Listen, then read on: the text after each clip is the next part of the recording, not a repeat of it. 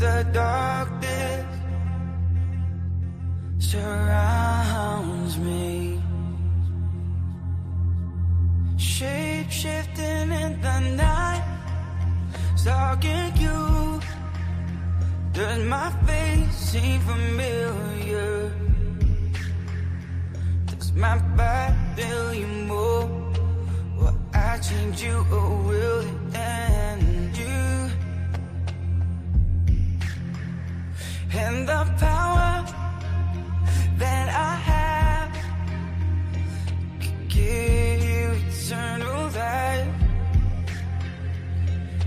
Death doesn't know me. I've become eternal. When the hunger wakes me, I live to feed. With the darkness surrounds me, where the mist, she follows me. I walk alone in the night, watching you, following you, leading on you through the night. When the hunger wakes me, I live to feed. With the darkness surrounds me. Oh, your life, I was still. I become the living dead. I own the darkness and no heartbeats inside of me. I become eternal. When the hunger wakes me, I live to feed. With the darkness surrounds me.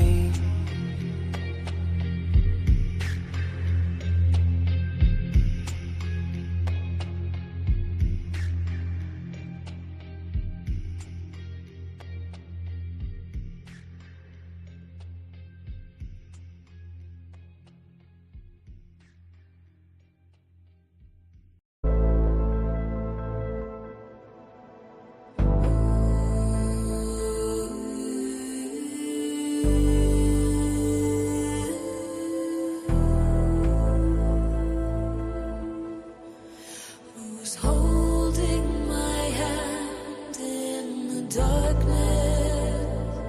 Seeing ghosts down the hallway. There's a presence, bedroom shadows, cloaked and haunting me. Cold hand touching me. Fear overwhelming me. Tapping at my window. I can't bear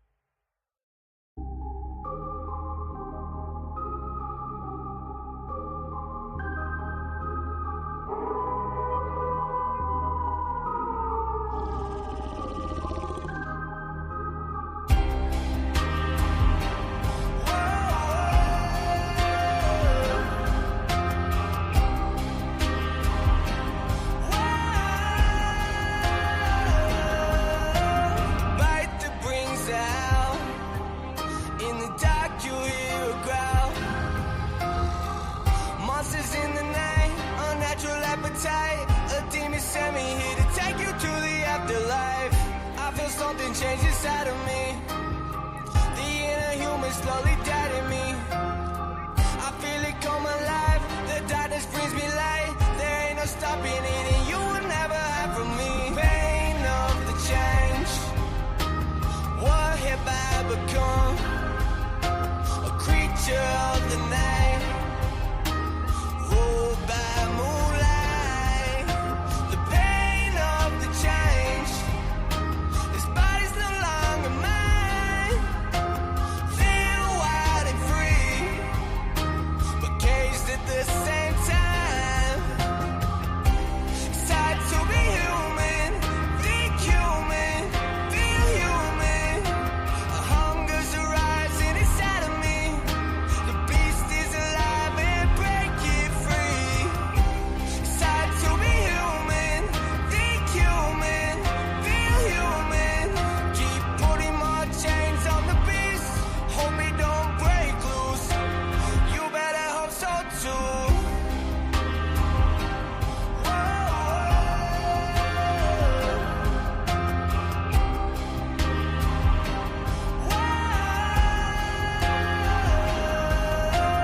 I'm still inside.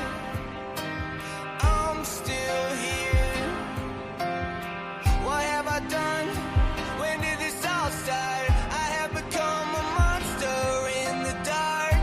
A hunger like no other. Running on instinct. What's this creature? Always inside of me. The pain of the change. What have I become?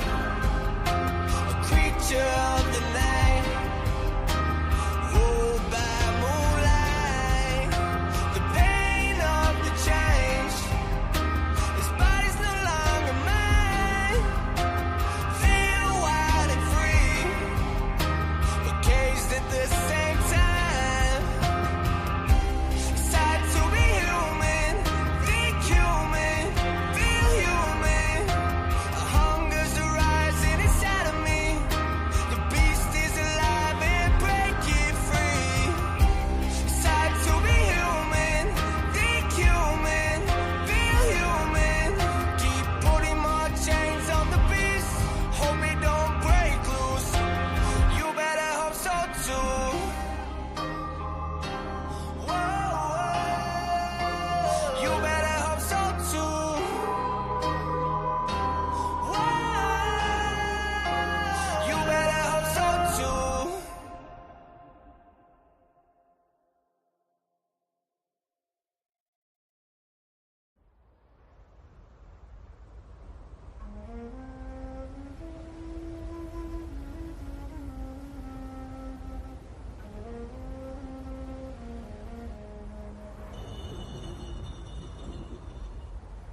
Entombed for 3,000 years, wrath growing in me.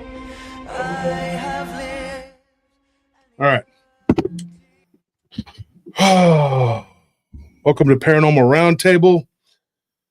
I'm your host, Josh Turner. Welcome to PRT. Join us in the real reality.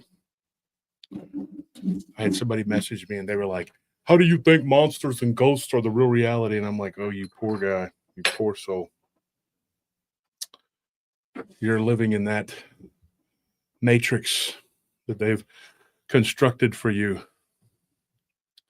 It's a shame. Oh, man. Sorry for the long wait. I did not realize we had that many people here. I was talking on the phone with somebody, and then I was doing some other things. I was trying to get ready, and I did not see the time. No. My apologies.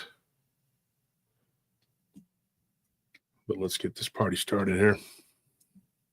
Froetian, yep, mental prison. That's what it is. They're in a mental prison. You gotta pray for them and their deliverance. That's all you can do. They're trapped in the matrix. Does anybody know what the Matrix is with the movie, with the stories. The sequel to the Terminator. The sequel to much. the Terminator. The Terminator came first, and they got rid of people and did the things that they had to do, and then or that they wanted to do, and then then the Matrix was where is the prison that you were put in, and they wipe people's memories. So the whole thing is like, how do we know that didn't happen, and then we were stuck in this Matrix and we don't have memory? Like that's a scary thought, dude. Like, and so I talked to somebody the other day about this who fully believes 100%, and he claims to have memories of us having gone into this world. Very paranoid though. Like, he seems to be, but other than that, he's very grounded, normal guy. He's like, I live in here in this, world like you do. He goes, but I have memories of this past world that we were actually living in, and it's not identical. It's because you would be like, come on, dude, you just pulled that off of the Matrix. You know what I mean? Like, you're just telling me some Matrix crap, but he the way he's described it was very much like, like, hey, we're not living in the real reality. And I'm like, yeah, no duh. I get it, man. I do. So we were gonna have a guest tonight, and they pulled out last minute last night. I got my own thoughts about that. I don't know. Nice guy. I'm not gonna say anything who it is, what it is, whatever. There's just, not real sure, about the motive there. I know that some people don't like that I believe a certain way. Let's put it that way. I'm not saying that's his situation, but that could be the case. People take politics very seriously, and as do I. But if that's all it takes, then I guess, whatever. But done with that situation. I just don't, something that you plan for a while. And I feel bad because, like, I had a situation where they were hosting an event in San Antonio, and I was supposed to go, and about 50 people showed up to see, but I got sick as a dog right before it. Mm-hmm. But my life was also being threatened right before that. So even though I wasn't taking heed to the threats to my life, I was still gonna go, regardless. And hell be damned, I don't care, but that could have saved me, because there were a couple people that I knew very well there that said that there were a couple of odd looking guys that showed up, and they were looking around, and they would leave and then come back. And maybe they were looking for me. I don't know, because I don't know to what extent the maniacs that are doing what they're doing, how far are they willing to take it? You know what I mean? You don't know. So it could have been a blessing. And then I was sick for 3 weeks, but the initial few days was brutal. It was like the flu on steroids, and then it just kind of subsided, and then I was just sick. And so I'm thinking that wasn't really the flu. I think it was the vid, so I hadn't had it for a while. So it's like, oh, time to get this again. You remember me? You thought you were free from me? Remember my cousins that caused you gout and kidney stones for a specific age group of males between the ages of 35 and 55? They tailor make this crap. And what it is they have the ability to do this. And I'm telling you the truth, why they do this, how they do this. Take a guess. Population control. Right? But they also need these insect hive-minded beings. If you were to ingest certain chemicals into your body by themselves, it wouldn't do anything to you. You would just be like, well, my pee smells funny. But if you ingest those certain chemicals along with the other chemicals, then another chemical, and then you are a walking toxic bomb. Do you understand? Mm-hmm. So when you take the black goo, and I would like this, I'm going to say this. Venom to me is not. People say that's soft disclosure with Venom, like the symbiote, whatever. It maybe maybe not. But Venom's character is like it's actually he's a good guy, whatever, and he's like wants to do whatever, and it's just him they're not all black like him, like that inky black whatever. There's red and all the different colors or whatever.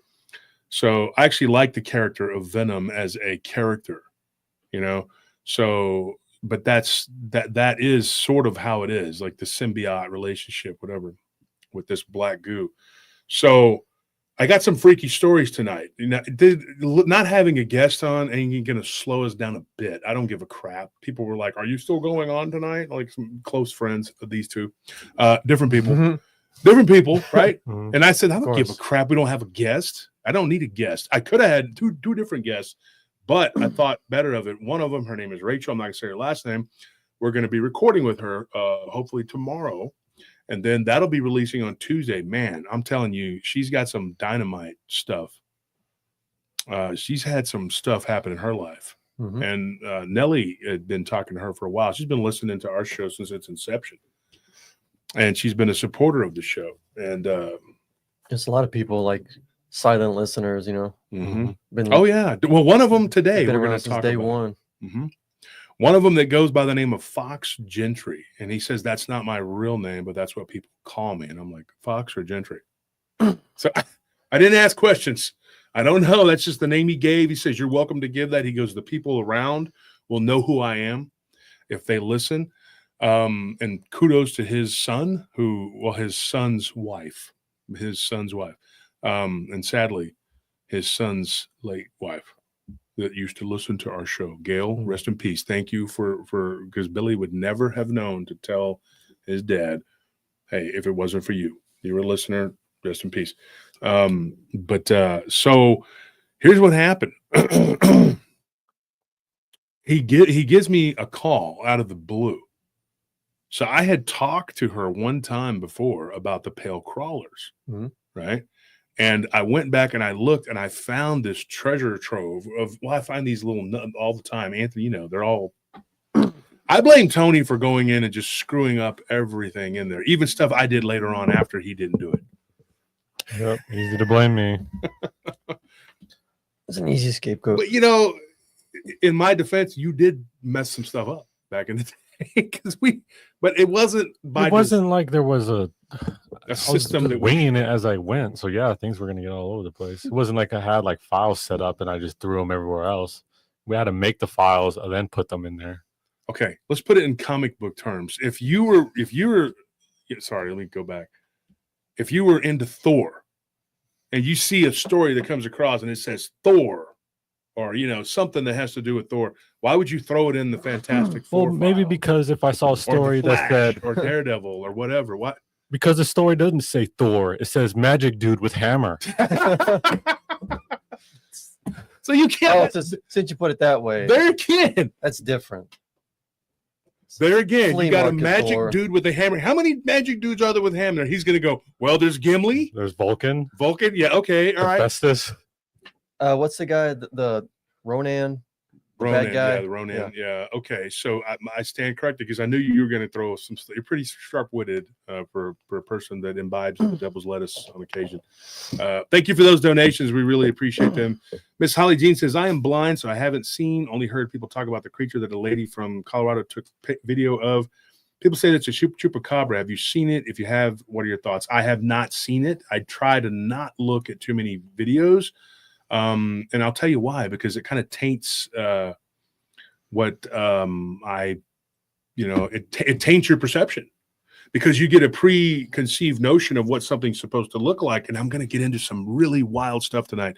And I hope that we get a good audience in here tonight, because Friday's never been too big for us. It's never been too kind. We actually moved our Fridays and just said we're going to have now the replay does really well if you're watching us on the replay. So I think it's something that has to do with like people, Friday, maybe they're tired or they're going out to eat or whatever they're doing. Friday is the biggest night of the week for people to go out to eat. Did you know that? Mm-hmm. Yeah. the weekend. It's about, I don't want to cook dinner. We'll cook dinner tomorrow. We have all day to plan it. Let's cook dinner on Saturday. But we're not going to cook dinner on Friday. But then people come Saturday. It's like, it's the weekend. Let's just cook dinner. Let's cook Sunday dinner. Let's go out to eat. I know this because I worked in the service industry. Mm-hmm. I was a waiter at one time. Can I help you, sir? Can you imagine me as your waiter? Can I help you, sir? I'm like, yeah, I want an enchilada. Just feel Or a tostada. just feel a firm grip. Are you sure you want that? Or well, let me get a burrito. Oh no, a taco. Like, just say a Spanish word and I'll bring you something. How about that? All right, you've had enough. I want to speak to the manager. Doesn't last long. It did. Actually, I managed. People don't realize. Before I actually got canned, I was 9 months.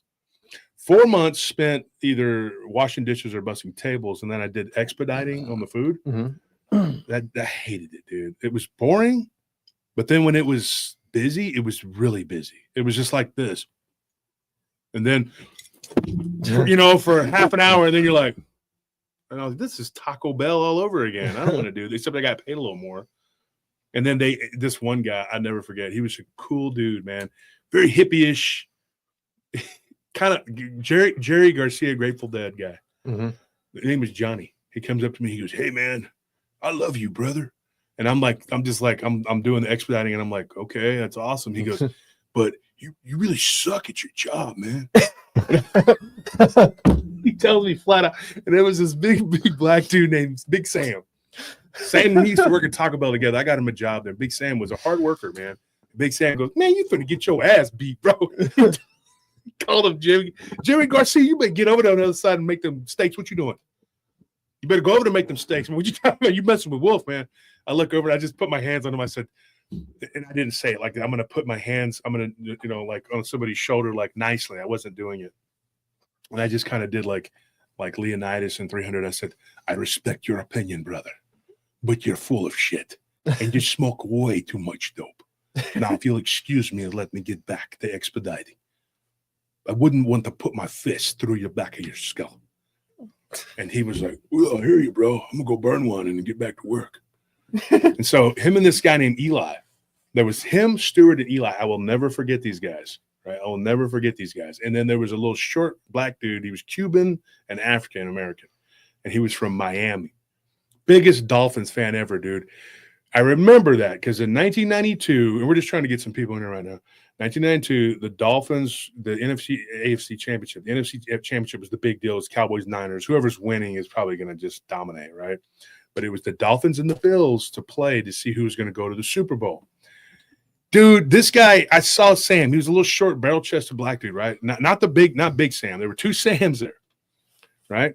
So this guy, the short guy, he got so mad. He used to wear this little night watchman's cap. Even it was smoking hot in there. He didn't care. And he got so mad, and he kicks a trash can, and I just see a trash can go fly up in the air, hit the ceiling, and then drop back down. Yeah, sorry, my barbed wire scars there, guys. Pig got freaked out the other night, and so falls, hits and it just explodes. Like, and then there's a light that goes out, and I'm like, "Whoa, what in the hell?" So I thought it had something to do with like the food order or something, So I look back, and Stewart and Eli are just like, Sam's pissed. The Dolphins are losing. They're getting beat by the Bills, and I hated the Bills at that time because they'd beaten the Oilers in that first round. Yeah, came back from behind and beat them in that the greatest comeback, Frank Reich, whatever. And so I was aggravated. I was like, God, I was wanting the Dolphins to win, just because I wanted the Cowboys to play the Bills because they'd never played them before in the Super Bowl, but they had played the Dolphins. But I just hated that Bills team that year. So the next year, I was really rooting for KC to beat the Bills so that the Cowboys would play KC. So both times they ended up with the Bills. Whatever, it is what it is. But they annihilated them both times. Didn't matter. But he was like, "Go Cowboys, man! I hope they kill the Bills, man." So he had talked a bunch of trash all season about the Cowboys, right? And then in the Super Bowl, we had the big party upstairs, and he shows up, and he's wearing a Cowboys shirt because he wanted to see the Bills lose so bad because the Dolphins fans had been getting their ass kicked by the Bills, But what people don't realize is that for years and years and years, the Dolphins had just beat up on the Bills, who were in the dumpster of the AFC East. And so the bills had been no good, you know. Kimmy, thank you for that donation. Who else? Let's see. Kelly and Deanne, Ash, thank you. And Jamie, thank you, everybody who donated. You're very kind, very special people. And so anyways, I remember working there, and I just remember the dude that looked like Jerry Garcia, Johnny. I used to call him John Boy. His hair, big, just beautiful hair. I mean, the guy had this nice hair. And there was this black girl that worked there. Her name was Roxanne. And I remember she had big, nice, beautiful hair. And she's like, your hair is better than mine. She's like, how the heck? She goes, I work on my hair for hours. He goes, I just kind of roll out of bed like this. And Sam, Big Sam, he's bald. Yeah. He's bald. He goes, in the back. And we were always goofing around. So we were doing this. Me and Big Sam, we were the biggest, strongest guys there. Me, him, and Eli. So we had to do like the banquet setups and the lifting and stuff. Yeah. And Sam would sing these old spiritual work songs. Like no bullshit. He'd be like, swing low, sweet chariot. And I would be like, dude, are you serious right now? He goes, Probably learned it from his grandparents. got me working, slaving. Jeez. So me and Eli would be laughing. So we had this convention, right? And get this, it was a convention for bald people. And this guy was selling wigs. It was like I don't know. I didn't really pay much attention to it. So we had these wigs, and Sam goes and he puts a wig. He comes Baldy back, convention. he's like, "What do you think?" And Sam's like this big dude, man. And not only did I work with him, but then he ended up living at an apartment complex that I did security at years later, man. And he went to one of my birthday parties. Wild dude, man, but a hardworking guy. Shout out to Big Sam. We had the same exact birthday, same exact everything. We were born 1 hour apart. I was 1 hour older than Sam on a Monday too. Bless you. So it's really weird. Like he comes into work with a different wig like every day. Like he's wearing a different wig, and the boss is kind of like, "Oh, Sam, that's really not sanity." He goes, "What? What? Well, you don't like my hair?" And the dude's just like this. He's like all scared. "Oh, it's cool. It looks pretty." And he's like walks off, goes to his office because he ain't gonna tell him anything. He ain't gonna tell neither one of us anything. Then they fired us. They fired it because they're like, "We're scared. You're fired." That's basically what it was. But good guy, man. Nice guy. I don't know whatever happened to him. I lost touch with him years ago. I saw him downtown one night, him and his wife, and he had a couple kids. And I just, after working downtown, I just kind of lost touch with a lot of people. So shout out if he's still around or whatever. Big, tall guy, about 6'6". And so anyways, that place was haunted, had a lot of weird stuff going on there. Here's what we're talking about tonight. We got some people in here now. I got to tell you what's going on here. So this week, it's kind of weird that our guest dropped out, but that's fine. I don't really care. It's not a big deal. We just moved this show right here that we were going to do. We had it because we have like 5 or 6 of them that are kind of in the, how would you say, like in the chamber? Yeah. Like ready to go. They're fleshed out, hashed out, whatever. And so this was going to be dropped. I was actually going to move this one 2 weeks from now because we already did so much vampire stuff this week. Tonight, I wasn't sure what we were going to actually talk about, but now that this works out because we can talk about vampires again, and we're going to do it again on Sunday. Now, it's going to sound kind of weird because this is the week of the resurrection, right? And here we are talking about vampires. Let me explain something to you. The vampire in and of itself and what it is and the essence of what it is an absolute mockery of the resurrection. Do you know that? Because right here, I'm going to give you the ammunition to see your enemy for what it is and be able to overcome and defeat it. Because what we figured out here at PRT, and I couldn't done it without you, the audience, the people that sent me so much valuable information, so many stories and encounters and things that we put together here at PRT and said, that is vampiric. I believe with my whole heart, my whole soul, everything in my being, that we have been cajoled, lied to, bullied, everything you can think of. They have beat it into our heads that vampires are a fiction, that this isn't real. This isn't something that really exists. This is crazy. How could you, and it's even laughable to talk about it and talk about it in excess like we have lately. but it's not, folks, because what I have figured out and what I've come to realize is that these beings, most of them are vampiric in nature in some way or another, whether it's spiritual, whether it is they prey on your emotions, your fears, whatever energy. They drain your blood. Me and Tony last night, we had to go make a food run because we were doing a bunch of crap and we realized nobody had eaten. And it was like 3 a.m. I'm like, dang, we haven't even eaten. So we went to go grab some food, and it's at this all-night joint there. And a 21-year-old guy, he was 21 years old. When we started talking, I don't even know how we got on the subject. We just started talking about the show a little the show, bit. yeah, but I can't remember how it kicked off. But anyway, I forgot the guy's name. I didn't hear his name. I can't remember his name, Yeah. but anyway, Sorry, he's a cool guy. Anyway, he works at one of these places. It's not far from the house, so we gave him one of our cards. And I had a really rough night, really rough day. We had a bunch of stuff going on, and so the guy started talking to us about some stuff that had happened to him, and he began talking about the Draco, and then we started talking about the Vril Draco, the Vril. The ones that are vampiric and the differences between those species. And it was interesting that this guy, a 21-year-old, had already been through a bunch of crap and knew it. Like he'd seen it. Like, so shout out to him. And I'm sorry, I can't remember his name. I was tired. I was dog tired. And so we here at PRT have done a lot of work. We didn't stumble accidentally into this. I don't believe that. What's up, Rich Sykes? How you doing? I don't believe that. I don't believe that we are just stumbled into this. It's an accident. It just happened, whatever. To me, there are no accidents. Hang on one second, please. Give me one second.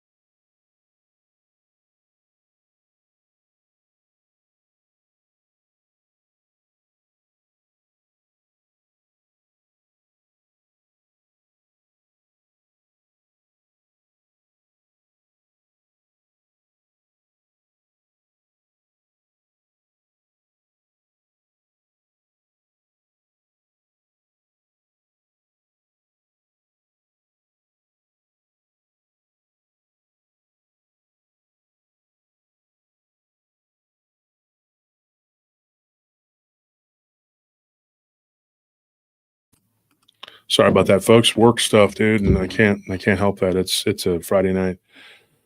So where were we? So we did a lot of work on this subject, and I honestly, with all my heart, believe that this was not by coincidence. It was not an accident. We didn't fall accidentally into this. This is something that is going on, and that I believe has been misidentified by a lot of people, YouTubers, podcasters, probably just about everybody that writes a book or anything.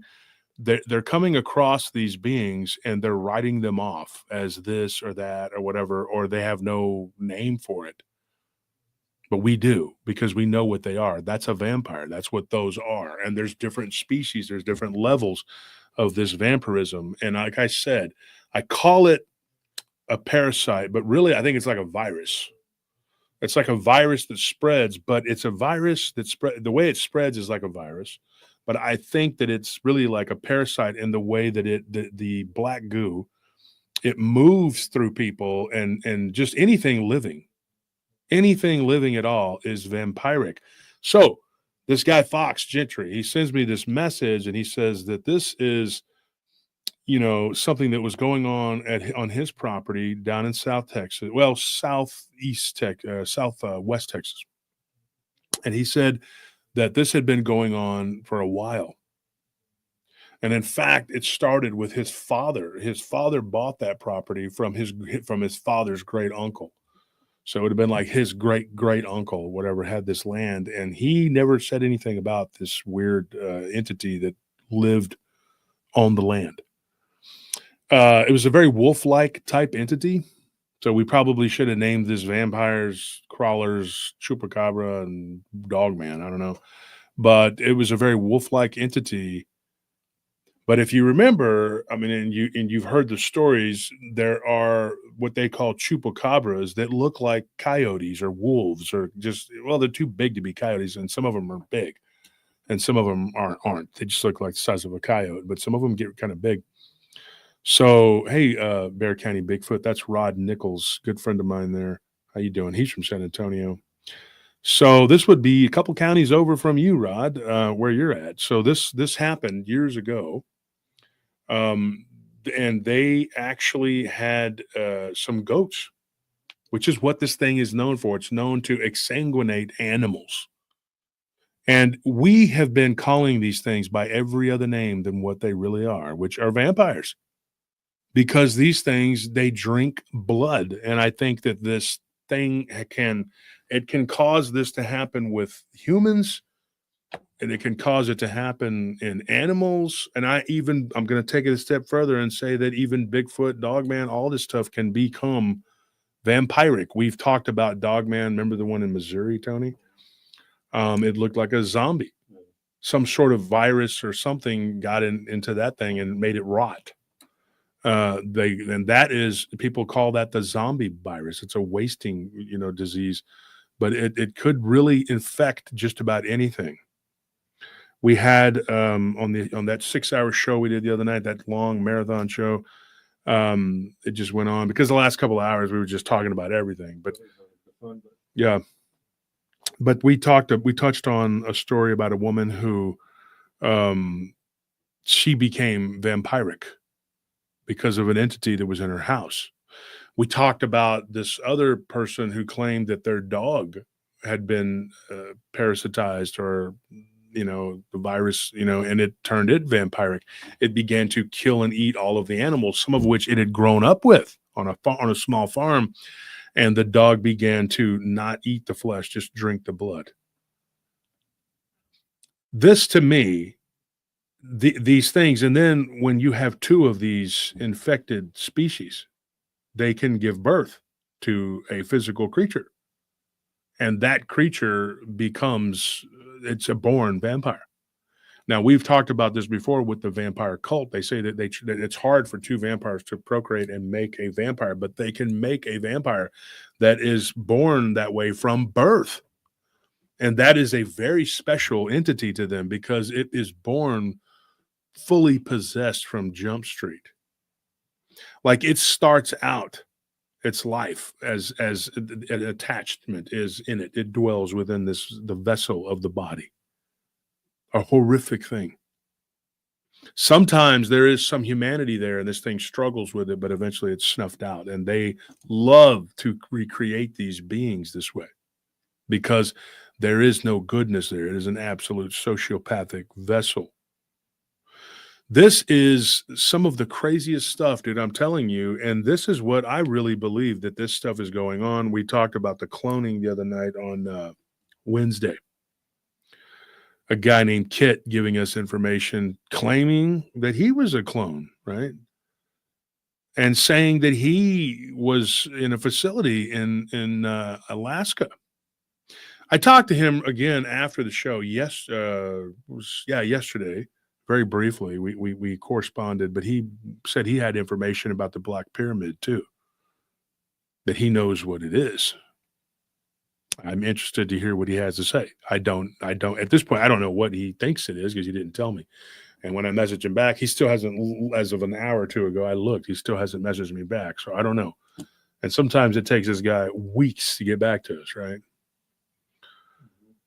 So we just have to wait and see what he says. Because according to him, he's on the lam. So weird thing. I don't know.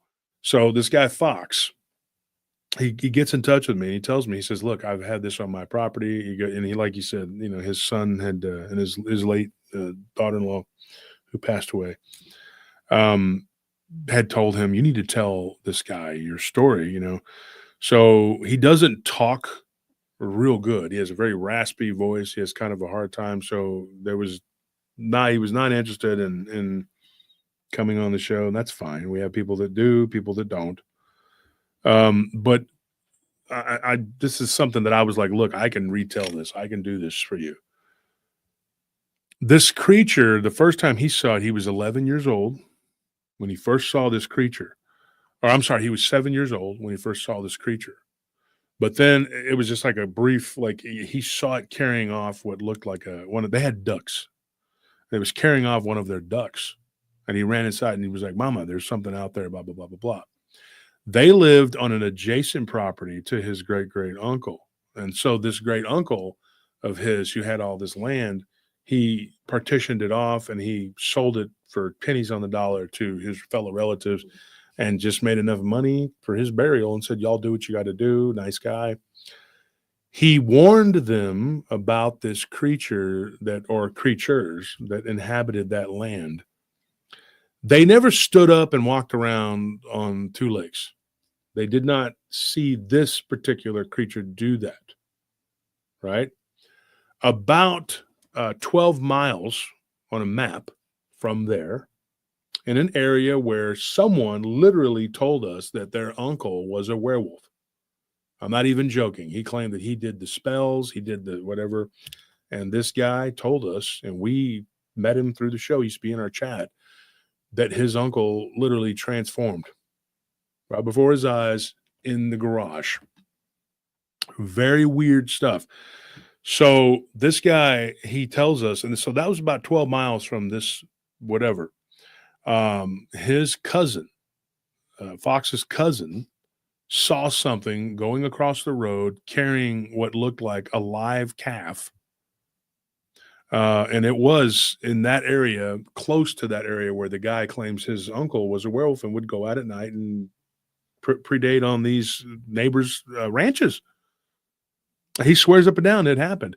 And one night, get this, the guy that told us that story, he saw his uncle bleeding black goo from his eyes. And he was just like bleeding. And they were like, and get this, of all things, at Easter dinner, Easter Sunday. He goes, we ate dinner. Everybody had gone to church, whatever, and we had dinner, Easter dinner, like after church, and it was 6:00 evening, so everybody could get there and whatever. So we're eating dinner. He's like, and he sits down, and he goes, my grandpa thought he was wearing mascara. He goes, and I and my brother Ray, well, I'm not saying his brother's name, but me and my brother, he goes, we saw the black goo coming down out of it was his left eye first and then his right eye. And he was like, oh, and he had to go to the restroom. His brother, and I guess it doesn't matter his name, what he says his name is, his brother Ramon basically told him that he had seen him. This is the other uncle, the uncle's brother. I should say his other uncle, his younger brother, said he had seen his brother throw up this stuff, this black sludge. So maybe you accept it willingly on a spiritual level, then it does some sort of metaphysical change in you, and that gives you the ability to become a slobbering beast. Why you would want this or crave this sort of power, I don't know. But apparently he did. And so when that guy told us this story, and like I said, he used to be in our chat. I never see him anymore, ever. But he did. He absolutely did tell us this. And then there was this we had this weird story. It was of a pale crawler that was given to this guy that gave us this information. He told us this story, and it was when I had that really bad gout flare. It was back in September. Like the whole month I had the pain. I was doing one show a week. I was just in so much pain. And I was doing it from our house, the haunted house. So this guy told us that there was this pale crawler that came out from not from underneath the house. It chased one of their feral cats underneath the house, and it caught it. did what it did and it ran out while his grandpa came out and was shooting at it, and it got away. They found the cat with its blood gone. It was exsanguinated by this pale crawling creature. They saw several of these pale crawling creatures, and they were absolutely not the same thing. They looked like different sizes, and some of them looked weird. One of them had a big scar on top of its head, and they saw them in batches of 2 and 3. And this was going on while his uncle was doing his werewolf crap. And like he and his siblings saw the uncle change. Literally, he was working out and he just started doing this weird contorting, whatever. We talked about that story of the shape-shifting, the Navajo dude whose grandfather was a medicine man / skinwalker. And this was at Fort Bragg way back in the day. Behind a bar and grill, he goes to the alley and he literally contorts himself into a U. I think, was that Wednesday too? When was that? That was Monday. Oh, yeah, I think so. That was Monday's show during the Collins show. And we talked about this guy. So if you haven't listened to that, go back and check it out. This whole week is just about these vampires and werewolves and what they do. Go back and check this stuff out. And it is something that takes place on a spiritual level. But it becomes physical, right? Because as in the flesh is in the spirit, right? Give me 1 second, folks. I got to make sure everything's cool. Hang on.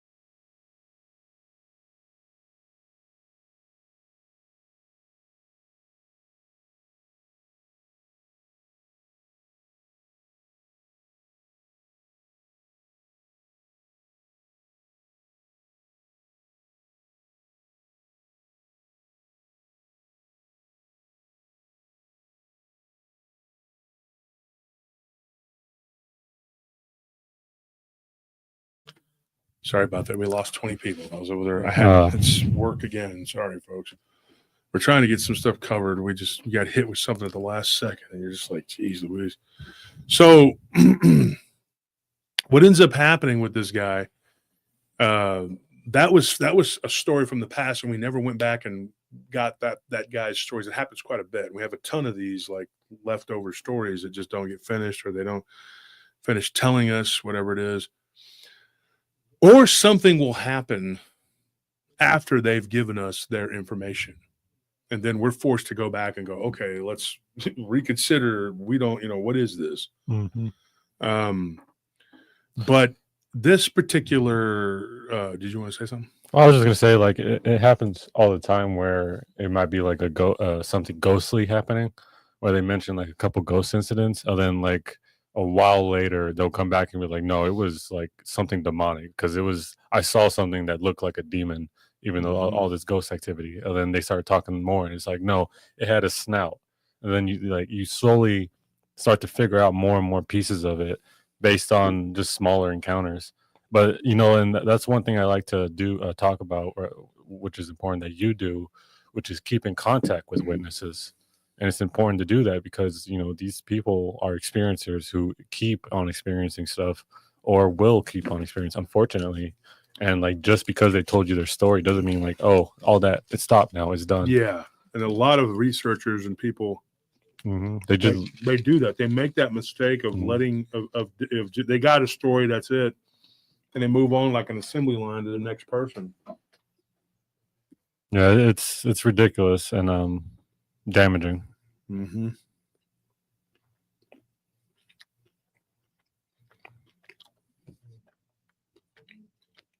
I mean, but we even fall prey to some bad tactics because, like, you know, these are sometimes you forget that these are horrible stories and like these are horrible encounters, and so we sit here and like they're telling us, and since we have an interest in this stuff and we talk about it, and we're usually lighthearted, we often forget that like these are horrible things that have happened to people that like truly terrify them. Mm-hmm. And then we'll talk like, oh, that was a good story, but like, no, it was a scary story, but for a show, it was a good one, and like that, it's a hard line to pass sometimes. So these stories, they intertwine and they have like this weird, you know, element to these creatures.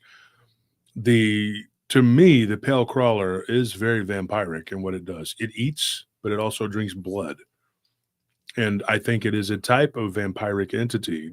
I'm starting to realize that these things are all parasitic, but they're vampiric in nature.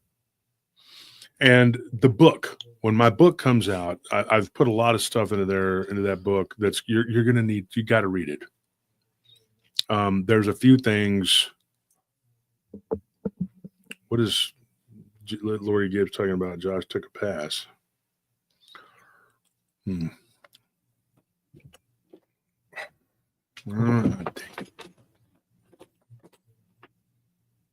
Hold on one second, folks.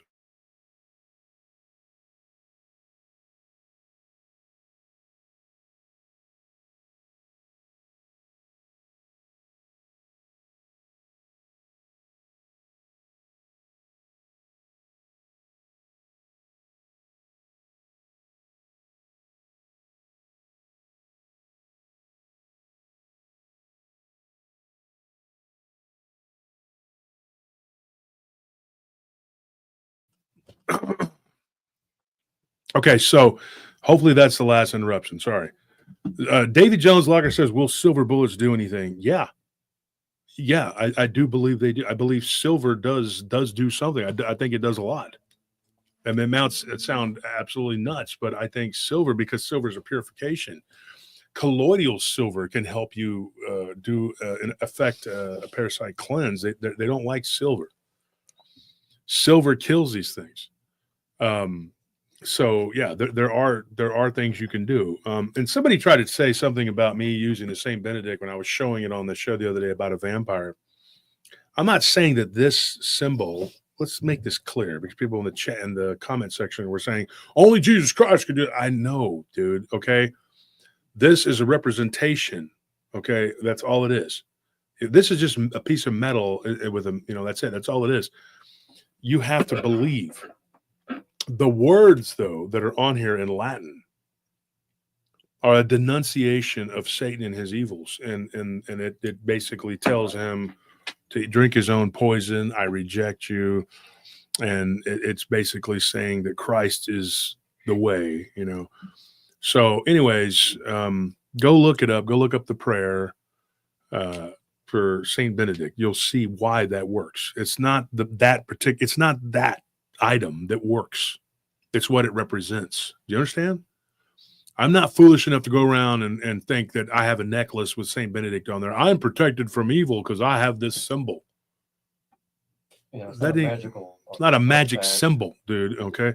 So yeah, I don't need people telling me that, oh, you do that don't work with Jesus Christ. Yeah, I know that. I very much know that. Believe me. It's just a physical representation of a mindset. And a couple people just said it in a nice way. Some people were being rude. Mm-hmm. We got rid of if your comment is still there, I just removed it like Thursday and Friday, Wednesday and Thursday. I haven't looked today, so maybe there's some other rude ones that came in, but I didn't. I just said, look, man, I know this. So, anyways, going back to what happened with Fox, his story, that's not a super in-depth thing. It just there was a few encounters with this creature before it was killed.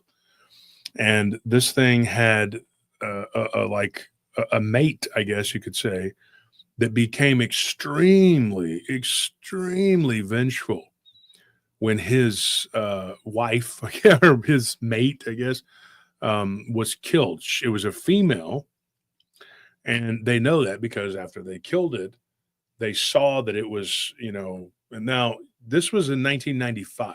A lot of people didn't know what these things were. When he was a little boy, it was years ago. And this guy's, as in his own words, he says he's ancient. He's 82. I say you're not ancient. I say you're just 82 years young. You don't look a day over 81. I'm joking.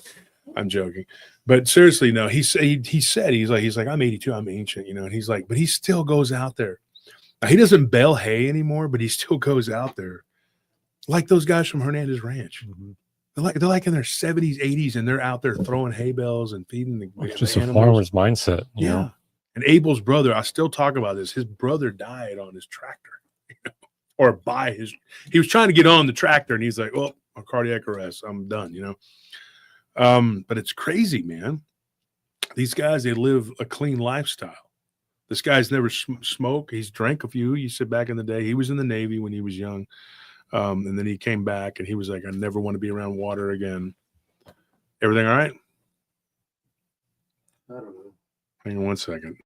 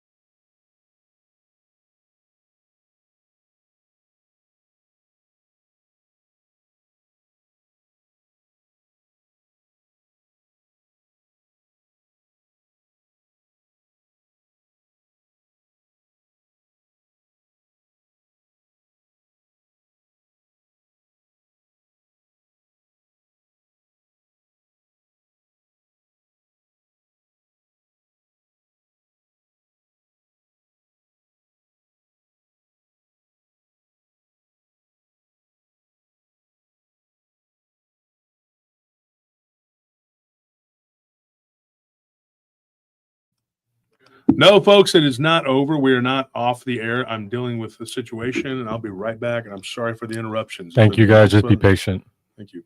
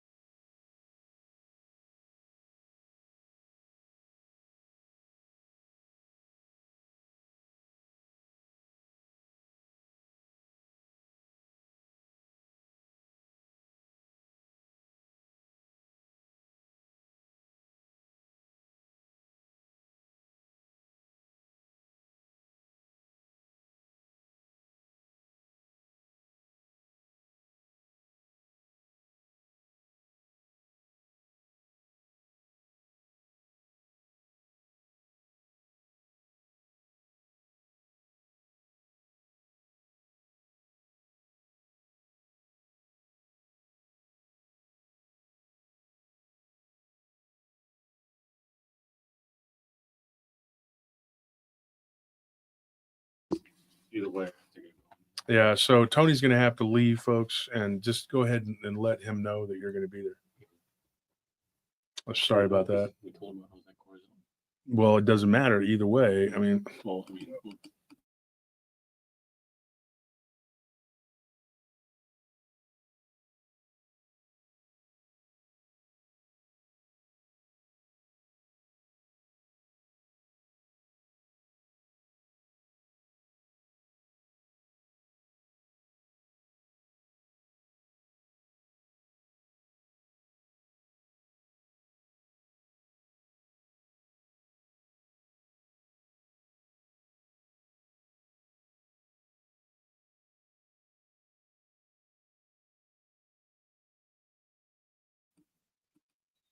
all right, so we got it worked out. Sorry, people dropping off left and right, and I don't blame them because I didn't sign off. People were paying attention. We had something going on with work. I'm sorry. This is not my full-time job. I have a full-time job, and work picked up. All of a sudden, we ended up with getting slammed with a bunch of hours, which is a good thing. But then it also just, we had 450 something people. Now we got 414. That's a shame.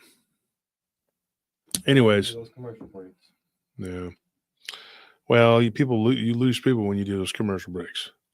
Yeah, that's why we don't do them. That's why we don't do them. It's silly. Anyway, hopefully people will do the replay, whatever they got to do. So what happened is Rancher, he basically says, look, and this is the perils of doing a live stream, right?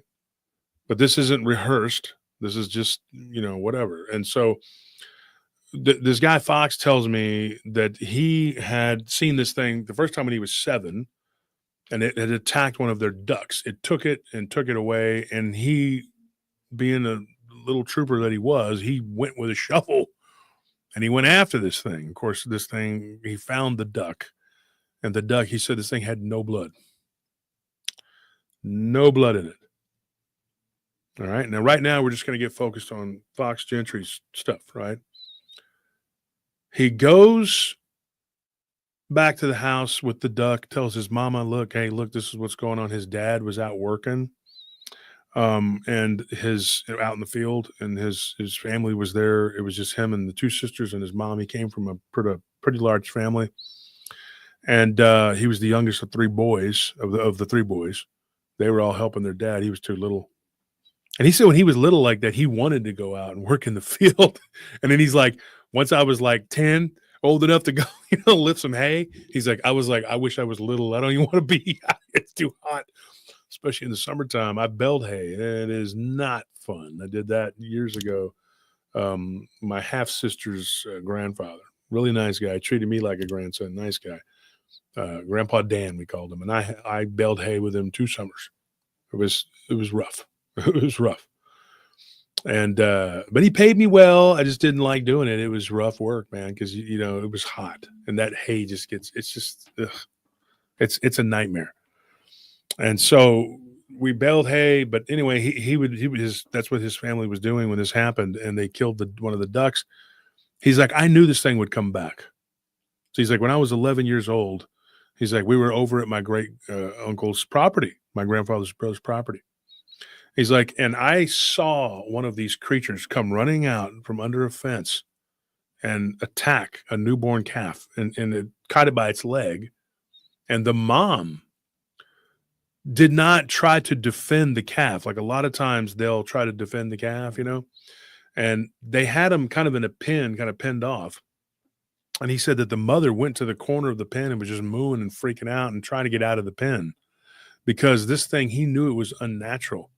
And he said that the front paws of this thing looked almost like they spread out almost like cat claws, and it grabbed a hold of this calf by its claws, but it had a very canine-like face, big fangs, sunk into this calf and just started drinking the blood from it.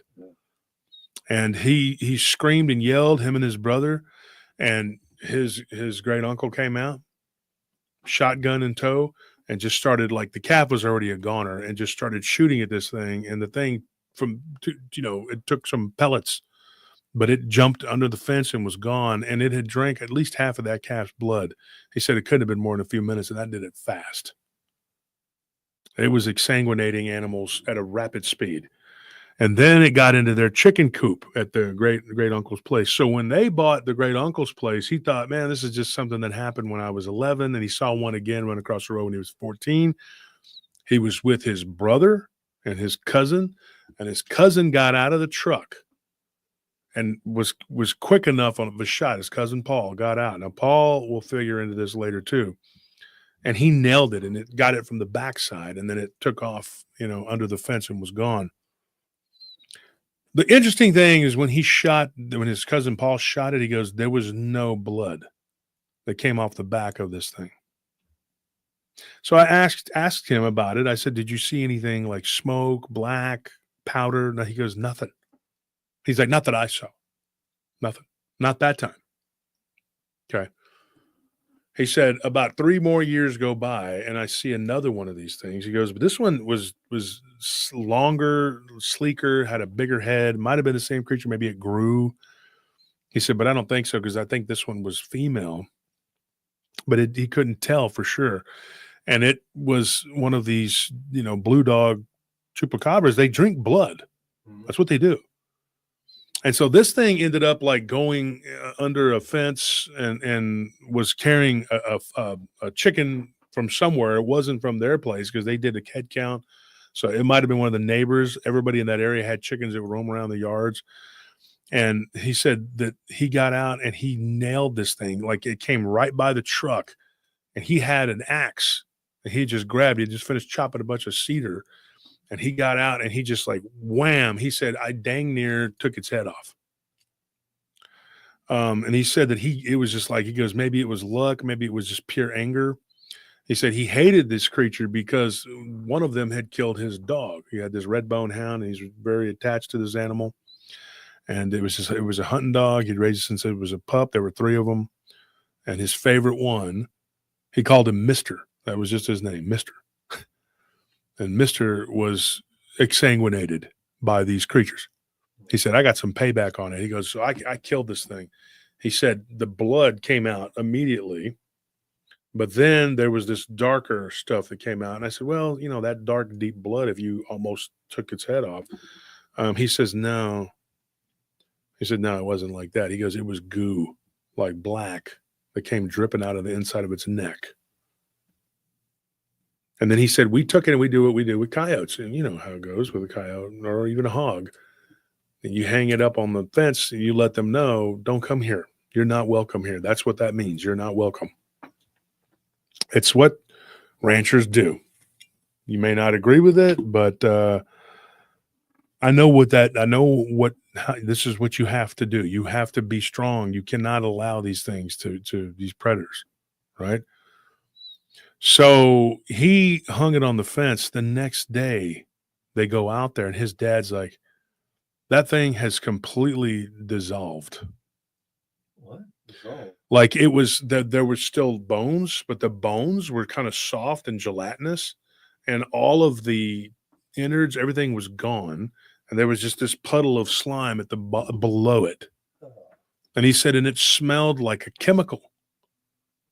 And he said his brother, get this. He's like, I'm going to tell you something. Now, he doesn't really watch the shows, or he doesn't know me very well. And Fox says, I'm going to tell you something, and you're going to think I'm crazy. He goes, this is so bizarre. And I was like, try me. He goes, well, I don't know what you're going to think. Some of these old boys think I'm crazy when I tell them this is the truth. And I said, go ahead, tell me. He said, my brother kind of was standing a little too close to that goo. And my daddy told me, he says, boys, get away from that. I don't know what that is. He took it, put a stick to it, and it started to kind of go up the stick. And then his brother got some on his boot, and he went and was like trying to sling it off of the boot. And he was like, what the heck is that? And he said, then it started to kind of congeal into this like puddle. And he said at that point, he knew that this was not normal. It was already not normal that this canine type animal was exsanguinating other animals. But he said at that point, he absolutely knew that this was something in and of itself like a living thing, because it tried to go up his brother's boot. And when they got home, his mother was very devout. She had the eye. Okay. I talked to someone earlier about this. She was born with a cowl over her face. Mm-hmm. Same thing. No coincidences either, folks. And so the mother came in and she goes, she's like, Sonny, that was his brother. She's like, Sonny, get them boots off. Get them boots off. There was Sonny Jr. and then Fox. And Fox was a name that they gave him. Like that's what they called him. And they would call him Foxy. And she said, Foxy, Sonny, get your boots off. She goes out there. She was blind in one eye. Interesting thing. The right eye corresponds to the left side of the brain, and the left eye corresponds to the right side of the brain. Mm-hmm. The left eye corresponds to the creative side of the brain. So when you get in information and you disseminate information, your brain is, whatever. It's also the more docile side of the brain. So when you take in information, people who lose their left eye, their right eye, or whatever, they often become more docile. Yeah. When they lose this is true. When they lose their left eye, they become more angry, more vengeful, more whatever. That is a real thing. There is even a type of religion that grew up around this in India, in northwestern India. That actually they actually will cover their right eye, because the right eye is known as the evil eye.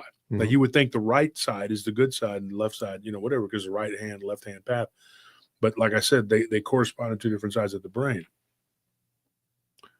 Right brain is more for creativity and, whatever. That's where your thinking is more like flows like water. I think it's more of the real reality. The left side is more about survival and calculations of this reality. Does that make sense? So she was born almost blind in her, she was, yeah, but it got worse as she got older, and they didn't have glasses that would work for her. And so her right eye she was nearly blind. So she was a very gentle soul. She had a lot of, her dad was extremely abusive and mean. He was an alcoholic. He was an angry drunk, and he mistreated his children. And so she had a horrible childhood. He talked about his mother and about, how she was abused. But she had a very strong intuition, and she said, "You need to get your boots off." And she goes out there, and she said that this black stuff was almost like hiding in the crevices of one of their boots. His brother, Sonny. So she took a stick, and she pulled it, and it was like this putty. It went onto the stick, and she went out. There was a fire pit, where they burn their trash. Yeah. Most people in the country do that. She threw it in there, and it burned, and it went, and it popped and sizzled.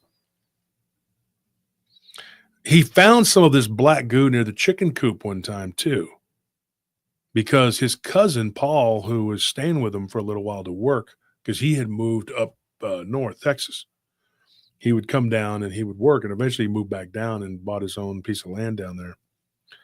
And he went outside and he hears bang, bang, bang. He goes out there with the guy's got a 30-30 out there, and he's shooting at this creature.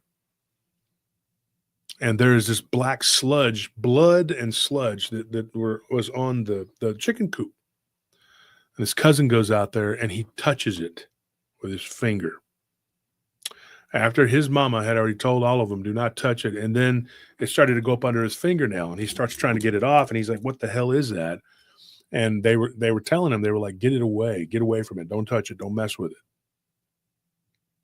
And I've heard of this before, like these ranchers, the guy that from Giddings, his nephew that saw the creature that looked like a gugwe, they shot it, and it sprayed like onto the tree. Yeah. That tree rotted and died. That's what they told us. They told us that not too long ago, a few months back. It rotted and died.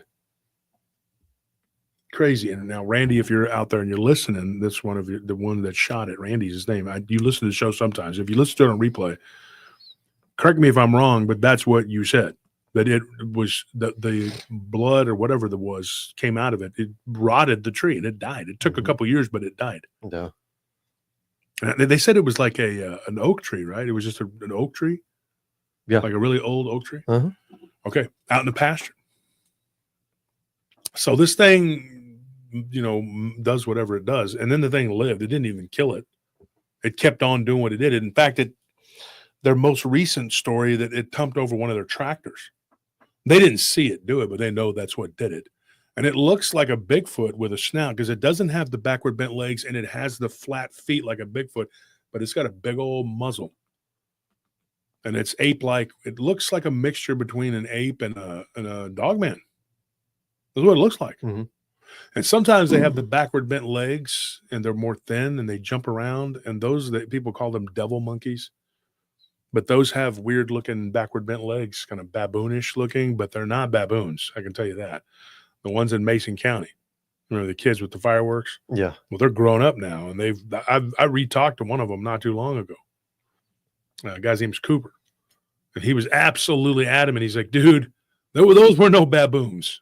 He's like, I looked up the Dinopithecus, like you said, because I wanted to cover all the bases. And he said, well, no damn Dinopithecus. These are country Texas boys. They're just like, it was some kind of demon. And the way he said, he goes, that damn thing was a demon. It was not even, I forgive him for being an Aggie. I said, okay, you're just talking like an Aggie now. He goes, okay, T-Sip. They call us T-Sips, Longhorns. Cooper's a cool guy. I like him. But he's like, that thing was a damn demon. Now, he's done his own research, too, that kid out there. He's not a kid anymore, but that guy out there in Mason with his son now. He has a son who's now growing up into, he's like 11 or 12. And they go out looking. He goes, I am armed to the teeth. I take my buddy with me and his son, and we take, we walk around out there, and we found scat. This is interesting. Cooper, Mason County, Texas. He found in the scat of he believes it's one of these gugwe type creatures, that baboonish looking, but more kind of like a werewolf baboon. And he says that he saw a finger, like a finger. So they turned it over to the authorities, and then they took it and they got it analyzed. A veterinarian told them that is a primate finger that he found. That it's some sort of unknown primate that he found in the scat, and it's just like a piece of a finger. Very odd, very weird. And he said the authorities were on it like that. And these people weren't from the county. You don't know where they just swooped in, boom. And they took it and they asked him where he was at and where he was looking. And it was on this other guy's land who recently passed away. Or this was like 2 years ago, but he had recently passed away. I didn't know all this, but this is what Tony was referring to about how we follow up with our people that give us information. Mm-hmm. So if you've talked to us, we'll follow up with you. What was that? And what did it eat? And what was it that ate it? In that same area, there has been absolutely a dogman-like creature. There's a guy goes by the name of Carlito. His name is Carlos, but they call him Carlito. And he lives in that area. And he has told me, like I've got on the phone with him, he gave me a dogman story. Now, this is one of those short ones that we were going to do like on TikTok. It's not real long, but it was carrying someone's smaller dog in its mouth. And obviously the little dog was deceased. He didn't know any neighbors around the area that had been lost a dog. His story is very brief. It wasn't a very long encounter. He was driving with his girlfriend, now wife, coming back from town, going back out to the farm or the little ranch that they live. They have 4.5 acres out there, or I'm sorry, 3.5 acres. And they were driving home, and this thing ran across the road, looked at him, and had red glowing eyes that were spread far apart. And that's why he knew how big and massive the head was. It was pitch dark, but he said the headlights hit it. This thing was black, and it blended in with the darkness, dude. He goes, it was weird how the light of the eyes reflected back. And he said it looked like an upright canine werewolf. Like if you drew a picture, if you said, hey, his exact words to me were like, if you draw a picture of a werewolf, that's what it looked like. Mm-hmm. And the animal was just limp, whatever.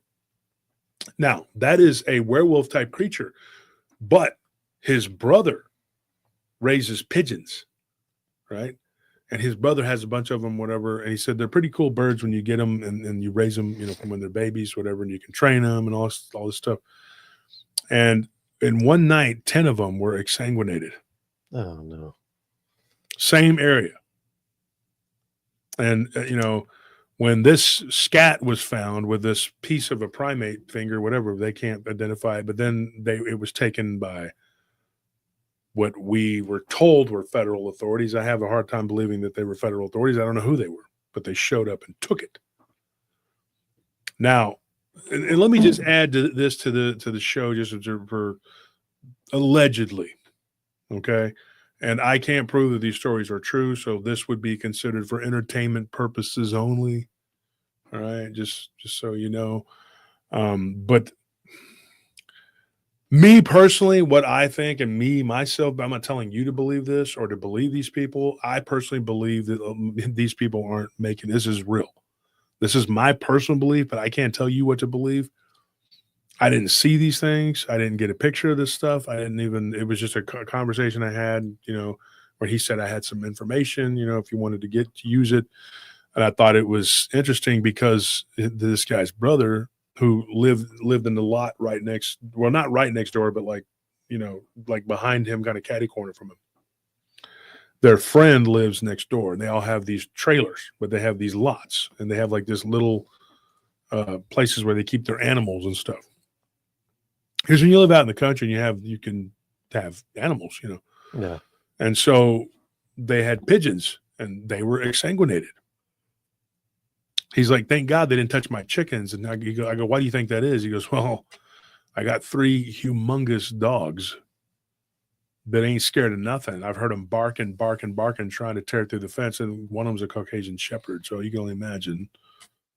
Maybe, a predator could probably go out and take these things out if it's a crawler, a chupacabra, or a dog man or whatever, could probably, especially being a subnatured metaphysical being. But a predator is usually going to take the path of least resistance. So why mess with the chickens when there's these 3 big dogs, right? Mm-hmm. German Shepherd mix, a Doberman Pinscher, and a Caucasian Shepherd, right? That's bad. That's bad mix. Those dogs they're not going to play. And then you could just go down there where the guy had one dog that was indoors, and there's a bunch of pigeons out there. They also found a bobcat that was taken up a tree in an area where there was a pale crawler that was seen. This was near Lexington, Texas. And that guy, I did a follow-up with him.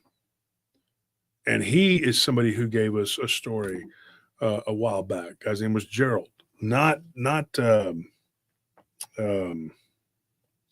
what's his name? The Gerald from not the Vampire Confessions Werewolf no, Confessions, not Gerald. You know, Yeah. Different one. Yeah, different guy. So with Gerald, we call him Charles, whatever. But I mean, he doesn't give a shit. He's just like, call me what you want. But Gerald, this guy's name was Gerald or Jerry. And he said, we found a bobcat up in a tree where an area where they had seen one of these pale crawlers near a pond, which we call them tanks here in Texas. It's like, there's a tank where they had crappie. It sounds funny to call them crappie. Yeah. I'm going to go eat some crappie. I always thought it was pronounced crappie. Crappie. Hey, we call it crappie. We've always called it that, dude. I mean, you can say crappie, but it's here spelled that way. Here in Texas, we say crappie. We just say it, because we thought it was funny. But like, we're gonna eat some crappie. It's a joke, man. Take it. Tiny little useless fish. Yeah, they're not very. But really, they just get eaten by the bigger fish. Yeah. You know. But the crappie, whatever. I personally have never eaten them. I have. I mean, they're not bad. I don't, and perch. I don't eat perch either. They're not much to them. But anyways, this guy, he said we had some crappie in there and some perch and some other stuff. He goes, we were getting this tank started, you're building the ecosystem, right? And he goes, this thing goes wading into it like a balloon. It floats in there. And he goes, my brother's best friend, he was there. He was on a four-wheeler. He saw it.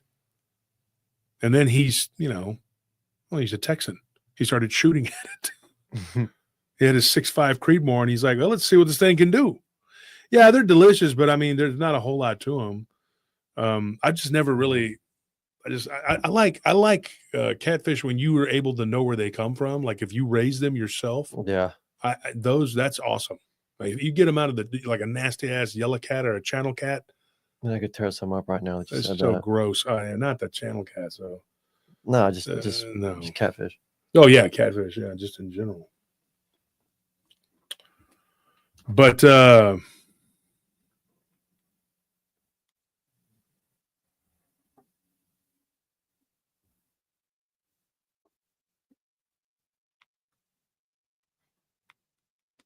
hold on one second.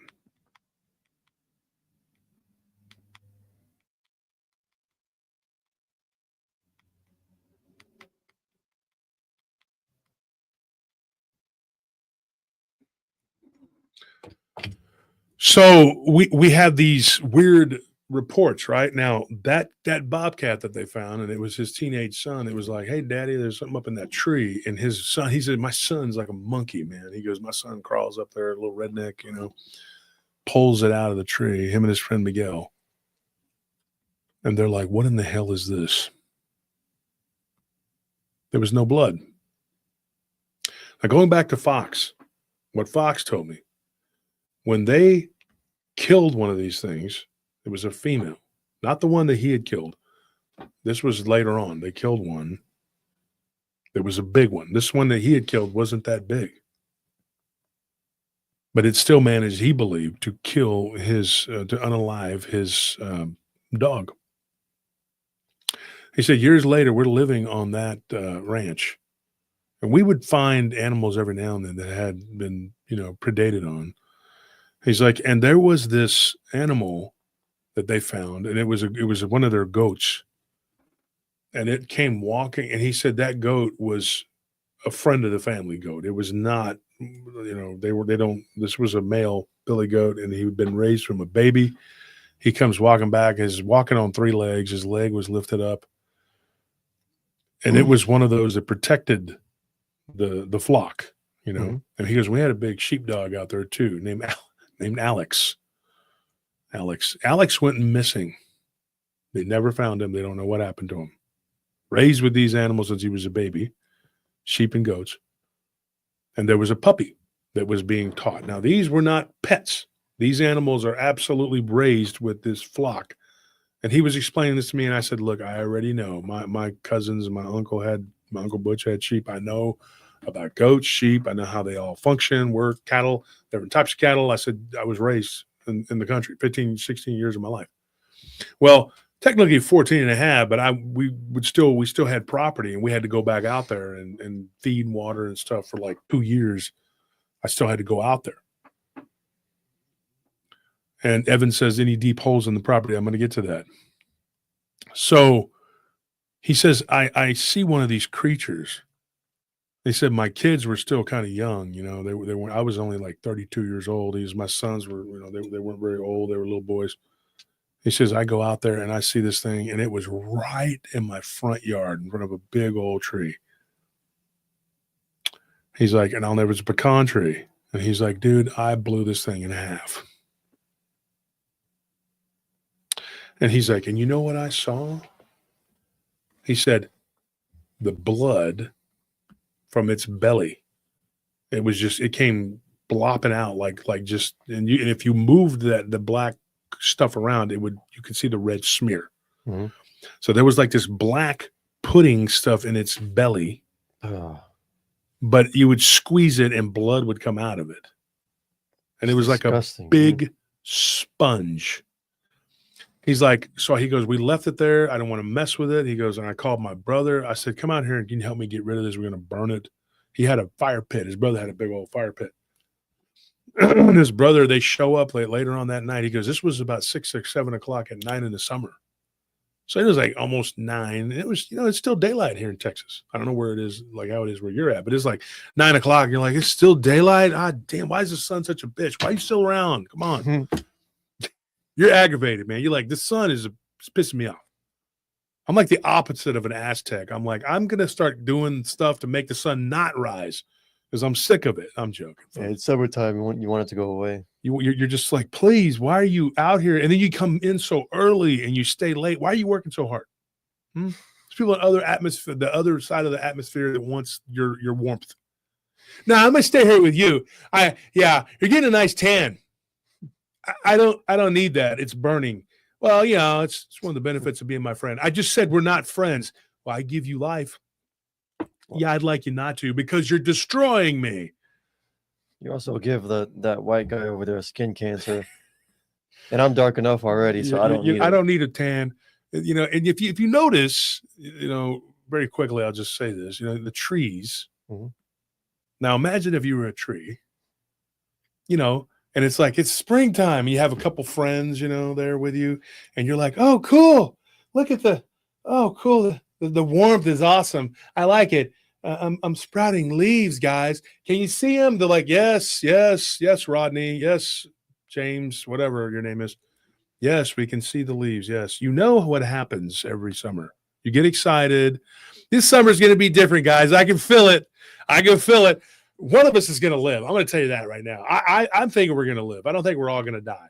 The grass is like, you know what happens every year. We turn yellow and we die. Well, that's just being negative. And then this is May, right? And it's starting to get, they're like, it's getting hotter. Rod's still happy. He's like, no, you know what? No, I think, like I said, I'm going to stay positive. Then it's June. It is getting hot. I'm not going to lie, guys. It's getting hot. Keep the faith, though, because I think it's not going to get much hotter.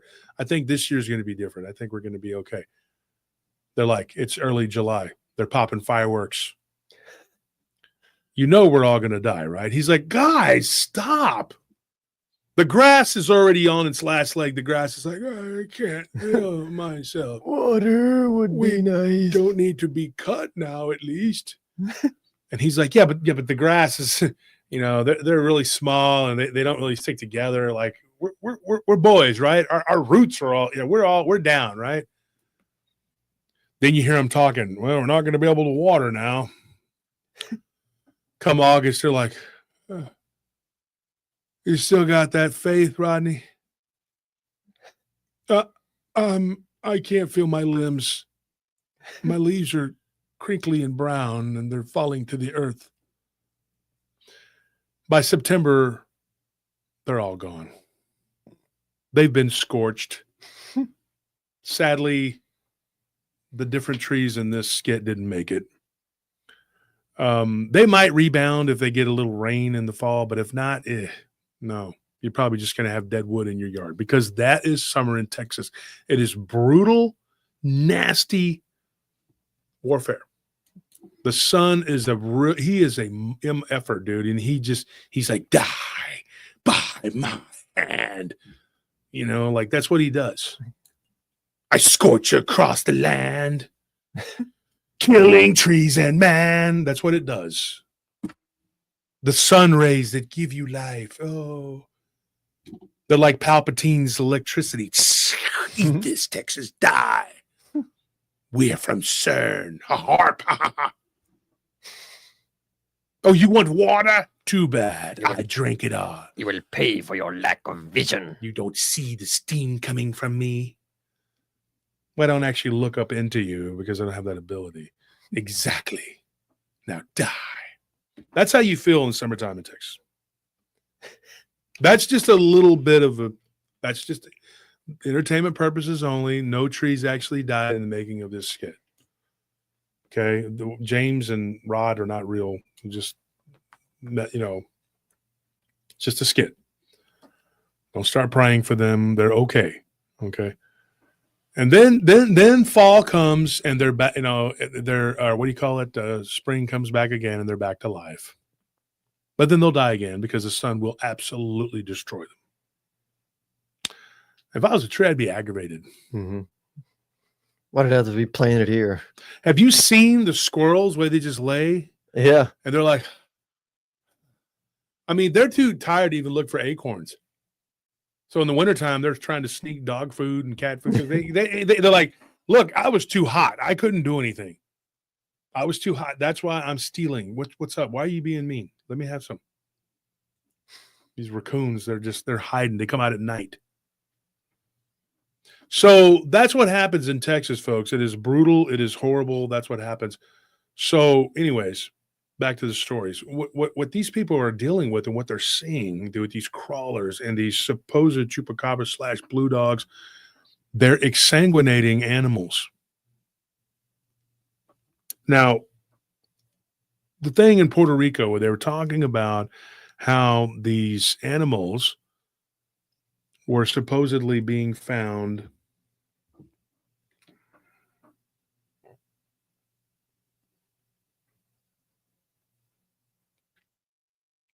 So they were finding these animals that were being found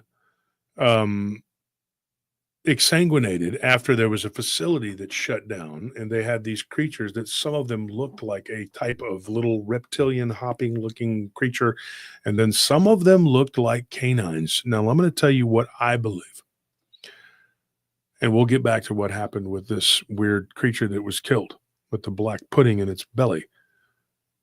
I think that they were using canines and they were seeing what the effects would be on different types of animals from the host perspective. And so they were using it's gene splicing. Okay.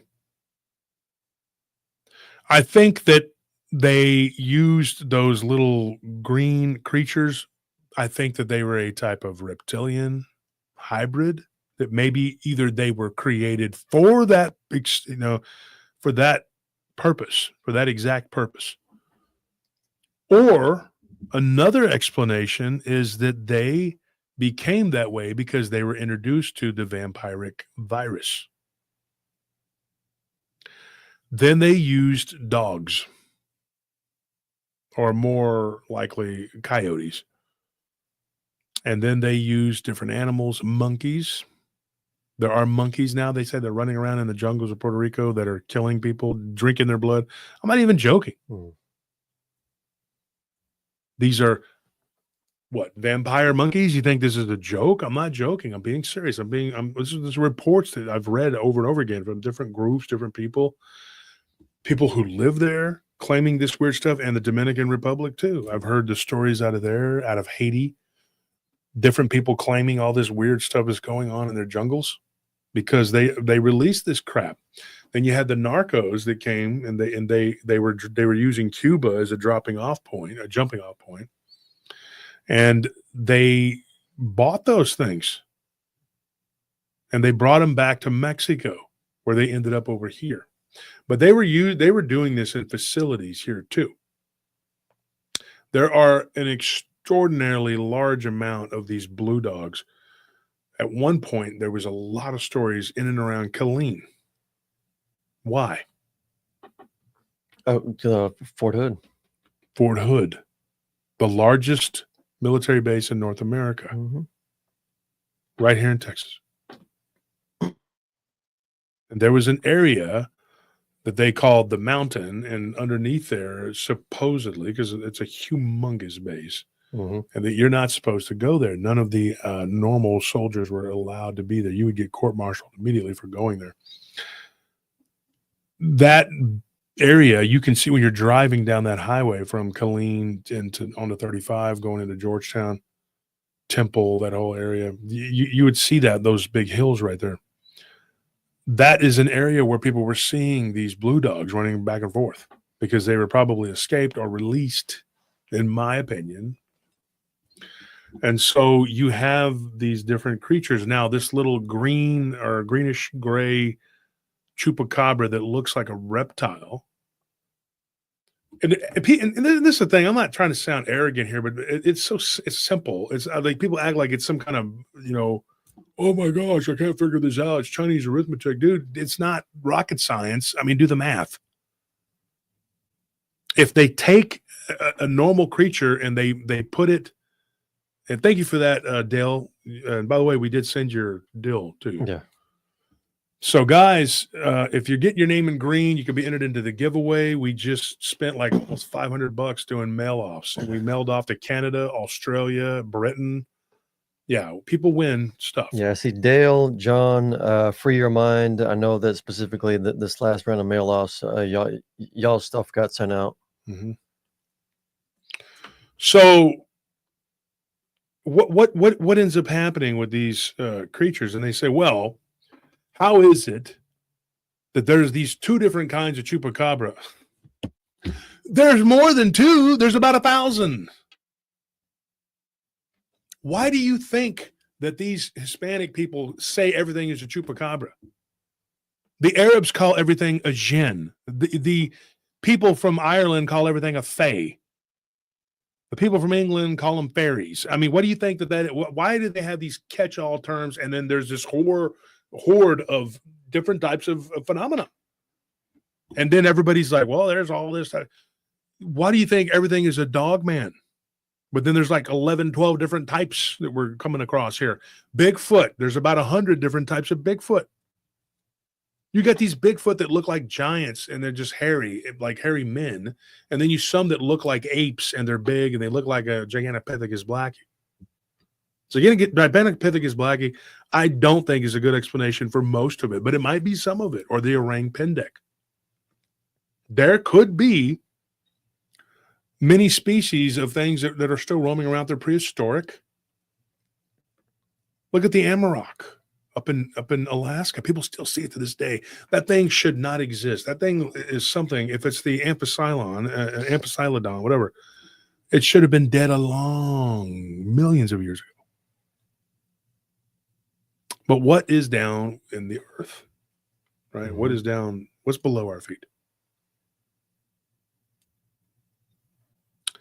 So you have a species of vampire, and I discussed this with Fox. I explained to him what I knew, and he was like, holy shit, dude, I didn't know all that.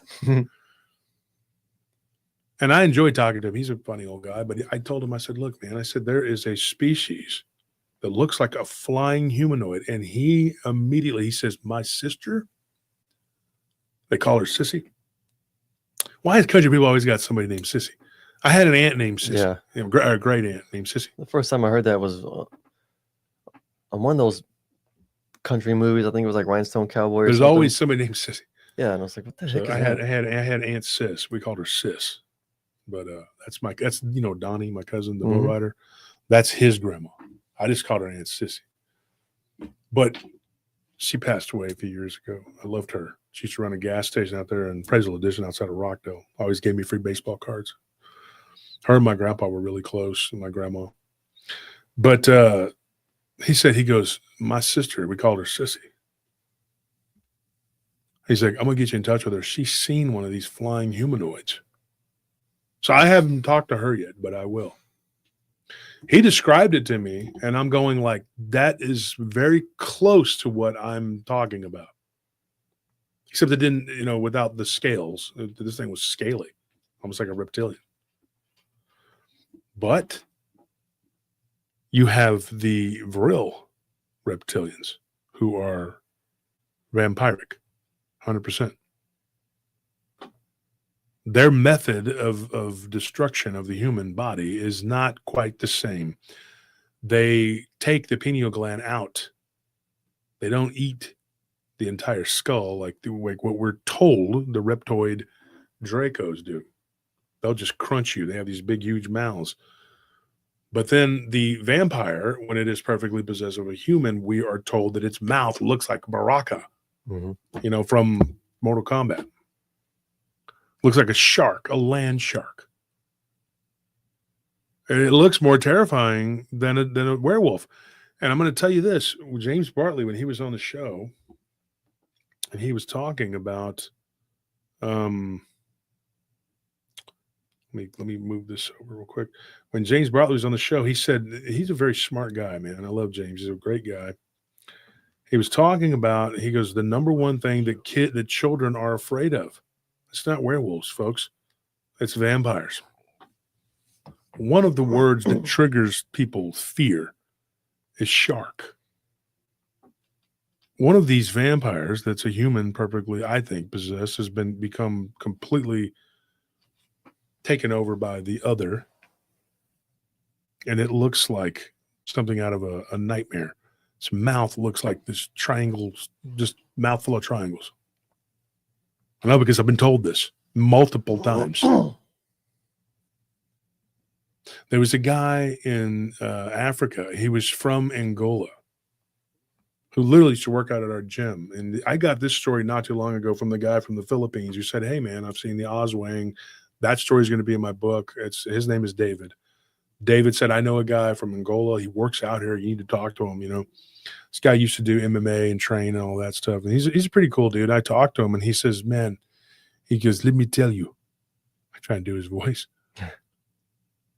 And he goes, this thing look like a snake. He slither up to the house. They take one of our dogs. We go out, we try to kill it. This thing is 10 feet, but big like a man. Thick, big, like bigger than a man, like the size of a human, 10 feet long. It begins to undulate, and this is my words. He says it was doing this, like moving back and forth. It had swallowed the dog. They were trying to kill it with machetes, and then it flipped around and it began to change, and these appendages popped out of it. They got the dog out. Unfortunately, the dog didn't live. And then this thing went real fast. When they got the appendages, it went like, it kind of waddled. He was showing us at the gym, and it went up a tree. Then they look up there, and there's a black thing up there, humanoid shape, looking down at them, monkey-like, with red eyes. This thing did look nothing like a snake. Totally shapeshifted. The name that they call it is like some, I don't know the word. He called it like an Umgaragar or Umgaragar or something like that. I don't even want to butcher what it is. It's called like Umgaragar or Umgoragor. It's like, I know there's two like repeating like Gora Gora or something like that. Anyways, but this creature, it hides in the shadows and then it comes out. And it's very much a supernatural thing to them. They get it. Like, just like the Oswang and the Filipinos, they get it. This thing comes out of the shadows, and it can go back into the shadows and become like smoke, or it can go into the water and blend in with the water. And the Native Americans had these things they called a water panther. They would come out of the water. In specifically the Ojibwe, they believed that these things would come out of the water. Mm-hmm. The Micmac had legends of this too. So did the Iroquois. These things would come up, lunge up out of the water, and they looked like a cat. and would grab somebody and pull them in, they would find the body like exsanguinated, drank the blood. Sometimes they would eat them in pieces, but it was more it would drink blood. And then I was working at a place, and we're going to do a whole show about this. It was a Head Start program. I'm going to give you a little teaser here because we're going to do a show. In fact, text me that so I can remember. Remember, we talked, we went over this one the other night, so I can go into the files and get all the guards' stories, because it was Patrick's story, Jeff's story, Travis's story, everybody's story, Scorpion D, the Scorpion's ex-girlfriend, the maintenance people. That thing was completely haunted. But what's interesting is that I saw a shadow rise up off of the ground. With my eyes saw it. Now, there was this African-American couple. I don't know why I say African-American. I guess because of the YouTube algorithms or whatever. I don't talk like that. I just say my friends are black. I don't go around saying, you're African-American. You know, guys I fight with, and they're like, why are you talking like that? Why are you talking like a nerd, man? No, I don't. My friends know I don't talk like that. I just say because of the, you know, and then I say unalive because I don't, you know, it triggers people. They get upset. They're like, oh my gosh, people die. Do they really die? I don't know if they die. I know about hair dye. I know when they dye their hair, they don't really die. It's just purple. I don't believe that. I don't like to believe they die. Unless they voted for Orange Man, then they need to die. They're bad. They need to be killed. He's literally Hitler, devil, Satan. So what this thing does, right? These entities, these creatures, whatever, they morph, they change, they do whatever. And then different places, they use different modus operandi. They do different things in different places. It's not always the same. But there was a couple that used to walk up the road all the time. And then one day I didn't see them for a couple of months, and then a couple more months. And then I worked there for about 2 or 3 months, three nights a week, because I had to fill in. Even though I'm in charge, I'm shorthanded. Like I'm shorthanded tonight. But this, somebody said about the little man pooping on the putting green. I don't think we ever finished that one, did we? We were talking about the little gnome. No, we didn't, because we got into it briefly. Yeah, I think like at the end of a show. Text me that one too. We can finish that one, because that's the one where he brought the Bigfoot, wasn't it? I got to go back and look at the notes, because I think that's the one where he brought the Bigfoot back with him. So, and that guy he was not, like, he got really angry when I was talking to him. I was like, oh, this dude's like, he just said he didn't like talking about it. I'm like, well, why are you talking to me about it? Whatever. And he doesn't. He goes, I don't watch the show anyway. I'm not worried about offending him. He don't watch us. He just wanted to complain. But it was his kids. They were like, hey, you know, whatever. Not everybody's cup of tea. Some people don't like hot and sexy guys like me. I'm too sexy for this shirt. Too sexy. It hurts. It really does, actually. Sitting a long time, hurt your ass.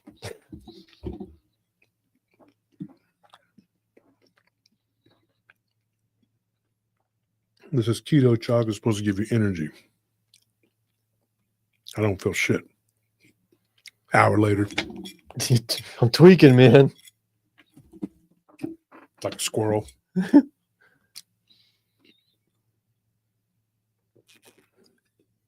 Hey, you got that right, Monica. She said, we don't mess around in Texas. A woman pull a gun on you real fast. I had a woman pull a gun on me. I was doing security. Mm-hmm. I come around the corner, and she thought I was some kind of creeper. Of course, it was cold, and I had the jacket on. I was working over 512. This girl gets out, and she was like, she had a 38 right there in her hand. And she goes, oh, I'm so sorry. I'm so sorry. I just saw a person wearing all black, and I had the hoodie, not the hoodie, but the watchman's cap. And I was like, take it easy there, Matt Dillon. She's like, I'm so sorry. She put it away. I said, no, I get it. Stand your ground. I could have been an evil bad guy. You don't know. But I turned and I said, you see the patch on the jacket? You see the jacket? She goes, yes, I'm so sorry. She's like, she had an incident that happened to her near Mueller when she was living over by Mueller. Somebody tried to, luckily didn't try to SA, they tried to mug her. There's a homeless guy.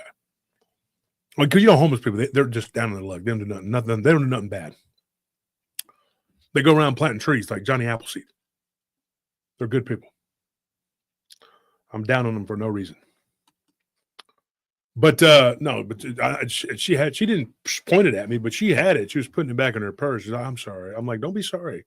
Just be careful, because you don't want the wrong person. One of these people is going to run and scream, and they're going to die if they're going to faint because they saw a gun. And if they hear the pow pow, they're like, they're like those goats. Yeah. They hear the noise. So you got to be careful, man. People in Texas, man, they don't mess around, man.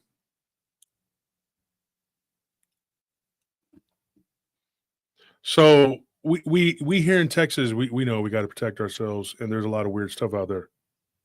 Not just the people, but there's some weird, unstable phenomena running around out there. I'm not even joking. And when you got all these military bases, every area around here's got full of military bases. Yeah. There's a ton of them. Everywhere. San Antonio, they got Fort Sam, they got Lackland, they got Kelly. Kelly is still functional. I don't know if Kelly or the other one there's 3 of them. They used to be in San Antonio, 3 Air Force bases. But Lackland's where they do the training for the boot camp. My sister went there. So did her husband. But you got these military bases everywhere.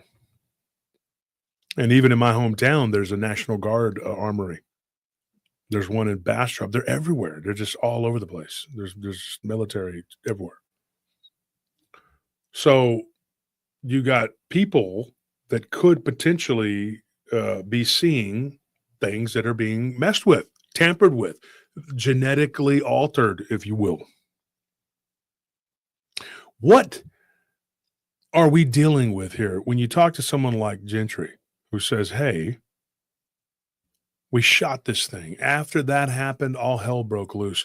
By the time his brother got there, that black pudding was beginning to dissolve and just leak down into the earth. And then when they finally got it up and in the back of a truck, they cleaned it out, they washed it out, they cleaned it out, whatever they got, made sure they didn't get it on them. They put it in trash bag, right? They put it all, But the area around the tree rotted. And then eventually that tree began to rot. And his wife had 3 pecan trees. She loved them very dearly. And he goes, she's got a green thumb, or she did. God rest her soul. But she nursed those trees back. And it got this blight on them from these creatures. If this is a normal animal, why, when my colleague and dear friend Ken Gerhard interviewed the lady who had shot one down in the ranch in South Texas, and they turned it into the DNA was unknown. Part of it was they figured it out. It was coyote, but they couldn't figure out what the hell the rest of it was. Why is that? Mm-hmm. Folks, what we are dealing with, I'm going to tell you right now, I don't give a shit if it ever comes out to be the truth or whatever. I mean, I should rephrase that. I don't care if it ever comes out and they say this is the truth because they lie about everything to us. What I was saying at the beginning of the show about when you eat this and you eat that and you drink this and you drink that and it turns into poison in your body, listen to what I'm going to tell you. Everything that we breathe, from the air we breathe, whether it's air-conditioned air or it's out in the environment, it doesn't matter. What you eat, what you drink, everything is filtered through this. This is going to sound crazy. The satanic filter.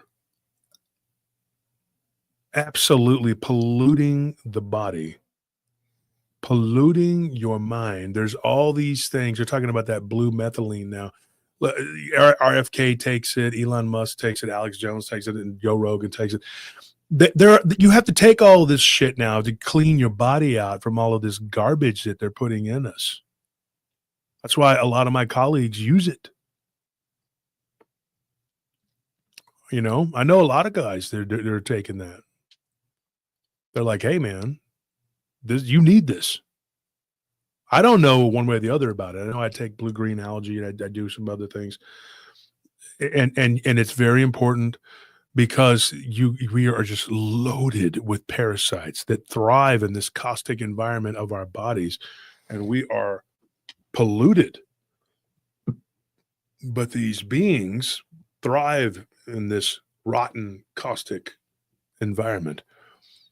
When I was talking to Fox about this, the predecessors of the vampire, human vampire, the immortals, the race of beings that look like a winged demon.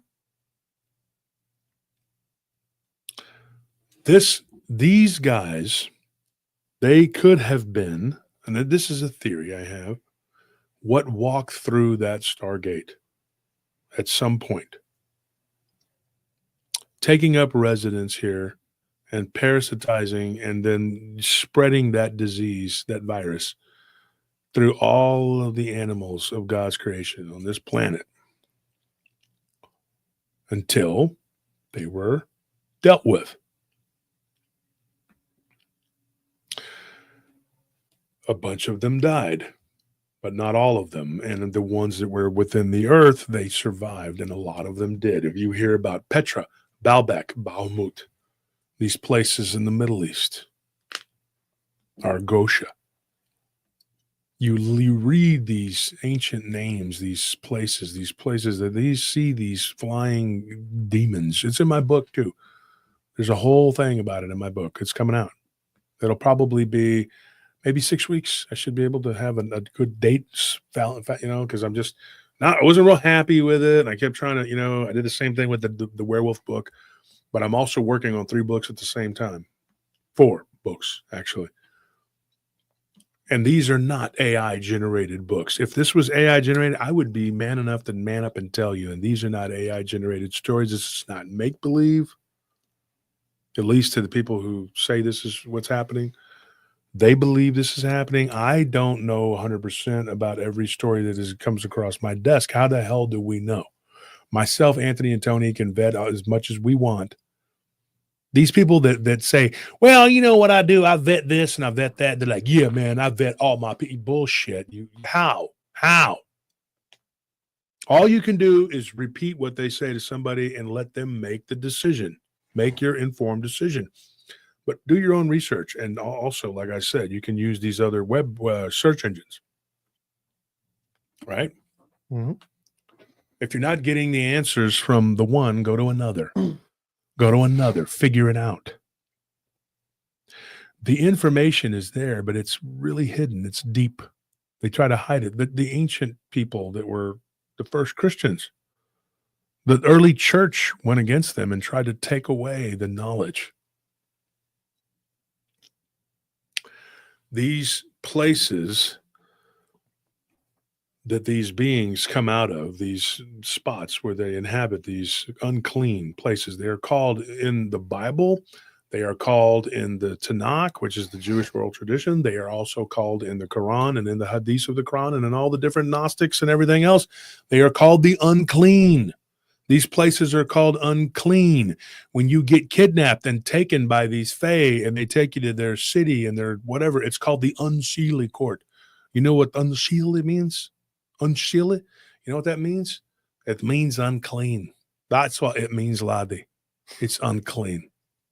Wipe your arse because it's unclean. Your arse is unseelie.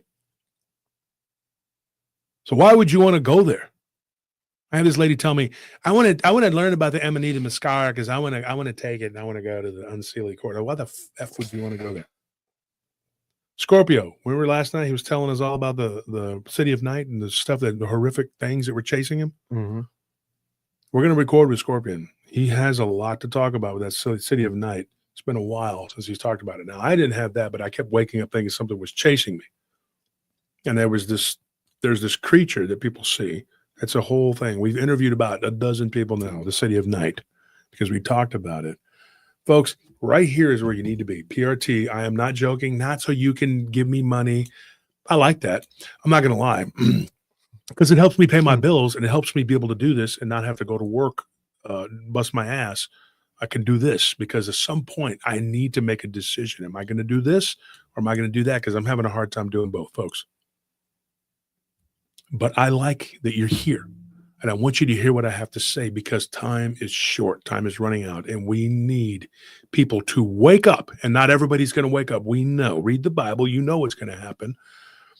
But there are a lot of people who need to hear the message. We have not figured out every single thing, but we have put together quite a few pieces of this puzzle, and we couldn't have done it without you. The bigger the audience, the more people that can listen to this, the more people will go, hey, maybe this guy doesn't have all the answers. Maybe he's just got a weird fat little head. I don't know. Oddly attractive. Well, it's not a little head. Well, like I said, I'm oddly attractive to some people. I had this one lady, she was like, I don't like you. I don't like your politics, but I'm sort of attracted to you. And I was like,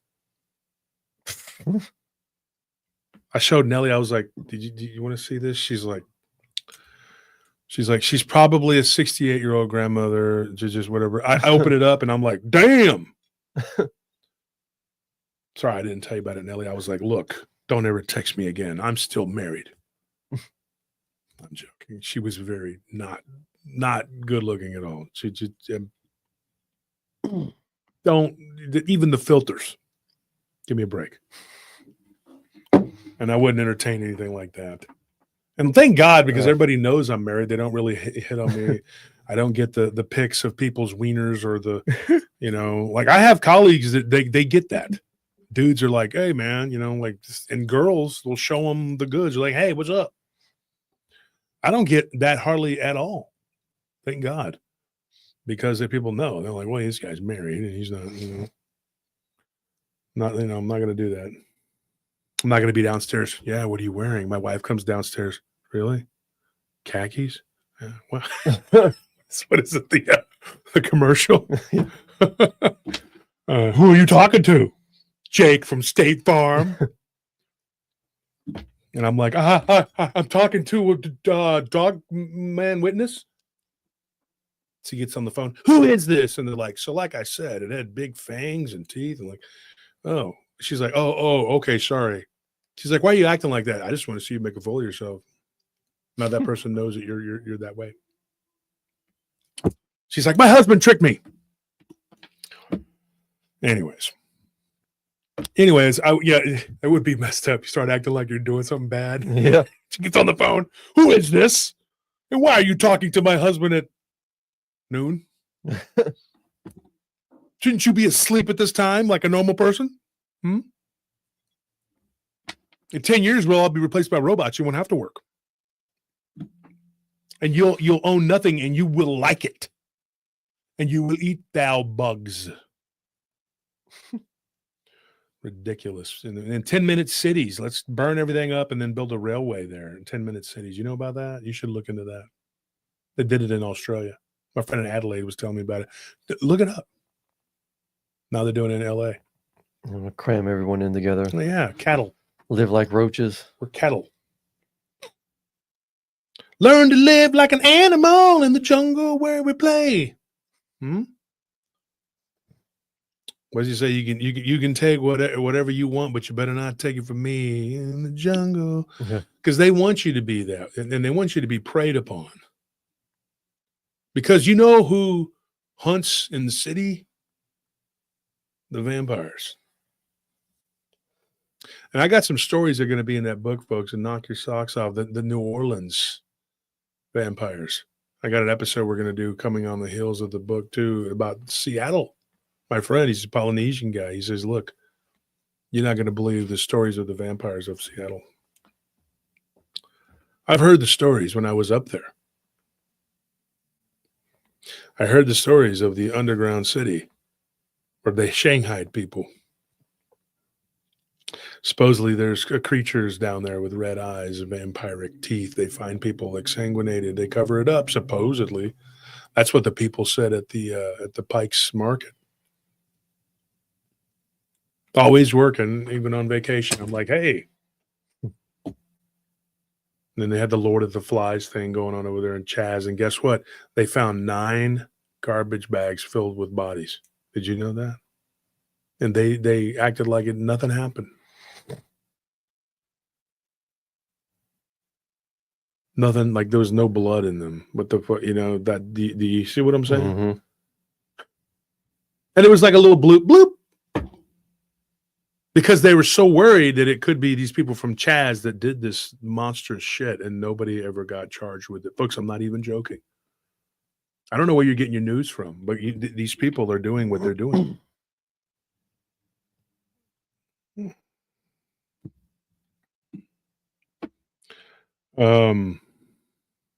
So I'm going to tell you this, Fox, he decided that he was going to deal with this creature that kept coming to, predate on his livestock. And it was a large male. He's like, you can see his genitalia. And it was attacking the animals. It got driven off by a bull. In fact, one of his bulls, thank God for these bulls, because bulls, I'm going to tell you right now, is one of the meanest animals on earth. I don't give a shit what you are. You could be from the inner earth of Saturn's ass. Doesn't matter. They're not scared of anything. Here in Texas, we got bulls that will 3,000-pound bulls. You mess with that. 2,200 to 3,000 pounds of pissed off animal that has horns. And even if they don't have horns, their head is so hard and they hit you, you'll fly up into a tree. My cousin, Jason, who's like a 225-pound guy, got thrown 30 feet in the air by one of these. And God bless him, he landed on an electric fence.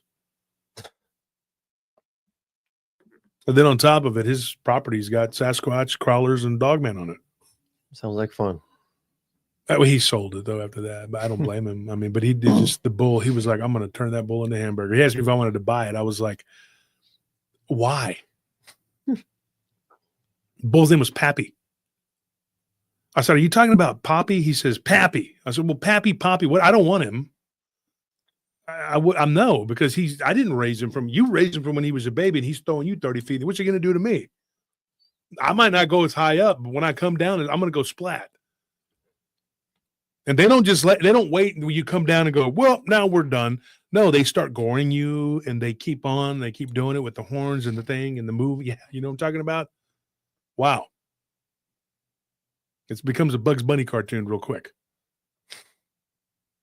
Except you're not Bugs Bunny. You can't just trick the bull. You're just a rag doll at that point. You ever seen that sugar bear? What is it? That sugar whatever? With that bear, he comes up and he's all cool. So. He talks to that Spanish bull. I used to think that was a cool commercial. Like he was like, that bull's just he's being tricked by this. No, that's not reality. He walks up. ¿Qué pasa, toro? ¿Qué pasa, tu Cilia, sugar bear? He don't give a shit. He's like, go F yourself, dude. And he's sitting there with his horns and he's stomping his feet. He's got he's got the red cape. He's just like, what are we doing? It's a very scary animal. I've been really close to these animals. Much like that game. What time is it now, Mr. Wolf? And the bull's like, it's time for you to die. Unless you cheat. And that's not fair. So these bulls, they'll protect your shit. Another one is a donkey. So this dude, he was smart. Fox says, I had a big old mean bull back there. And I asked him, I said, what was his name? And he said, Silver. I said, you named your bull Silver? He said, yeah. Hi-Yo Silver, Lone Ranger. I said, oh, cool. And get this, he had a donkey named Tonto. I said, you must have been a big fan. He says, yeah, I used to listen to the radio serials when I was a kid. He said, we were on a ship. We would listen to those serials, Guy's in his 80s. He's lived his life. And he said, this bull, he's like, I go out there and it's going toe to toe. And that thing was like rolling, like dogs don't do that. It rolled and then went under it and it would bite the bull and then roll. And then it was fighting the bull and trying to play with it. Finally, the bull just tipped its horn enough and upended it, and the thing flipped.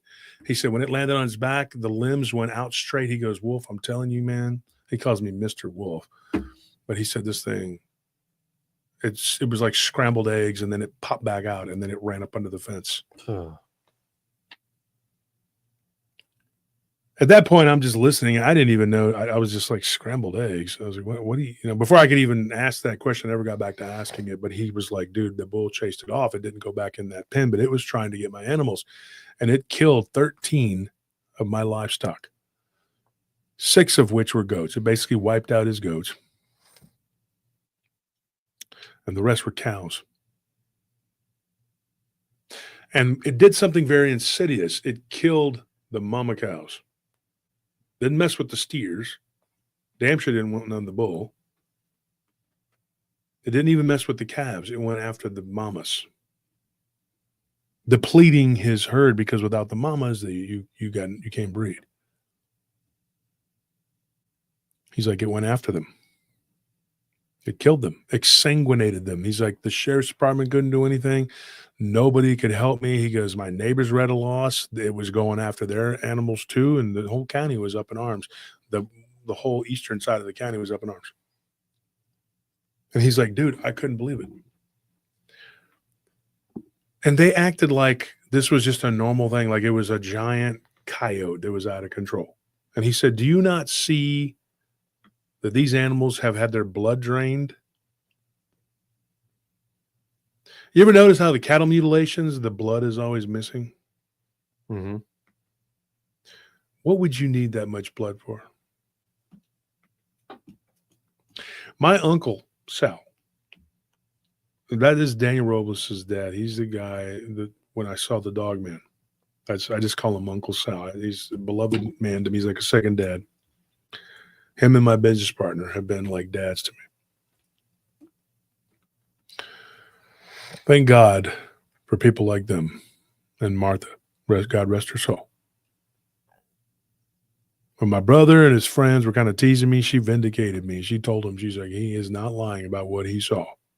I saw it too. She's like, and talking about it gives me nightmares, but I'm going to tell you guys, this is not a joke. We saw a freaking monster that looked like a werewolf.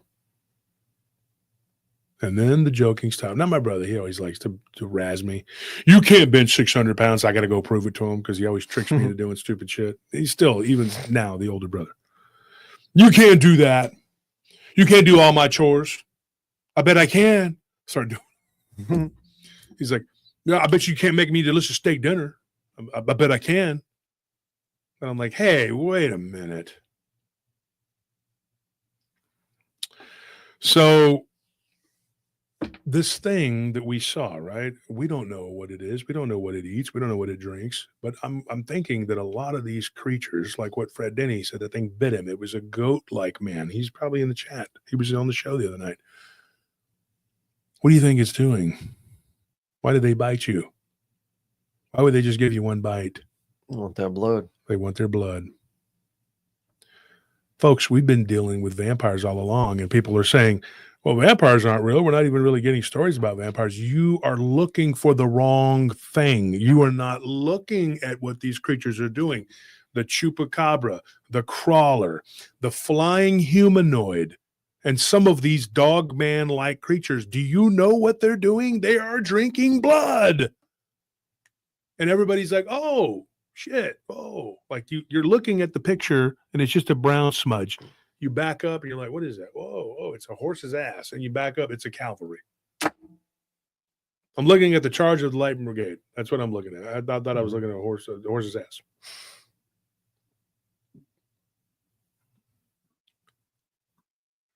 You're looking at Trafalgar. Oh, no, what is it? You'll take my life, but I'll take yours too. The Trooper? The Trooper, right? Yeah. The Crimean War. Mm-hmm. I love that song. You'll fire your musket, but I'll run you through.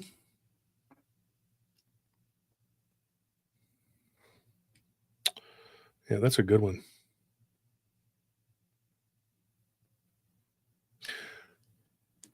I'm going to tell you right now, folks, I think we have been played, and it has been the media. It has been the television, Hollywood. The people in Hollywood are drinking our blood. When Tony was sick as a kid, because he was really skinny and sickly, his mother kept taking him to the doctor. They kept taking blood. Mm-hmm. Joe Breezy goes into that place. They took blood. You don't need 18 vials of blood. When I was in the hospital, they took me blood. I said, why do you need 27 vials of blood? What are you doing with my blood? That's ridiculous. Are you cloning me?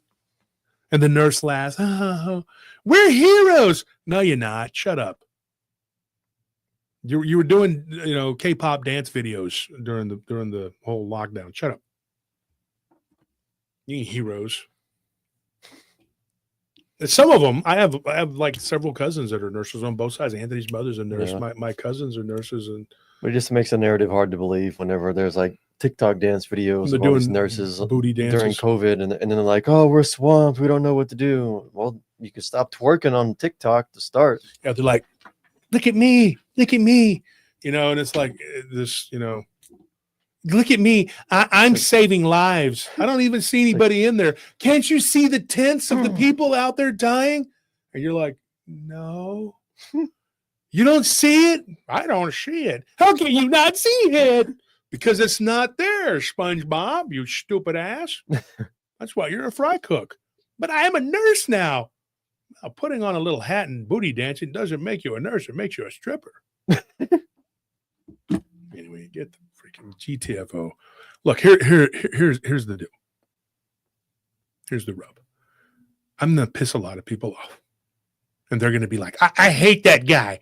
I hate him because he's got the eyes and the nose and the ears and the weird, he's a squishy faces. And the worst part is he's got the hair. Why does he have hair on his head? And I'm like, hey, I like for me to have the hair on my head. They don't like it. They get mad. They get angry. And they don't even know why. You know why? Because you have a parasite on you, and it's being agitated because the one thing they don't like, besides, being brought out into the light and exposed, is the truth about anything. It's like battery acid to them. When you start talking economic realities, I did this in a group the other day. The group was about hating the orange man. And I said, look, I didn't like him when he first ran. I was like, who is this guy? And I didn't like the Republicans. But he started laying the wood down to the bushes. He took them behind the woodshed. Old Jeb, he didn't know what to say. He turned around, little fat ass. He was laying the wood to them. Nailing them. 9/11, 9/11 was an inside job. Don't lie. You did this. That's my impersonation of him. But you know what I'm saying, right? He was laying the wood to him, and then he got, maybe he's not the guy from, what was the show? You're Fired. What's it called? The Apprentice. The Apprentice. He was like, I was like, this guy's, maybe he's not a big rich jerk. Maybe I don't know. And then you had Killary up there, and she's like, vote for me if you want to live. And even then, probably not. So much blood in these people. And I was like, ooh, brother, ooh, what's that? Now you know how I felt, brother. Bill. It's called the drip. I had to have Monica. Look at Hillary. You want to be with that? I had to have so many different lovers. Egyptian to Eskimo, I had to have them all. That's why there's 31 flavors at Baskin Robbins. Man wasn't made to just eat chocolate all day or vanilla. He has to have it all. Pecan, praline, butter pecan. You get a Rocky Road. Anyway, they have all these different kinds, right? Lemon, you get it. Vanilla pudding. That's a good one, actually. Banana pudding from Bluebell. But I'm telling you, I don't eat it anymore because they changed the recipe now and it's got a bunch of bad chemicals. I don't eat that. I don't eat it. So this woman is running, and I'm like, she's basically the Drake's candidate. I'm not going to vote for her. So this guy, he comes in, and then they get this guy there. Corn Pop was a bad dude. So I did, and then they bleep out a bunch of stuff that he was saying. And that's how I ended up with his wiener. What? Mhm. I ate a hot dog that day by the pool. I don't know if it was his or someone else's, but I ate it. It's almost like listening to Gary Busey at this point. It's terrible. This guy, he just, So then we go back to reality with this guy. He comes back in, and I'm saying I didn't start out as I was being logical, which doesn't work.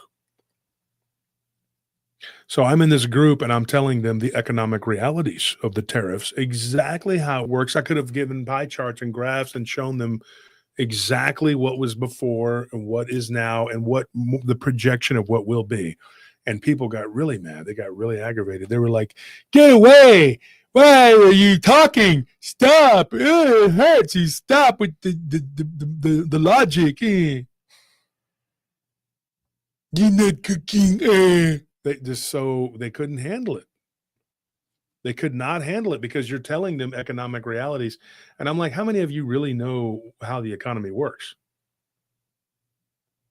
They didn't understand. They don't understand. It's like trying to teach algebra to toddlers. You can't, and they only function with emotion. They don't get it.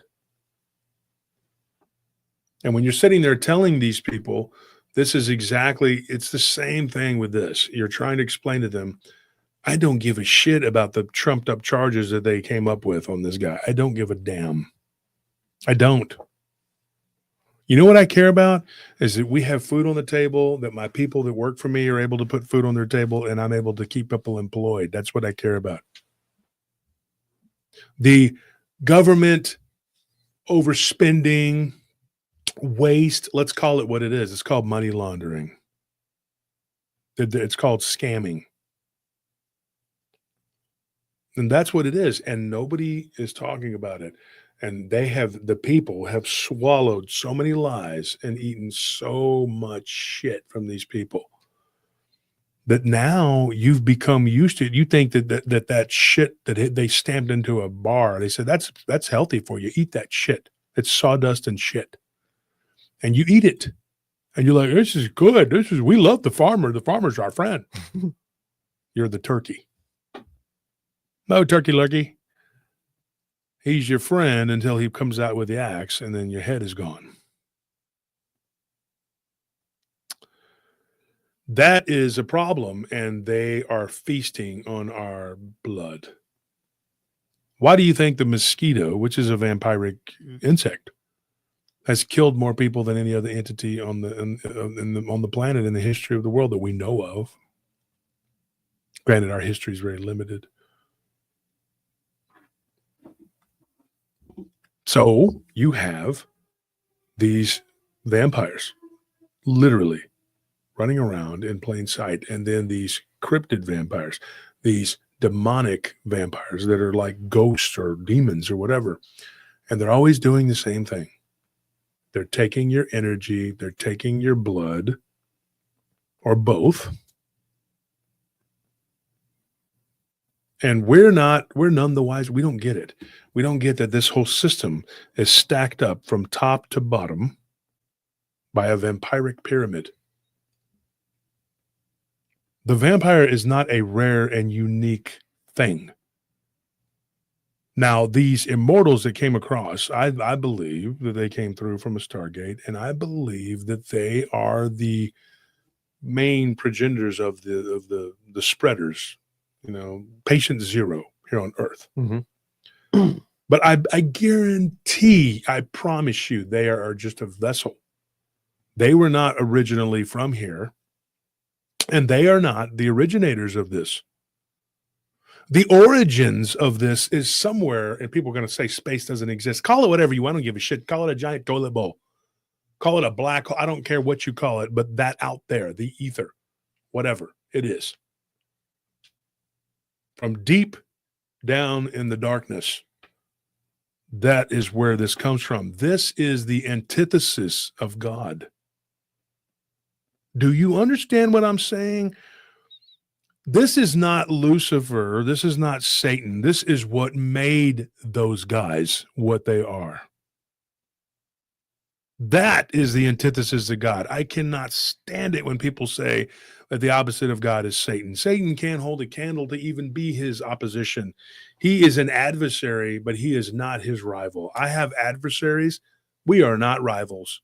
We are not on the same level. You are not like me. Don't even play. I'm not even going to mention names. I don't care because your name's not worth mentioning. But they say, oh, he wanted to knock us out. We were his right. No, you were not. We were never in the same class.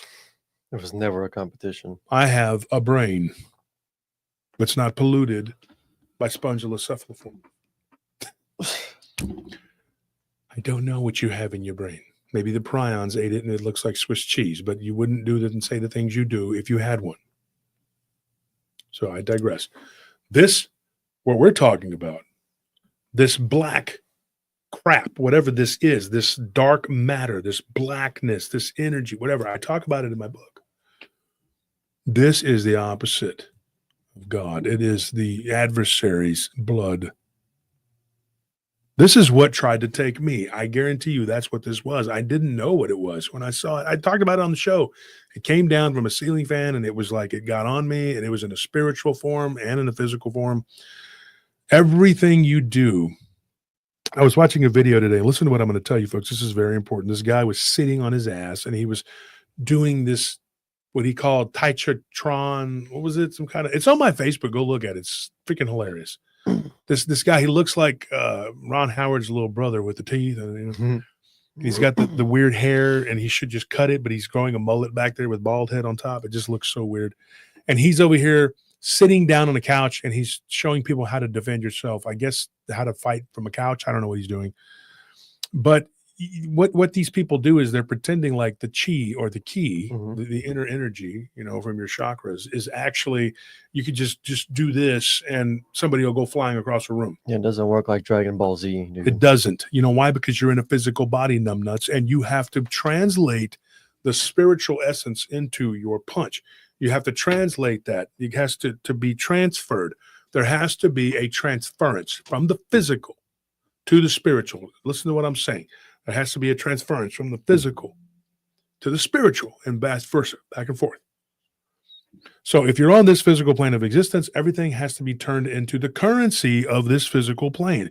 If I were to go to one of my savings accounts and take money, I can't just go and spend it from that savings account. I have no way to do that. I don't, unless I use one of those bank, whatever, but I can transfer it to my bank and use it instantly like that. You see what I'm saying? That's the same thing with this. You have to transfer your spiritual energy into a physical thing. Some of the greatest fighters I've ever seen, and I know people who can see auras, and they've told me they're auras. They're made for this. They're transferring that spiritual energy, that ki, that chi. Ki from Japan, chi for China, whatever. But they're taking that chi and they're transferring it, and they're transferring it into their punches and into its spiritual strikes. The Shaolin monks have mastered that ability. That is literally how it works. Okay. So you're not just going to walk around and go, and somebody's going to fly down, I've heard of some people that had those abilities to actually move things and do things. I don't know. I mean, I have not witnessed. I know a couple little things that have happened to me personally. But I think it's pretty rare, and I've not heard a lot of stories about it. And so you have to transfer that energy into the physical and then use it. So these people that are doing this, like there's some kind of martial arts ascended master, dude, I'll beat your ass, dude, right now. Okay. I promise you, any one of you who thinks you're going to blast me with some energy, and you're going to do the dim mock on me without touching me, it's not going to happen. Okay. Because I'm just going to go over the top and overhand right you about 5-6 times, and then you'll be in another dimension. You may never come back.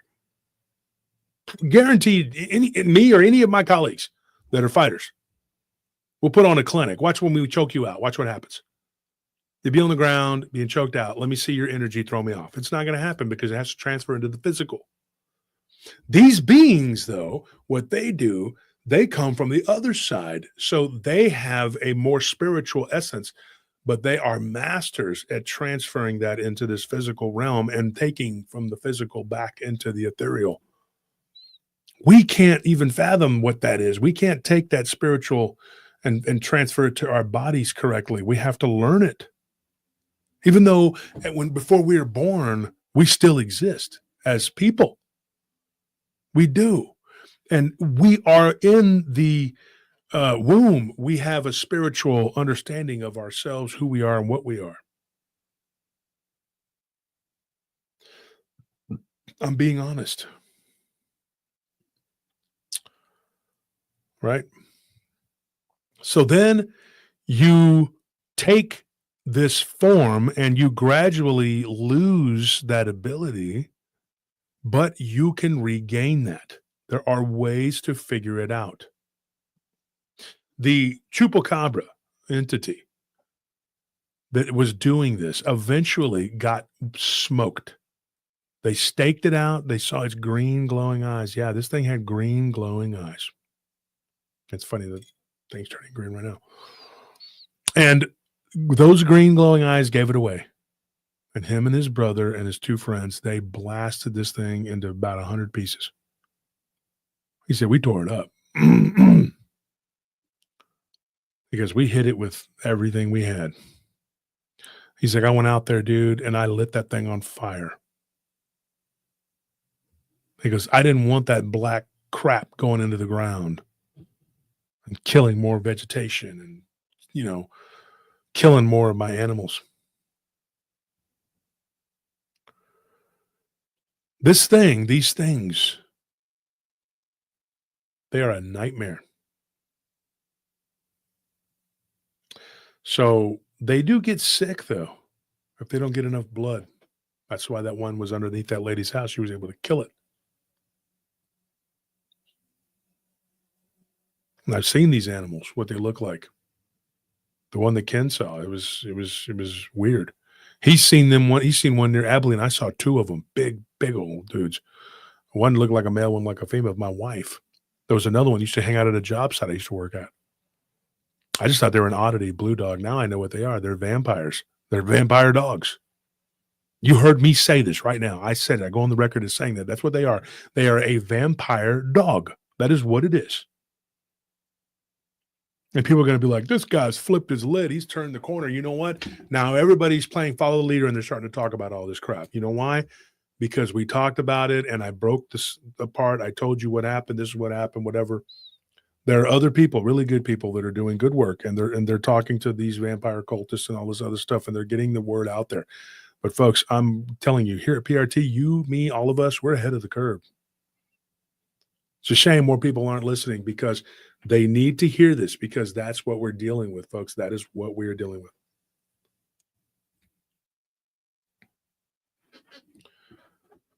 Tonight is Good Friday. We call it Good Friday. This is the night where Christ on the cross, you know the story. Sunday is the resurrection. My Lord and Savior, Jesus Christ.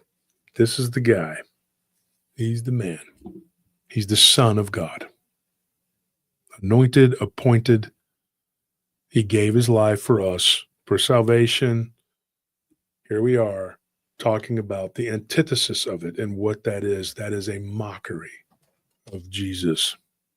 And on Sunday, I'm going to deliver to you a story about deliverance, about a family that was afflicted by a vampiric entity, because it doesn't take but one of these beings, an agent of Satan, to turn your household upside down and turn your life into a living nightmare. These people in upstate New York, they went through an absolute nightmare. So did those people in Maine. You remember that story with the people from Maine? They went through a freaking nightmare. All of these people have. They've lived through horrific. Oh, popped.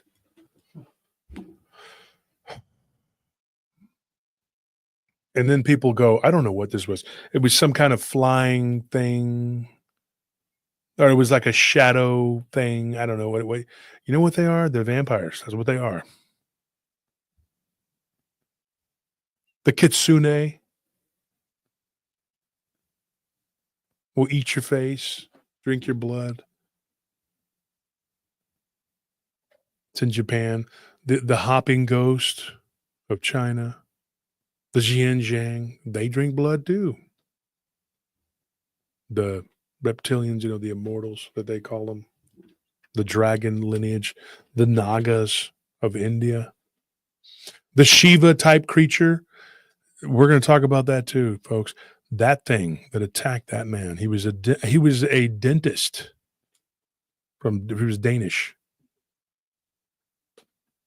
It's funny when we start talking about certain countries, people from those countries are like, hey, I'm from there, and I'll tell you some crazy shit.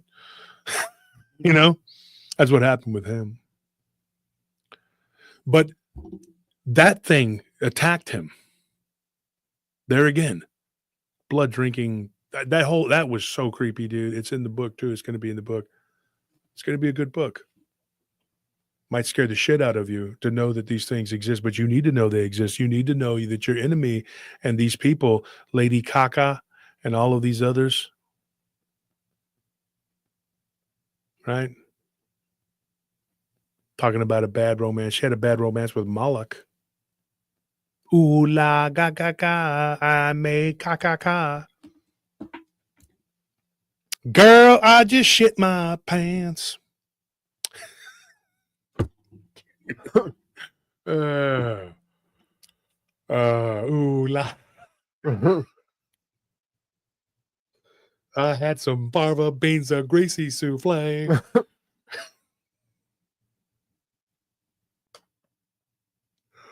Oh man. My poop came out and said, hey, hey. Oh man. I'm telling you, and they'll lie to you. Katy Perry's an astronaut now, guys. Did you know that? Did you know she was an astronaut? I didn't know that. I found that out yesterday. I was looking at the news and I was like, wow, more bullshit. I was flipping through, I was channel surfing a little bit just to see what was going on in the mainstream of the Kumbula Lumphala, the nest of serpents, the Nasha. You know what that means in Hebrew? Mm-mm. You know what Nasha means? Nope. It's NASA. Because they don't actually spell it SH, so it's pronounced Nasa. You know what it means? Mm-mm. It means to deceive. Huh. They think they're cute. They come out there and they're like, hey, you could put 10, 20 of them on a square like Hollywood squares, and they're all doing saying the same thing. Katy Perry went to space. It's too bad she came back. She comes back and she's got that one eye that's always like blinking out. She's malfunctioning. I'm so glad I went. I'm an example for all girls that even though you're a girl and stupid and weak, you can still go to space like me. Why are you malfunctioning? I'm not malfunctioning. Total Recall. 2 weeks. 2 weeks. Baby, you're a firework. Come on, show them how you twerk. When you bite them on the neck, make them go, oh, oh, oh. And this is our heroes. Not a peep about Good Friday. Not a peep about, hey, we're going into the weekend and Sunday is, the resurrection. No. All I saw was Katy Perry went to space and some other chick that looked like she might have been a cast off from The View went there too, and some other plastic women who may have melted if they went too high up into the atmosphere. Then I saw Jeff Bezos, who I'm convinced is a reptile. Well, he's not a reptile. What is he? He's a vampire. You look at his head, and he's like, he goes up there. The door is already open. Go look at my Facebook. His door is already open. He goes up there. He's prying it open. Here we go. Dude, when your arms look like this, I don't think you are capable of opening a door that if these witches would have opened it up in the atmosphere. They would have dissolved. They would have become icicles and whatever they claimed that would happen to you up there. Why would they be okay up there by themselves in a little capsule? Who's manning the capsule, and then it just floats gently down, right? Mm-hmm. And monkeys might fly out of every orifice I have.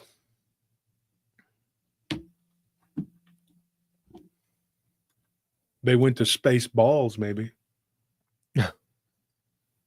You know, and they want you, but yet Elon, allegedly, we all know this is all alleged. We don't know. He saved a bunch of astronauts a few months ago who were stuck in space for 9 months.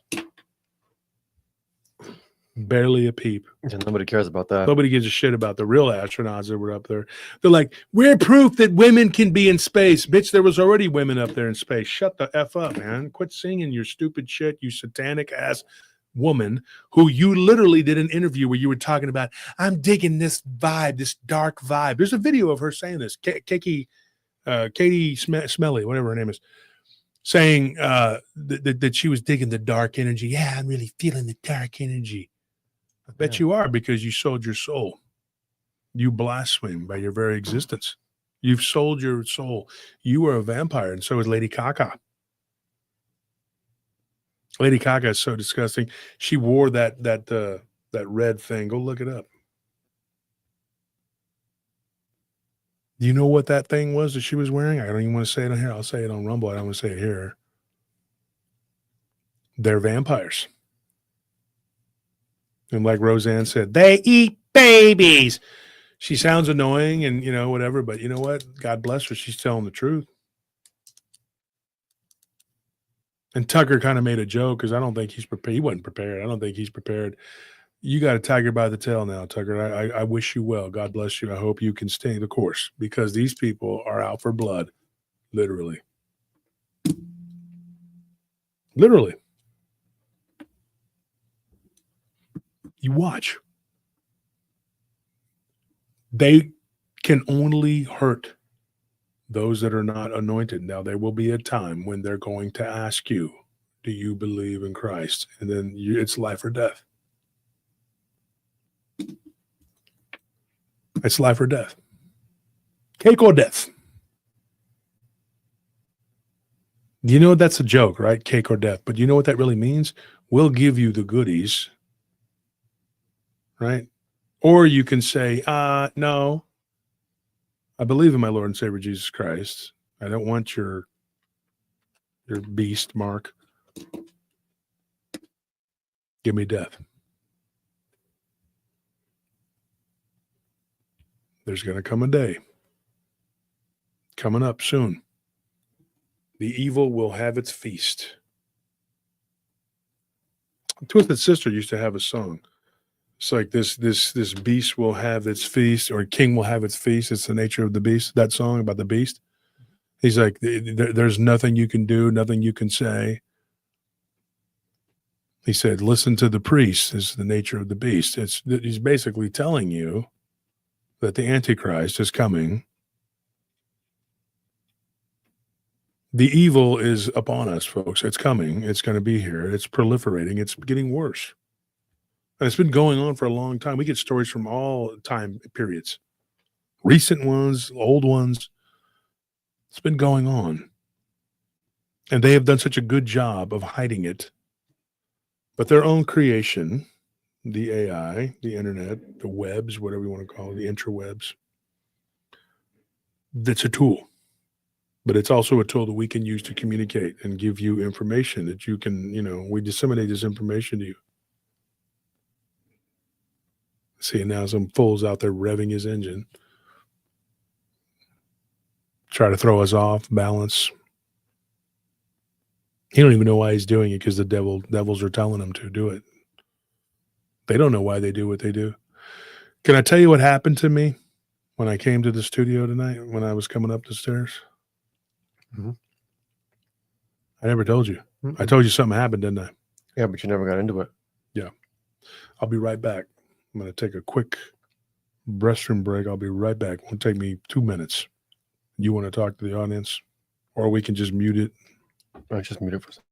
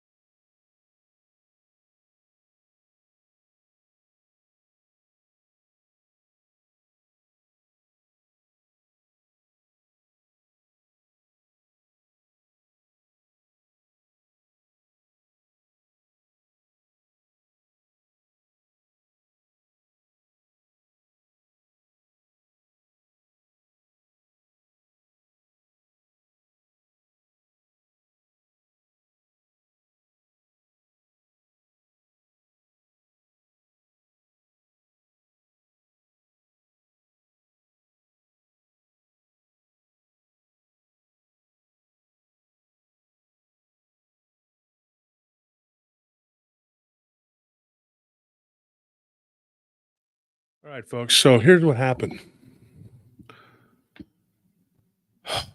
So Anthony came up and I was talking to a witness, and I was trying to get the information because I got to record with this witness tomorrow. I got two people I got to deal with tomorrow. One of them just getting their stories, and the other one I got to record. We're ready to record for the podcast. So I was on the phone with her, and I had just got off the phone, and Anthony was already up here, and Tony had come in his truck, and he had gone over to the convenience store. So he had just walked over there. So I was walking up, getting off the phone. See, just heard something at the door, like the keys rattle. And so when I was getting ready to come up the stairs, I heard like something, and it sounded like somebody coming down the stairs. So I said, "Oh, somebody's coming down the stairs." So I didn't want to have to go up the stairs. I'm a large mammal, and my shoulders are really wide. And, so if you've met me in person, I have humongous shoulders, bigger than they're probably bigger in person than you would think by watching the show. So I don't want to have to turn sideways to let this person come down. And I saw their shadow. I saw the person go down there's like one stairs and then another set. I saw their shadow, and I heard them coming down the stairs, and then they didn't come down. Like and the shadow was there. It just went up and disappeared. So I'm standing there, and I'm like, so I just started walking up the stairs, and I fully thought that I was going to turn and see or hear somebody standing at the top of the stairs. I did not. This person was not there. There was not a human being there. I don't know what that was, and I can't tell you, but it was like, it looked weird. It looked like a feminine shadow, kind of, but it was loud. And when I got to the top and I looked, there was nobody anywhere. I thought it was odd too that I saw the lighting. There's that stairwell is not lit up, but there was a light, and then it was gone. So I'm like, okay, so this is how it's going right now when we go. And then what Tony saw, I don't know, did he ever say on the show what it looked like? Yeah, he said it during the recording. Okay, during the recording, go listen. It was this story about the vampire neighbor.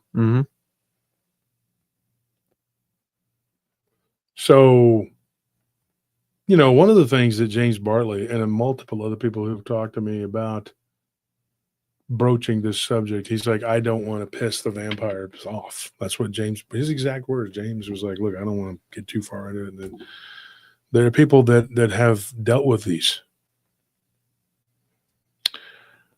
I'm going to tell you right now, folks, okay, there are hot spots for these creatures, and I discussed them in the book.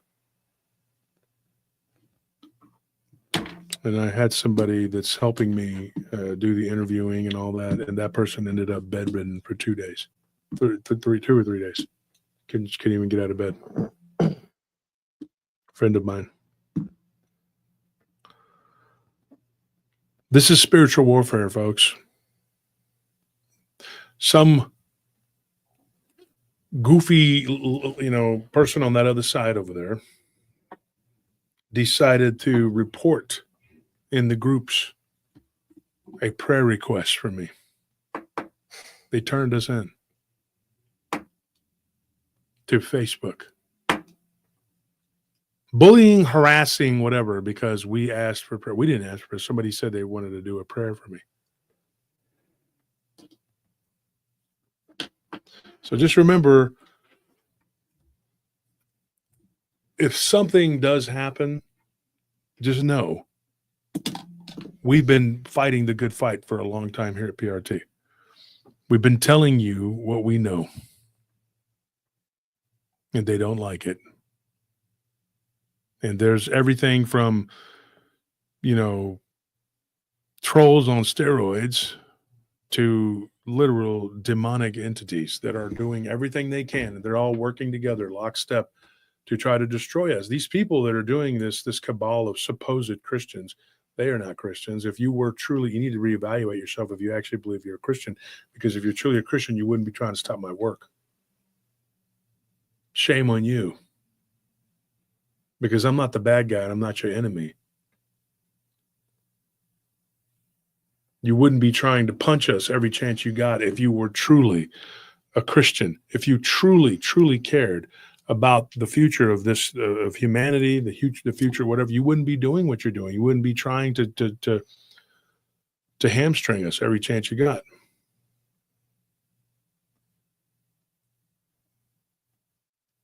And I get it. I understand. You're being misled. It's a dark road, folks. It's a lonely road. I walk it all the time. I do it all the time. I get up early. I go to bed late, which would be like in the morning. Talking to people, or reading their encounters, doing a lot of reading their encounters and turning them into a palatable story for you so that you can understand the epicness of it and what these people are going through. And we don't make a lot of money. We don't. I wish we did. I wish we made enough money for me to stop doing like full-time working. And because I'm full-time working every night, I work every night. I have to go and do a patrol. When I say every night, that means every night. I don't have a night off. Night after night. Unless I can get some help. Me, Anthony, Nelly, Tony, Scorpion, my brother, Maddie, all of us, we work.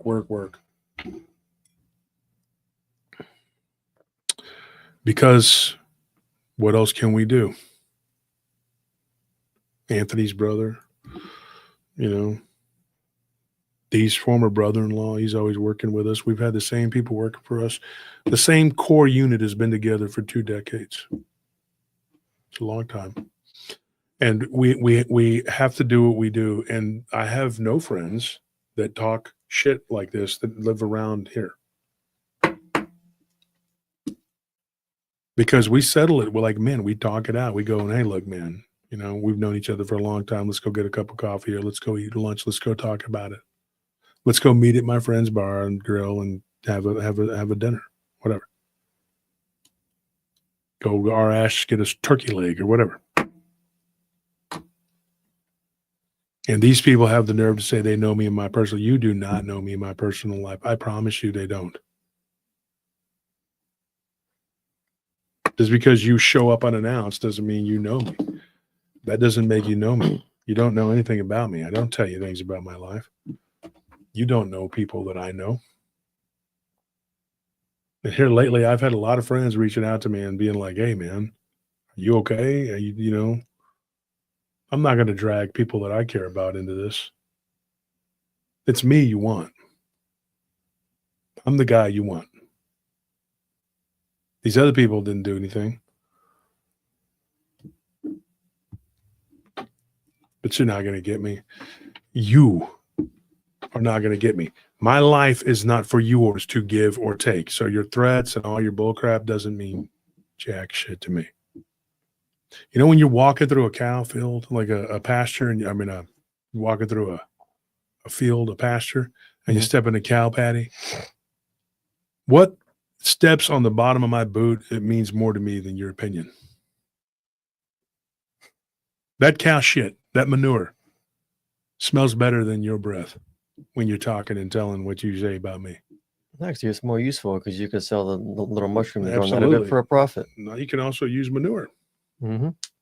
You could sell cow manure. There's money in it. There's actual value in cow poop.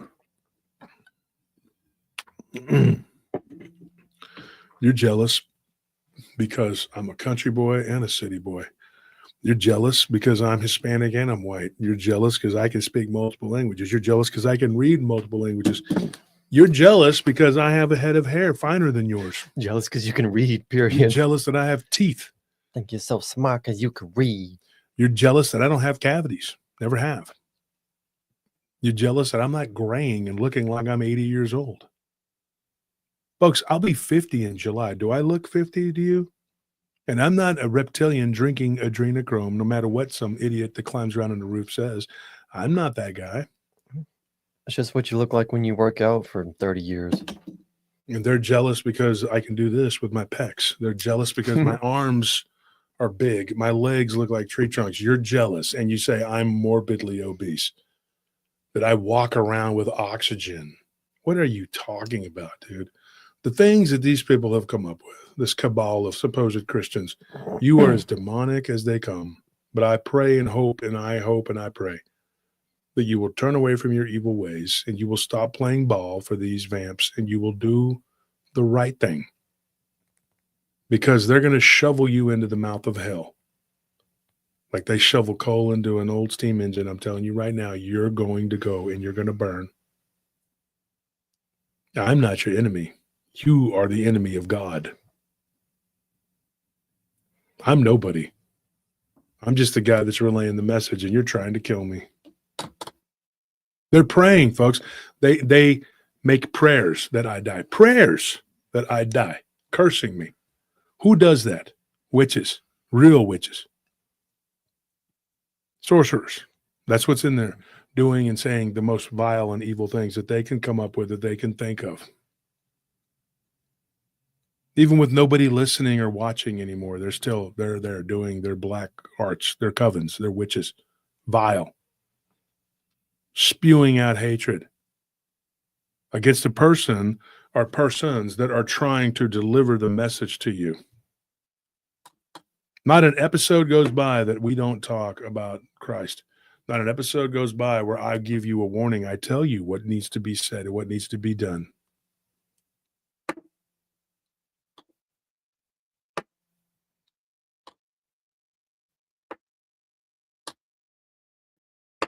They practice dark, bad medicine, my friends. They are nothing. They are the tip of the iceberg. These beings, you go around to different cities, you will see what Gerald, Charles, whatever, what these people tell us. What Joel told us, these buildings, Eve in particular gave me a lot of descriptions of them. They are buildings that these people use to do their dark arts, to do what they do.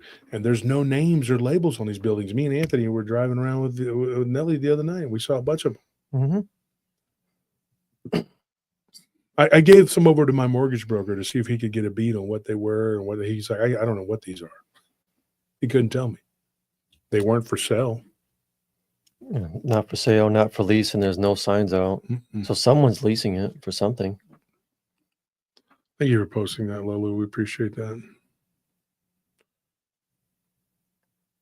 But more importantly, here is the prayer group.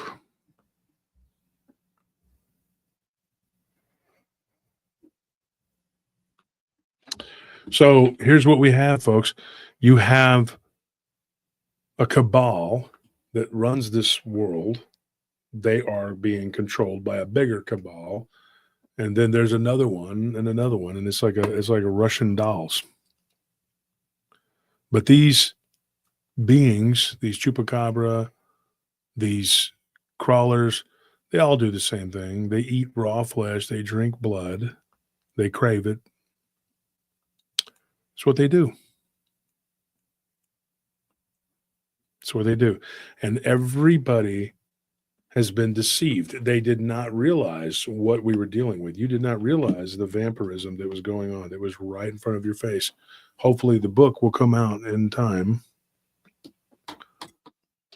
And even if something happens to me, hopefully that book will go out. The information will be there digitally. It will be there in a paperback. It will be there in a form where people will always have that information, that knowledge, because you need to know what you're up against. The dogman phenomena is the tip of the iceberg.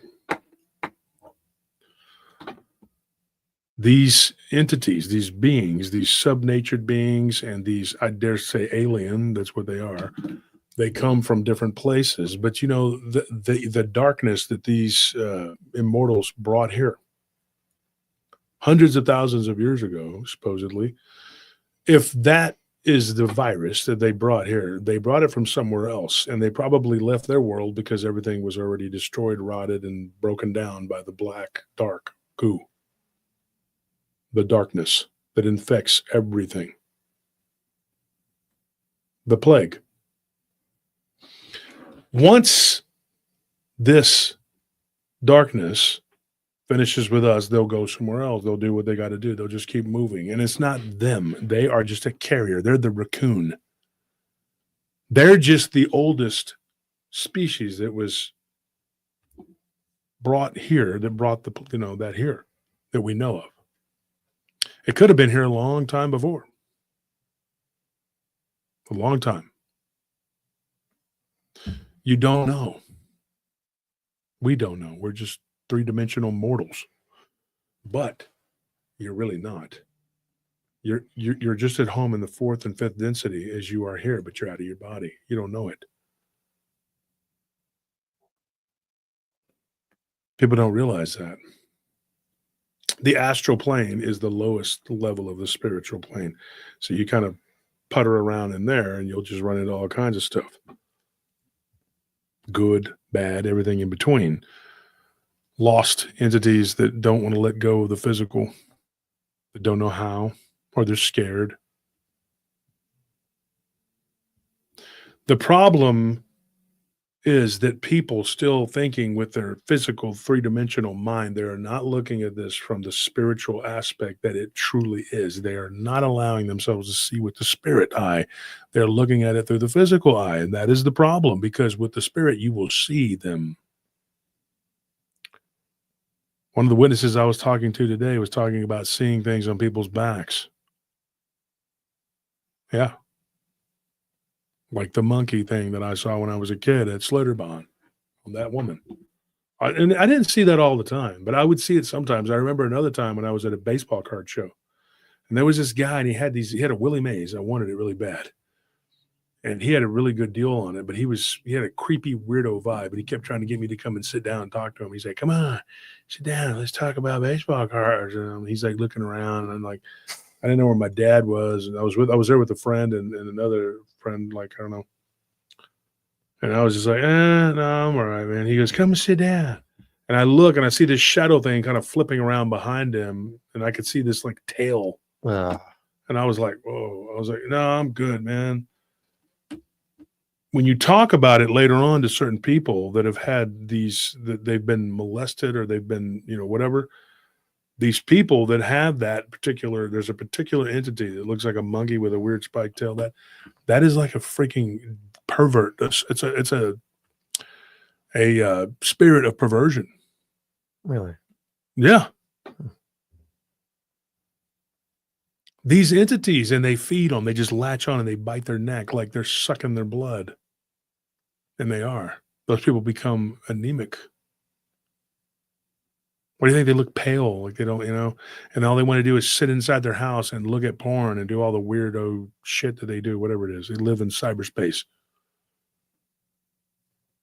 That entity is latched onto them and wrapped its tail around them. I'm really looking forward to tomorrow's interviews when I do the recordings. It's going to be, and then I have an interview with somebody who saw one of these things on a ranch devour one of their horses. Yeah. Up in Wyoming, northern Wyoming, devoured a horse. The horse was exsanguinated by one creature, and then another creature devoured it. These people that see these things, they're in the city, they're in small towns, they're in big towns, they're in medium-sized towns, they're on farms, ranches, ranch farms, whatever. They're everywhere. They're out in the middle of nowhere. They're jogging. They're on military bases. Dude, I'm telling you, they're in the middle of the desert. They're swimming out in the ocean near a reef. They are seeing these things when there was a person that said they saw something while they were skydiving in San Marcos or above San Marcos. These people are seeing these things in every element on the planet, in the jungle, in the woods, in the forests, and near mountains, on the beach. They're seeing them in rivers, lakes, streams, and in every type of house and in department stores. What do you think is going on, folks? What do you think these things are doing around us? What do you think they're feeding on? They're feeding on your life force. What is the life? Somebody in the audience, please answer to me. What is the Don't answer it, Anthony. Okay. I was kind of itching to answer. Don't. What is the life, folks? What is your physical life force? Somebody will say it soon. We have a good audience. There it is. See? The blood. They all know. The blood is the life. And folks, let me tell you something. The blood is the life. Jesus gave his life. He gave his blood. That's why you plead it over everything, folks. The blood is the life.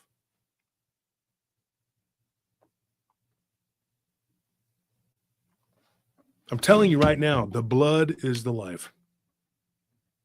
Every religion on earth tells you to abstain from drinking. Do you know that you're not supposed to drink blood, especially in Christianity, but also in every religion on earth, you are not supposed to drink blood. I was talking about Sal. He used to be a butcher years ago. Mm-hmm. Until he hurt his leg real bad. A slab of beef literally broke his leg, and his leg was never the same. But he was a butcher, and he said there were these guys that would come in there. They were from Eastern Europe, and they were walking. They were pale, weird. They were all bald, had weird pointy ears. He told me this story. He told me and Daniel. This is the guy that I saw the dogman with, me and Daniel. He said, they would take cups. They would bring a hog, and they would have them slaughter it, and they would take cups and drink the blood off of the warm, fresh blood from these hog. He goes, they were like damn vampires. And I kind of laughed at the time, I'm thinking, whoa, they're just weird, sick people. I'm thinking now they probably were vampires. And they would pay them to do this at night. Slaughter plant closed at 6. They were like, no, we don't do any work after. And said, well, we'll pay you. So the owner would have them stay open. They'd come in like 9, 10 o'clock at night in the dark. 3 of them. Bald-headed, creepy ghouls creeping around with the ether. You're like a ghoul. Creeping around with the ether. What was that on Boardwalk Empire? Yeah. You damn dentist. Yeah, creeping around like a dentist with the ether. Creeping around like a dentist with the damn ether. And they would drink their blood. They would drink cup after cup of it. How the hell do you do that and not get sick and your stomach can throw up, die, whatever the hell? Your body is not made to digest that shit.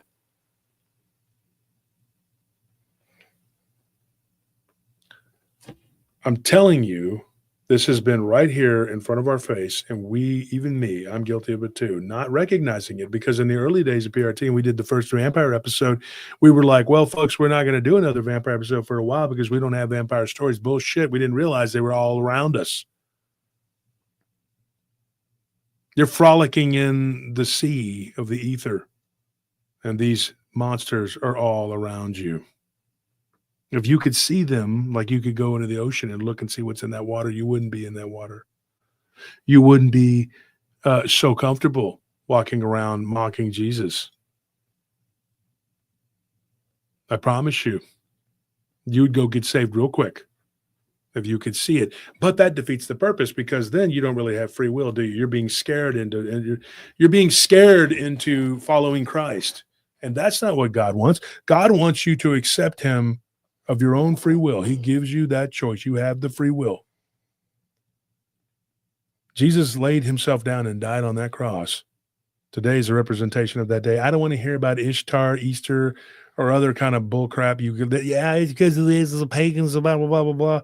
So we built over the pagans. If I was a warlord, I would raise your city to the ground. You know what I would do? I would build my city on top of it, and nobody would know you existed. How about that? It's been done a million billion times. So stop talking about the past. It's like these people talking about the freaking Nazis every day. You're keeping it all alive by talking about it every 5 minutes. Yeah. Hitler and the Nazis, and Trump is the Nazi. Biden is a Nazi. How about those are ghosts? How about we have enemies now called capitalism and communism? How about that? Catch me outside. How about that?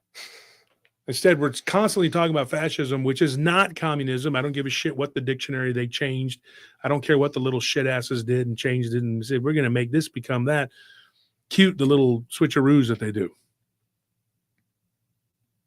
Communism is not fascism. I don't give a shit what you say. By a modern revamped, there's that word vamp, a revamped version of the dictionary. Yeah, they're now saying that it's any totalitarian government that blah, blah, blah, blah, blah. They are diametrically opposed. They're two different things, but they're both bad. This is a problem because we don't realize that there are 2 things, 3 things, 4 things, 5, 6, 7, 8 things going on. Because it's a hydra. It's a tentacled hydra. And each arm is a bad thing. But you don't understand that each one corresponds to something different. You can't fight an enemy the same way. You don't fight that same enemy the way you fight this enemy. Do you understand what I'm telling you? You need to understand this, because you can't keep going around calling something that's not what it is. This virus / parasite, 2 different things, but one and the same. You're going to learn more as we go along. It evolves, it grows, it changes, it morphs. It does, what is it called when mutates? It mutates, and it stays alive that way, folks. It adapts to its environment, and it latches onto multiple organisms. You couldn't just go in and burn the whole coven of the immortals down within the earth. That's where they live. It wouldn't stop the virus. What's already done is done. So it mutated. That virus has infected all these different creatures. Do you understand what I'm saying? So when it's as is above, as is below, as is the physical, as is the spirit. I don't want to hear all this shit about fascism and the Nazis, whatever. That's done. We keep talking about that like it's happening. It's not. It's over. That war has been fought. And it mutated. Thanks to these stupid asses. Thanks to communism. Thank you, communism. And there are people who, to this day, in this country, they are devout communists. I know 2 people. I know several, but I know 2 people in my personal life. They're communists. They absolutely tell me to my face that they love communism. They're the only people that I've ever met that lived under it that actually say they like it. The reason is because they were treated special, though, because they had special abilities. Yeah, I was going to say they probably had ties. No normal person I've ever met that lived under a communist regime has told me, I love it. Ba-da-ba-ba-ba! I love being in prison. Prison's quaint. You got that small cell there. You got your buddy. You just hang out and talk. No bills. After about 2 Free days, food. though, I think it's time to go. Oh, no, what? You have 20 more years? Oh, that sucks. Welcome to communism. The F in communism stands for food. You'll be loving communism when you're standing in line to eat some canned octopus. But you get 3 choices. You get the white can, the pink can, the blue can. Right? The contents are the same. Questionable edibility at best. But, it's all good, comrade. Jade Buckley says, isn't this a paranormal show? No, it's not, dude. Goodbye. Here we go. This isn't If you a were paying paranormal show. attention for the past 3 hours, you wouldn't have that question, would He you? shows up. Oh, that's a paranormal show. What your duper? I hope you hate me for the rest of your life too, JW. Just go stand in line with everybody else. Just stumbles in all late with a bit head. What's going on here? Yeah, exactly, Sean. Bye, Felicia. Bye. Go to Reddit and tell everybody how much you hate me, and I will tell you exactly how much I give a shit. By my facial expression, I will show you how much I care. All the Reddit tards. That's all that's on there is subhuman garbage. I can't stand Reddit. Do you see the caring on my face? Do you see the caring on my face? It cares a lot. Reddit is like internet hell. There was another YouTuber on there talking about Reddit yesterday. They got a whatever, but he was talking, like he made the mistake of going to the Dogman Reddit. I was like, oh god, it is literally the butthole of the universe. That's where you should go and complain, JW. Take your complaint to them and say, I want to lodge a complaint against this man. This guy's talking about something that's not just Dogman.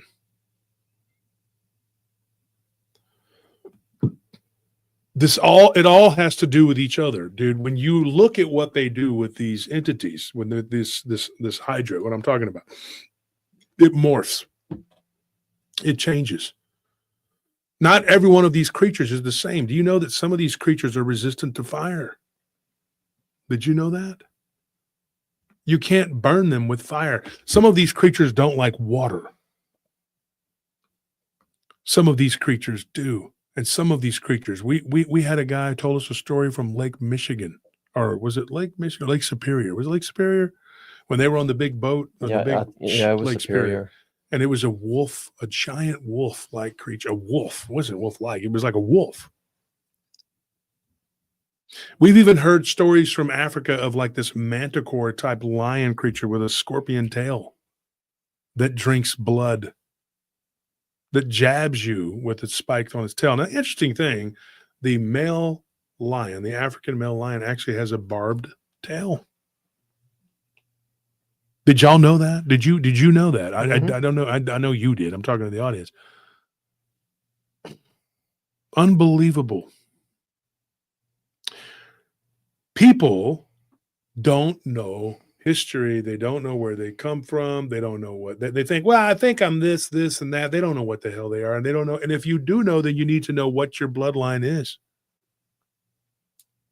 because it might tell you what kind of Nephilim DNA you may have floating around in you. You think that's junk DNA? They find junk DNA that it corresponds to ravens and wolves. Dude, are you really? How the F is that? How do we have junk DNA floating around in us? Yeah, how does that work? It doesn't. Some people can see in the dark. Some people can hold their breath for several minutes underwater because of the high oxygenation of their blood. You know what? You're telling me that this is all just this is just a weird, like this adapted. They stayed in Cancun for a couple of weeks. They learned how to hold their breath. No, folks. There's a lot more going on. You need to take your head out of the sand and don't give a shit who went up into space, whether they did or not. The ladies from The View, or I can't even name any of them, but there were 2 of them. There was a black lady and the kept bragging on herself about how great she was for going up into space for 4 minutes. And then the other one whose eye droops sometimes and goes, Katie Smelly. So they do what they do. And these people, they mimic it.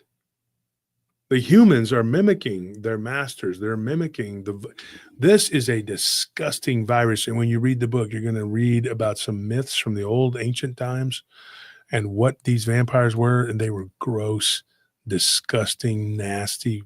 And then they take Twilight and they turn it into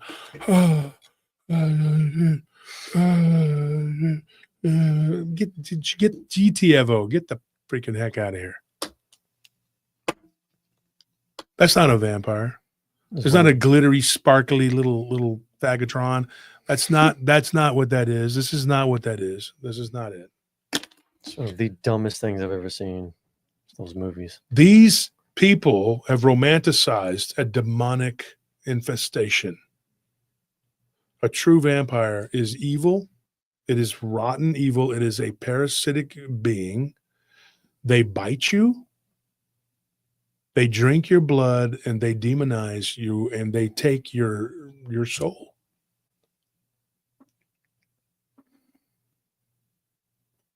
Some of these entities not only are they're not just happy with taking you as your body, they take your soul too.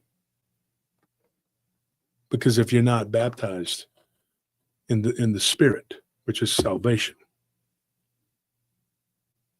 you are on the menu.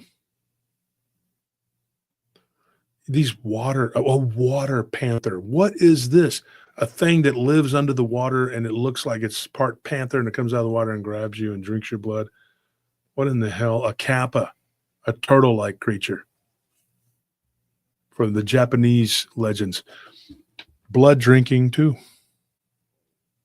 You see in the theme here, folks, we have been around these beings this whole time.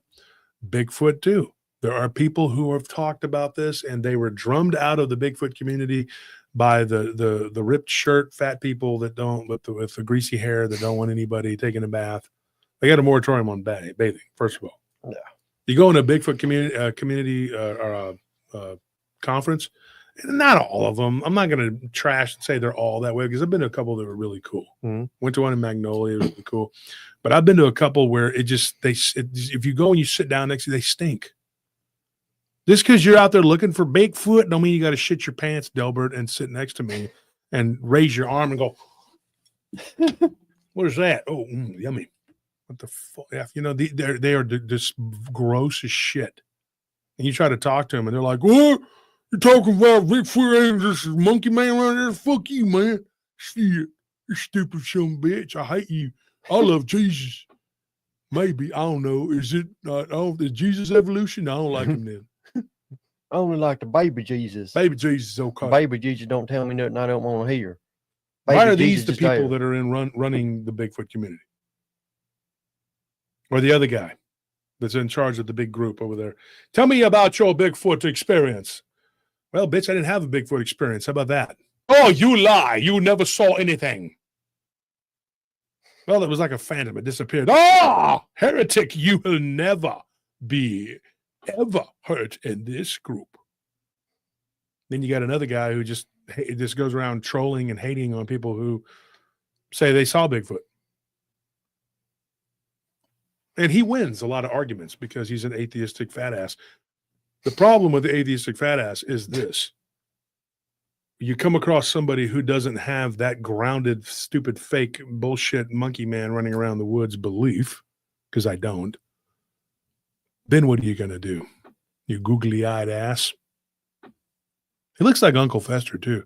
But I digress. I'm not going to insult people. He's already insulting himself by being alive.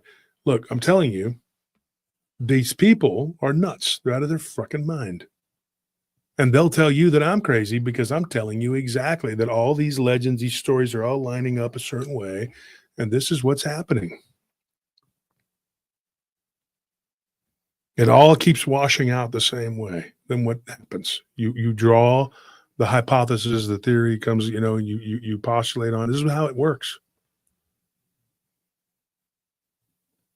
Yeah, Sasquatch are real, but they're not real in the way that they think they are. Neither is Dogman. Neither is a vampire. They're not what you think they are. Dude, listen what we're telling you. And get this doo-doo out of your eyes and caca off your brain, because these people have been taking this shit in your head for 70 years, whatever it is, and they haven't found shit. And they're never going to, because these things are more phantom than physical. Now, that doesn't mean that there's not possibly a Nephilim, physical Nephilim bloodline down there that is that. But people throw that word around Nephilim all the time. They don't even know what it means because there are different lines, different lineages. How many times do you think that these things have been made, remade, or genetically modified or engineered? It could have been countless times. Our government could go out there and capture one species of these things and replicate, reproduce, soul splice even, and make a whole new race of beings. You ever watch Lord of the Rings? You remember how those were those goblins, those orcs, and then you ended up with the Orokai? Mm-hmm. That was a hybrid that they hybridized. That is what they're doing. So then you get these soldier types, as they call it, with the dogman, the giant head. They're just massive shoulders. They look like a monster. And not the same thing as the bear man. They look about as big as a bear man, but the bear man looks distinctly different. But they're on par with it. And the bear man inhabits the same areas. So do the crawlers. If you go out into the jungle of Africa, or the savannah, either one, they have both. You'll run into all these different types of creatures, all these different types of predators. That's what these things are, but they're subnatured, folks. They exist more from the fourth density than they do this density, but they can come into this density, believe me. And these governments, the stupidity behind their stupidity, believe me, they are taking these things and they're changing them and altering them. Somebody said the black ops of orcs. Let me tell you something. They exist too. We've had people talk about these orc-like, ogreish looking creatures that come out of these portals. In fact, there's a picture of one of them from the St. George's Keep book under the Vatican. A picture of what one looks like.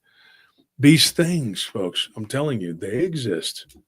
And these dumbasses at these conferences, that whether they're ghost people, UFO people, Bigfoot people, I love them if they're willing to work together. But I despise them if they just want to compartmentalize and put money in their pockets. And a lot of them, that's all they're doing. They are not giving you the truth. They're not giving you the information. They're going over there with the spirit box and beatbox into a ghost. They're full of shit as the day is long in the summertime of Texas. One guy, he was like, "Oh, I'll give you an if you buy my book and read it." I said, "I don't have time to read your fucking book." Pardon my French. I don't have time to read that. I don't know you. I don't care. I got work to do.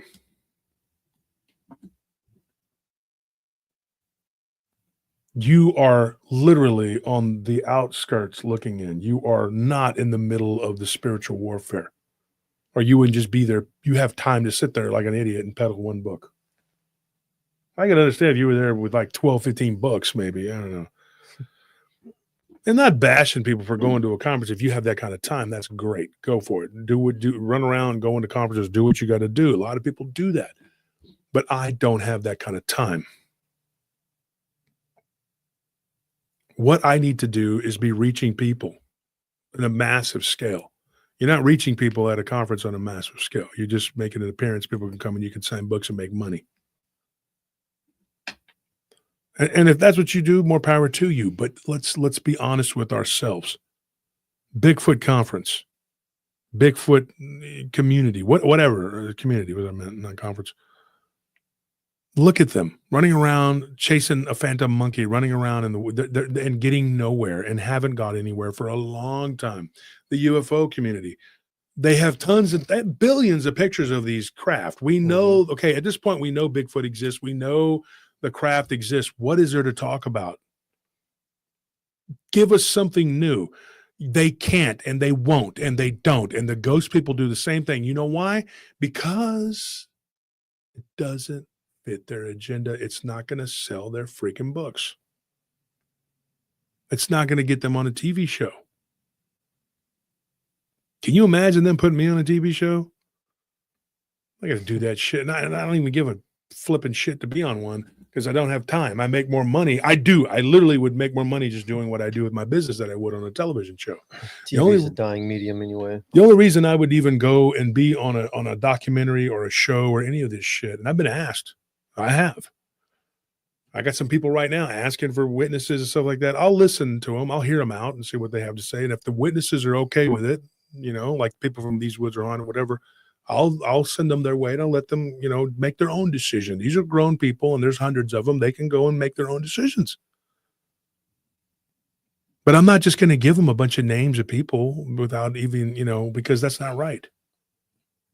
I'm not here spending my time like this because I want to become a millionaire. You're not going to be rich doing this shit. You're not. It's like, how many people make it to the major leagues in baseball? Not many. Out of all the people that play baseball, there's a very small fraction, less than 1% probably. So you have to make a decision. Do you really want to disseminate the truth, the information, the knowledge? Do you want to give this to people of yourself for free? Because I depend on you just to give me a donation or whatever, or help out, or with views, likes, and subscribe, whatever, or join the Patreon, whatever. And all that money really just goes back into giving you merchandise and giveaways and other crap like that. It's not crap, but yeah, there's a ton of crap that we give away. So more people will go and come watch the show so they can hear what I'm saying, because I want you to hear what I am telling you. That is the most important thing, is that you hear what I am saying. It is not about being popular. It is not a freaking popularity contest. It is not about control. It is not about money. It is not about any of that. What it is about is as many people as I can reach, with my words. I want you to hear what I have to say. Because we are in a time, folks, where time is running out and we need to rescue people's minds, bodies, and souls. And these people that are doing this, they're doing us a disservice because they won't work together. When I was at the Ghost Conference, there was one guy, little asshole. I could, man, punch you in the head, dude. He was a rude little bastard. He was a rude little shit. He wasn't rude to me. He wanted to be. I could see he wanted to be a smarmy little shit, don't you, you little shit? You were rude to my friends in Blondes and Booze, Monica Tech. You were rude to them. And I saw it. And they were like, nah, don't say that, that's cool, whatever. Smarmy little turd. And I wanted to tell this guy something at the after party, but I didn't. He was getting more obnoxious and loud, and I'm not going to say his name. But I was sitting there and I was like, I told Tony, I was like, this guy, he is the antithesis of what is wrong with these communities. He is the kind that divides us. He was the guy who walked by Ken's table and looked at him like he was from outer space because Ken was there with his cryptid stuff. And Ken's like, yeah, some of these people look at me like I'm an oddball. I'm like, this is ridiculous. We are the same family. And if everybody had the same way of looking at things like Ken Gerhard or Lyle Blackburn or David Weatherly, these guys, even though they don't even totally believe the same way, they're open to it. And they take people's stories that they're not sending people away, or they'll send them to me. And that's very nice of them. But that's what you need. You need somebody like Chad Lewis that says, hey, cryptids exist, ghosts exist, aliens exist, and it's all we need to know about all of it. Because if you don't know, then these different tentacles of this vampiric hydra will absolutely choke you out. You won't know what you're dealing with. The church needs to get its head out of its butt and start waking up to the reality of who and what the devil is. Because the devil is more than just a spirit.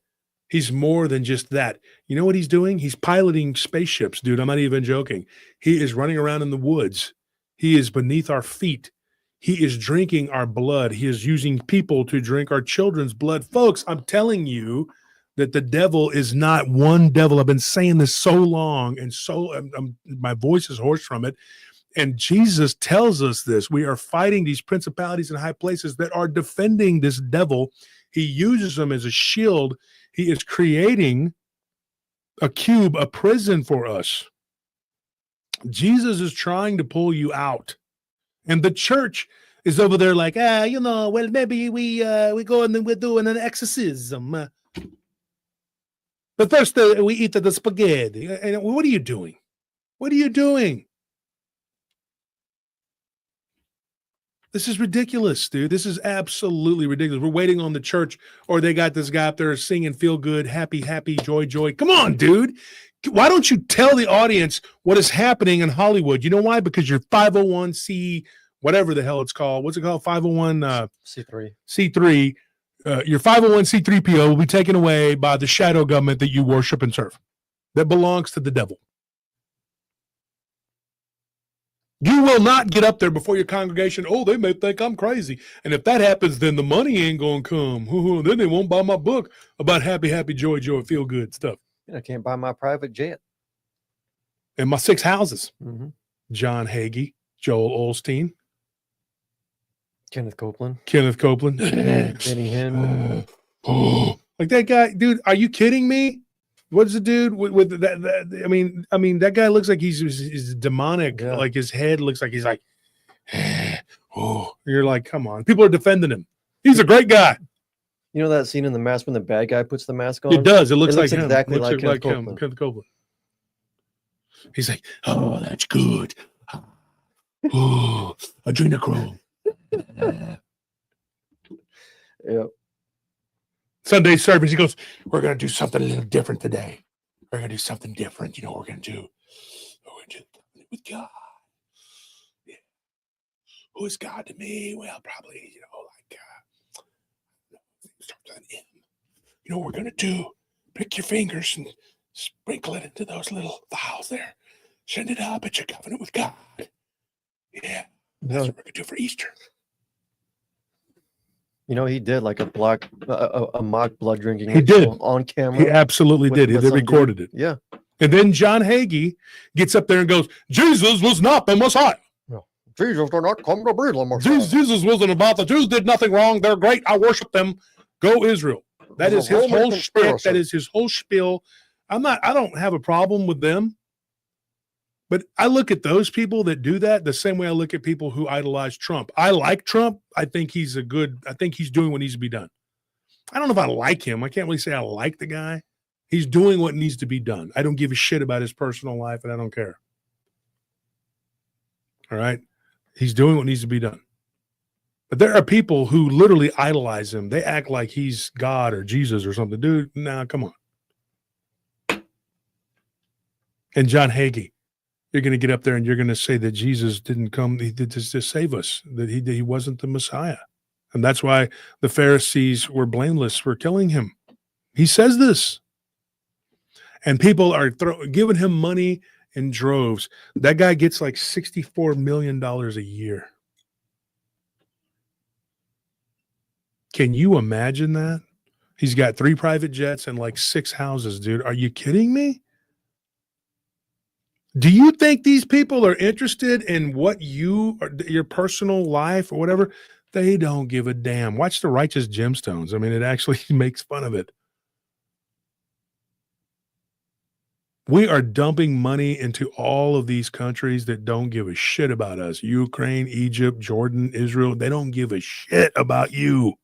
They don't care about you, and they are overrun with principalities and high places. Jerusalem is one of the most evil places on earth. I don't care what you say. You might have went there and had a little feel-good tour where you didn't get to see anything bad. Everything was great, and God, that's great. Abba. Jesus says to his brother James, flee, for this place is full of archons. You know what an archon is? It's one of these guys. It's the vampiric bloodline, these entities.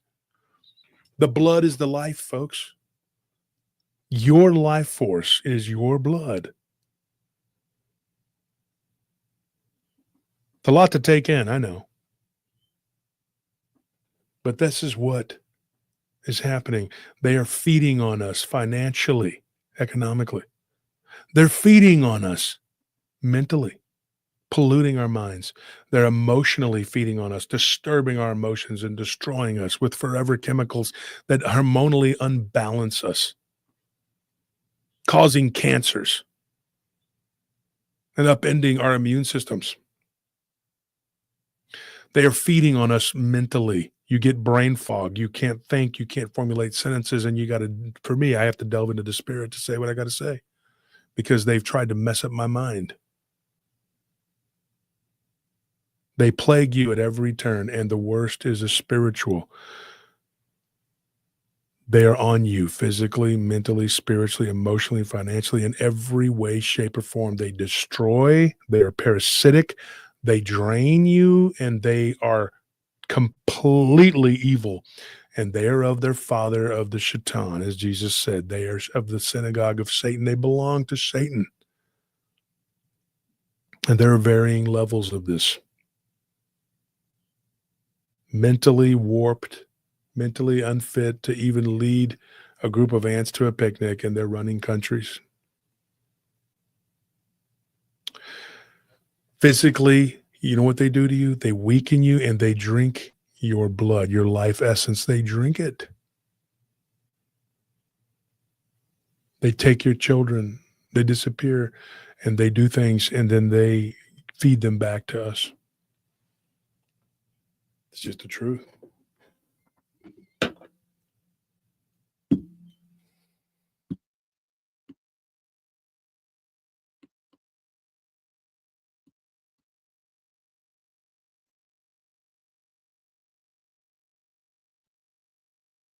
going to tell you something, folks. You think I'm up here and I'm just talking to be talking. I'm not up here trying to make money. I'm not up here trying to win a freaking popularity contest. What you think of me personally matters to some degree, but in the big scheme of things, it doesn't matter what you think of me. What matters is what you think of the message. I'm the messenger. You can kill me. I'm a mortal man. You'd kill me dead. But what's said has already been said, and what's said needed to be said, and what was said needed to be heard. And it did. All it takes is less than 10% of a population to believe in something, to affect change. Do you realize in the Revolutionary War, how many battles do you think we won in the Revolutionary War? Somebody look it up and tell me in the comment section right there.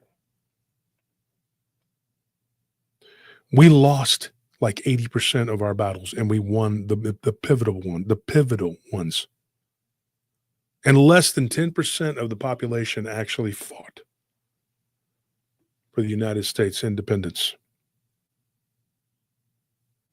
Once Britain realized that Spain and France were right at their doorstep, because Spain and France were like, you know what? The Americans could win this. And if we use our ships and we blockade these fuckers, they're not going to be able to get troops and supplies in. It's been downplayed in history, but you know that Spain and France joined, they joined together. They formed an alliance, and they stopped British troop ships from coming in to rearm and resupply and refresh the British on the continent. They sank ships full of men. I'm sure it was horrible. Soldiers dying, being drowned. But it's a terrible cost of war. And without their help, we wouldn't have won. But first, we had to get their attention. And we had to make Britain feel the heat. And France, the king of France, had to go, oh, well, these guys might have a chance at this. And the Emperor of Spain had to be like, whoa. Now's our chance to give England a black eye. And guess who did it? Less than 10% of a colonial population who didn't want to pay taxes.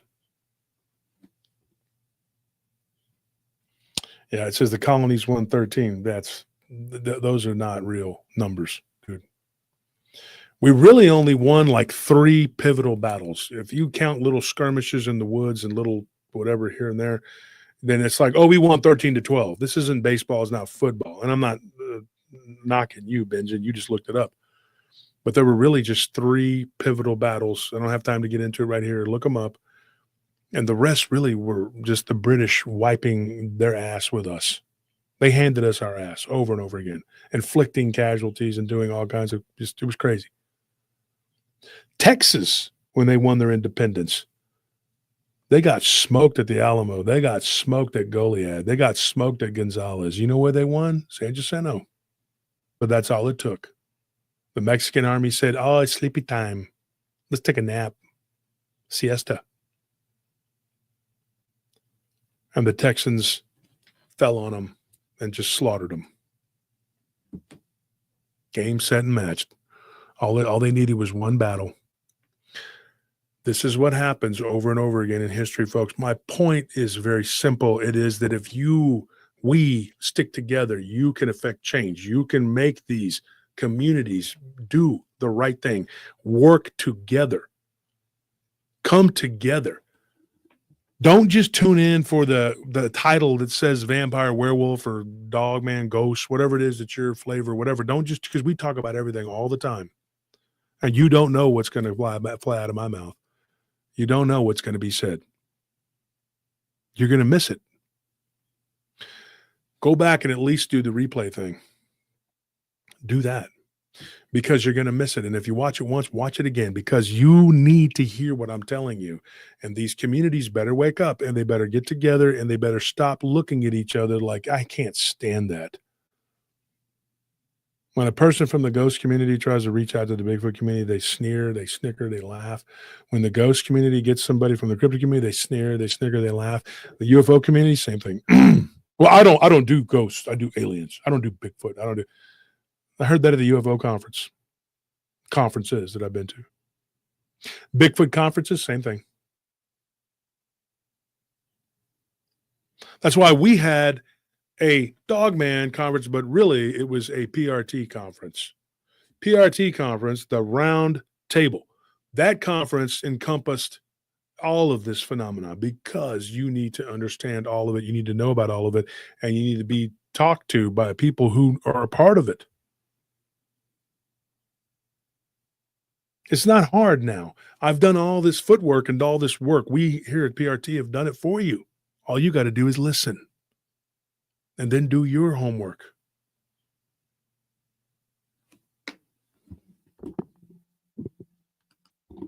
Monica says, let's make a real physical community. Share our knowledge, skills, weapons. I didn't work the fields, become a nurse, learn to shoot, prep, and freeze, dry for nothing, Josh.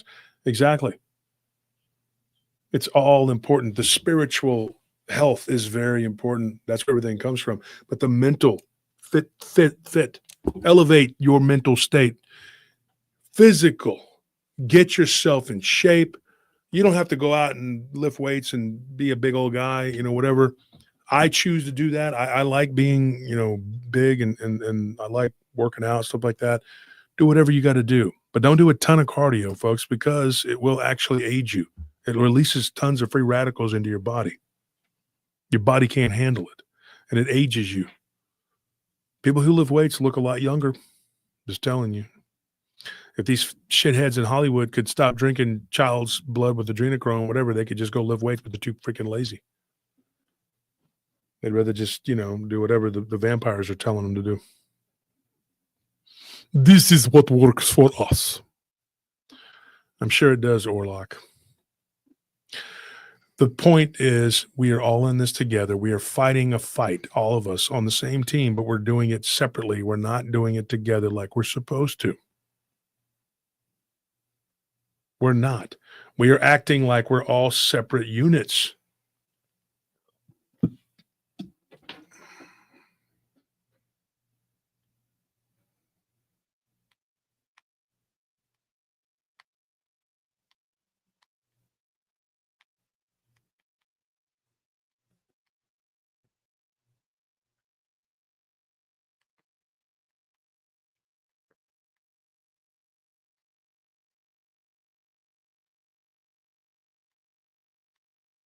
Got work stuff here, folks, and then I'm going to run because it's 12 and I got to go. I got to go do my job. We're going to leave with a song that Nelly, her latest one. This next album is going to sound decidedly different. It's got a different type of flair to it, and I like it. I like a few of the songs that we're going to try and redo. The werewolf song. This one is a similar one, but it's a totally different. Which one is this we're going to play? Is this the one that we were playing earlier before we got here? Yeah, I mean, I haven't even heard myself. Okay, because I know there's a Krampus one too. That one's badass. Yeah, this is the one from today.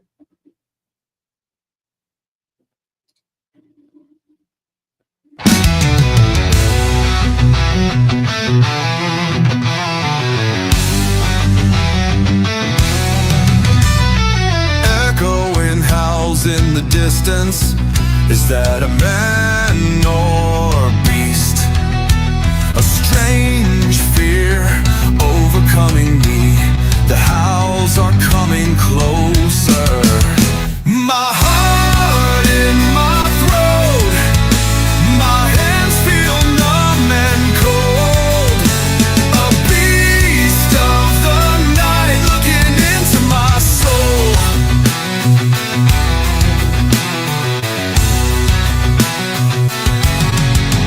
What did I just see?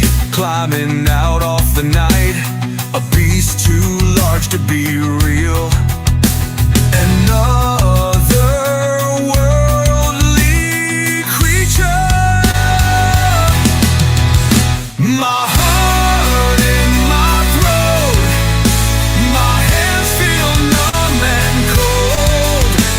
A beast of the night looking into my soul. Peering in my direction, I know it sees me. My heart sinks as hands go numb. To chase the fear, will I live through this? My heart in my throat. My hands feel numb and cold. A beast of the night looking into my soul.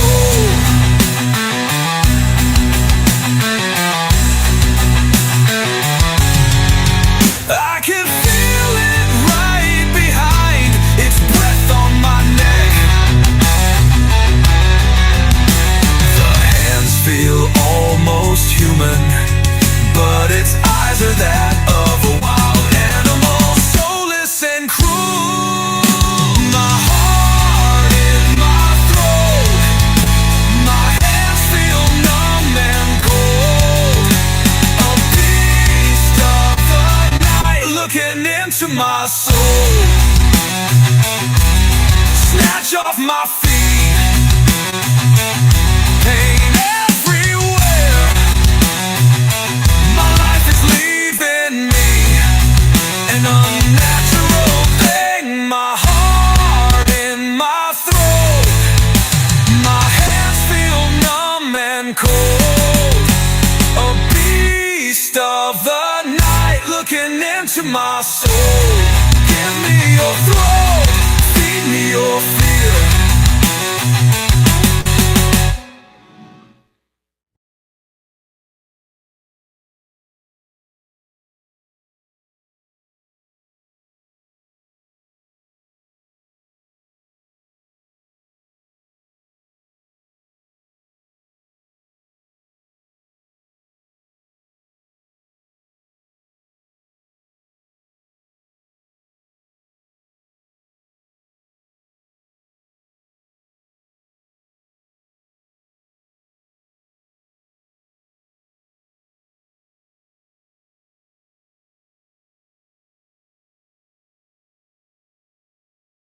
How?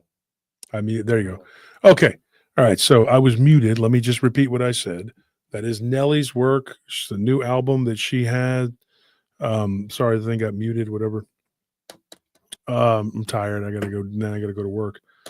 But thank you to everybody who donated. Thank you for everybody that's been a part of the show, for being here.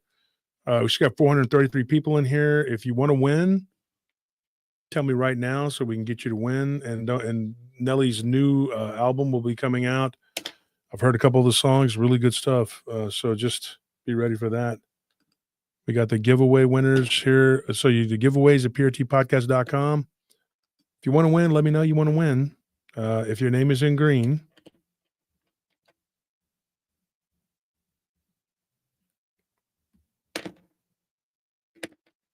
Are your eyes burning? Mine are burning, man.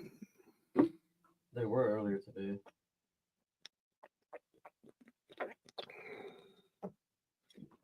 People are saying hat. See it? I like it a lot. Okay, so if you want to win and your name is in green, and if you haven't won, we'll start with you. If you say you haven't won and your name is in green, So all you would literally have to do is just buy a membership. It's $5, and then just say, "Hey, I haven't won." You'd win. Jamie, you've won. I know you've won, but I'll pick you if you haven't. And there's somebody says they have. Well, says I haven't. Benjamin says I haven't. And Josh is such a good guy. Look at that. He gave 5 memberships to people. So Benjamin, you've won. So giveaways, PureTPodcast.com. Send us your shirt size, unless you want a hat. If you want the hat, just put it in the email that you want a hat, and we'll send you one of these. So we have a couple different styles. There's another one here. There's a red and black one. Mm-hmm. I wear different styles of hats. Sometimes I wear those 47s with the real curved bills, and then sometimes I wear them with just a little bit of curve on them, and I just kind of put them up like this. I'm like, "Hey man, how you doing? I'm gonna pump your gas." That's how we do things around here. Name's Ernest. Ernest P. World. And then sometimes I like those 57s, and then I got these here. I got this type of hat. I have all kinds of hats, man. But I don't like this one here. It's got that this is that Mitchell and Ness, I believe. Yep. I always know the Mitchell and Ness has got the little, because they have a certain, they feel comfortable. Mm-hmm. But they don't make a whole lot of them. And then I like New Era. I like New Era, the 4940. And I like the 5950. Those are good hats. I know too much about hats. And I have a full head of hair. And it's not hair plugs. This is my hair. And it's nice and soft. Yeah. Yeah.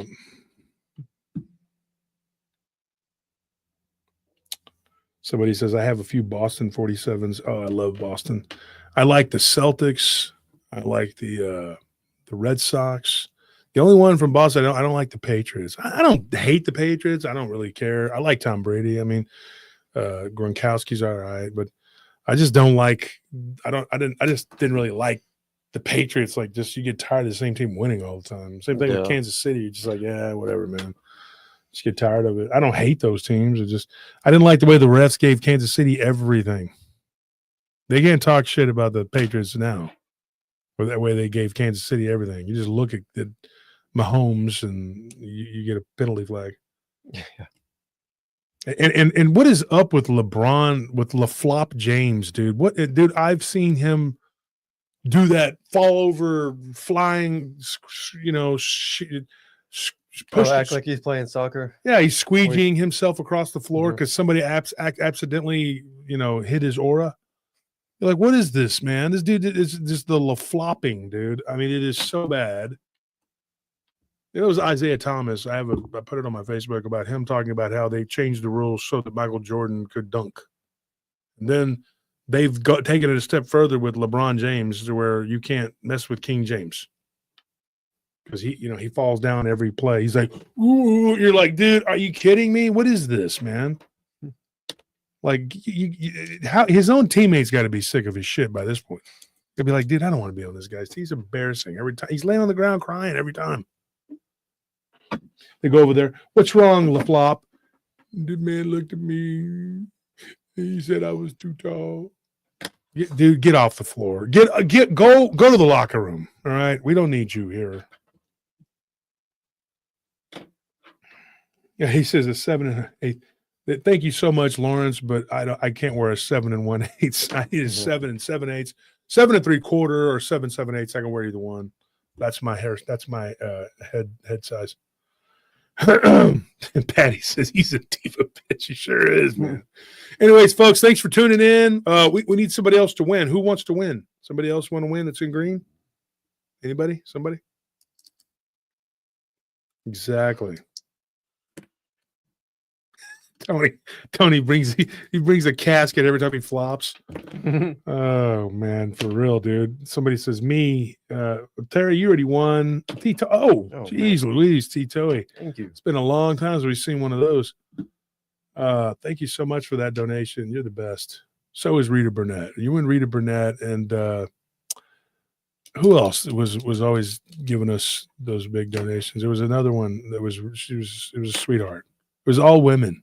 They're all women. The backbone of our Civilization. Was it Behind Rebecca? every great man, there's a woman yelling at him, telling him, "You better be great." Was it Rebecca? Was it Rebecca? I think don't so. know. I know Rebecca would donate quite a bit. She's a very good person. All of them very, very good people. Tremendous people. Yeah. They're very, very tremendous people. All of them very. You're doing a great job. You're Doing- tremendous people, all of you. We have the best people. I walked in. I said, "Wow, look at these people. They're the best people I've ever seen." They come up to me. They say, "Sir, you're the best podcast host we've ever seen." I say, "No, you're the best audience that we could ever ask." So we could do that. We could definitely do that. We could talk about the audience. It's a very great audience. I love you all, but the main focus should be me. I am the most important. I am the best at all of this. I won. This other guy, he looks gay. He's got a very tiny head. His eyes are beady. They look like pumpkin seeds. You could see, he could look at him and you could see he's like, he's looking at me with the side eye that you don't see, folks, because he's sexually attracted to me. I know this man. He's a homosexual and he knows that I am attractive. I catch his eyes looking down below my belt. I say, see "Wow, him what are you doing?" undressing me with his eyes. He's my opponent, I know, but he's looking at me in a very hungry way. Hungry like the wolf. He's disgusting. He's a very gross man. He just totally comes out and just talks the worst shit about people. These That's are what sick people. they hate it because it's true. Yeah. When he comes out and he says it, he goes, "You could look at this guy and see that he likes little boys. You do. Don't lie." Yeah. And they're just like, "Well, you're an evil piece of shit, man." And he's like, yes, and you wish you were a Nazi. You do, because you like the uniforms. Don't lie. You have one in your closet. You do. When you're choking yourself with the belt, you like to wear the uniform. And then your wife dresses up like she's from the USSR and you're surrendering and she's beating you. I know It's this all whole over his scenario. OnlyFans, folks. Have you seen Have you this? seen his OnlyFans? Go I've look heard at about his it. I didn't look at it. OnlyFans. I don't look at evil stuff like that. But have you heard of it? It's what he does. He dresses like a dog. He rolls around. He eats Alpo, rubs it on his body. And then when they're over there like, he's like, "Don't lie. Close your mouth. You're going to get flies in it." Yes, you probably eat those too. You went to Africa so you could eat flies. You probably took their food instead of taking it to them. I know the type. I know the type. You know that's what they're doing. The Democrats love to eat long pig. I said, "What's long pig?" They said, "It's like pig, but it's very long." I said, "That doesn't make sense." And And then I told them, I said, "What are you eating?" They said, "Babies." I thought they were eating baby pigs. No, they're eating babies.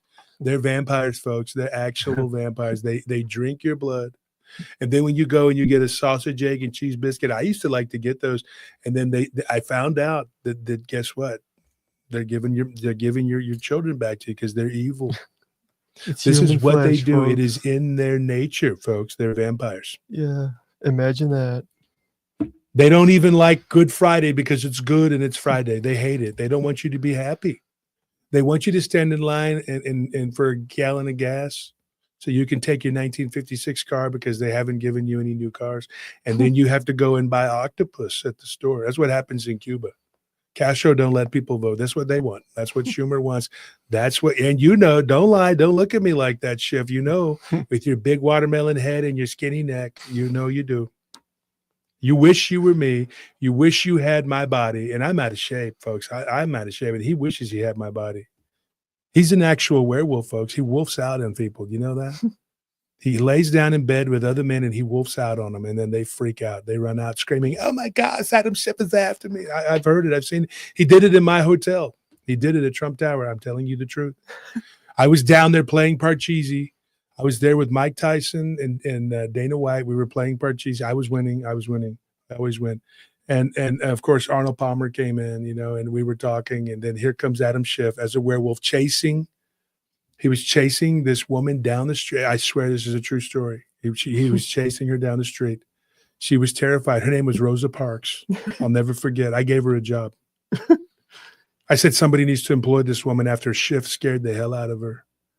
He's a very evil, naughty man. Very, very, very, very dark what he does. She came up to me. She said, "Sir, this is the best job I've ever had in my entire life." They made me sit I at said, the back of the "Wow." bus. And I said, "You know what? You're going to drive the bus now. You deserve it. You got the keys." She's a tremendous person. I gave her my Atlantic City casino. Didn't do very well. I had to file bankruptcy, but I did. I gave her the job. I gave her the opportunity. What people do with the opportunity, it's on them. It's on them. I'm just saying, watch out for werewolves and Adam Schiff because they're one and the same. Chuck Schumer, he is literally a devil. He drinks blood. You know he does. Look at him. He looks like the devil. They did a cartoon of him, Tex Avery, and he sent it to me. And he says, what do you think who this is? I said, this is Chuck Schumer. And then he had another one that was Nancy Pelosi. Yeah, it was a she-devil. And she was drunk. Even the cartoon was drunk.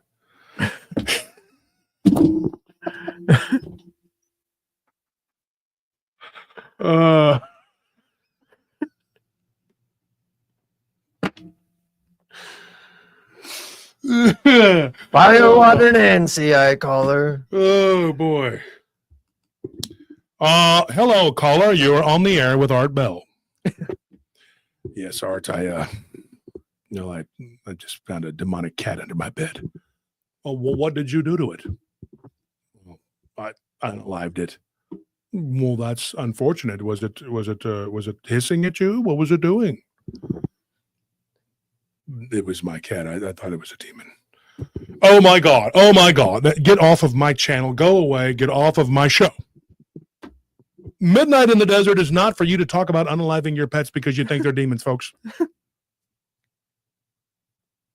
This is completely unacceptable.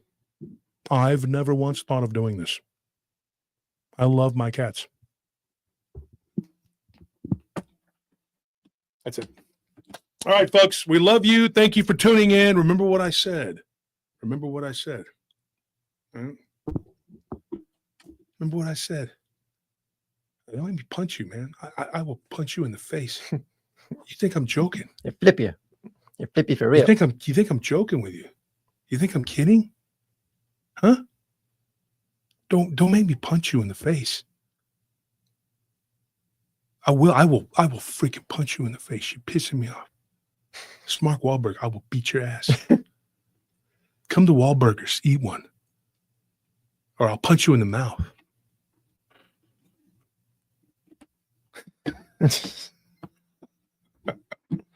Oh shit. Or Bill Burr. Yeah, we got this PIT over here. I don't know what it stands for, but it's making me nervous. You know, like these guys on the subway. They were guys, I don't know.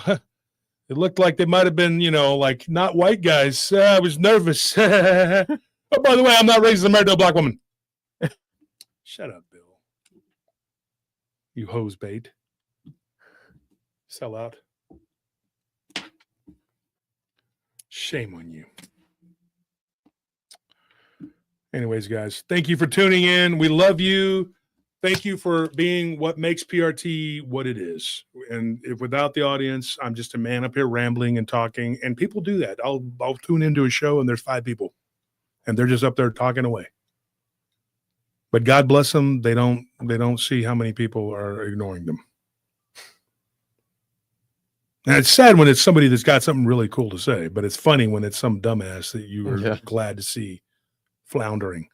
So they got to get 30 of their fake accounts going to make themselves look like they have an audience. And they're like, can I tell you about Josh Turner? Can I tell you about how I hate the guy? That's what they do. That's what they do. The whole show is about hating me. How are you going to build an audience when, and some of these people are going like, who's Josh Turner? And they come and tune in and they're like, oh, that guy's pretty awesome. That's happened about 100 times. Thank you. Then you don't see him in your chat anymore because they're in my chat. All right, guys, we're going to go. I'll see you. We love you. Good night. See you Sunday.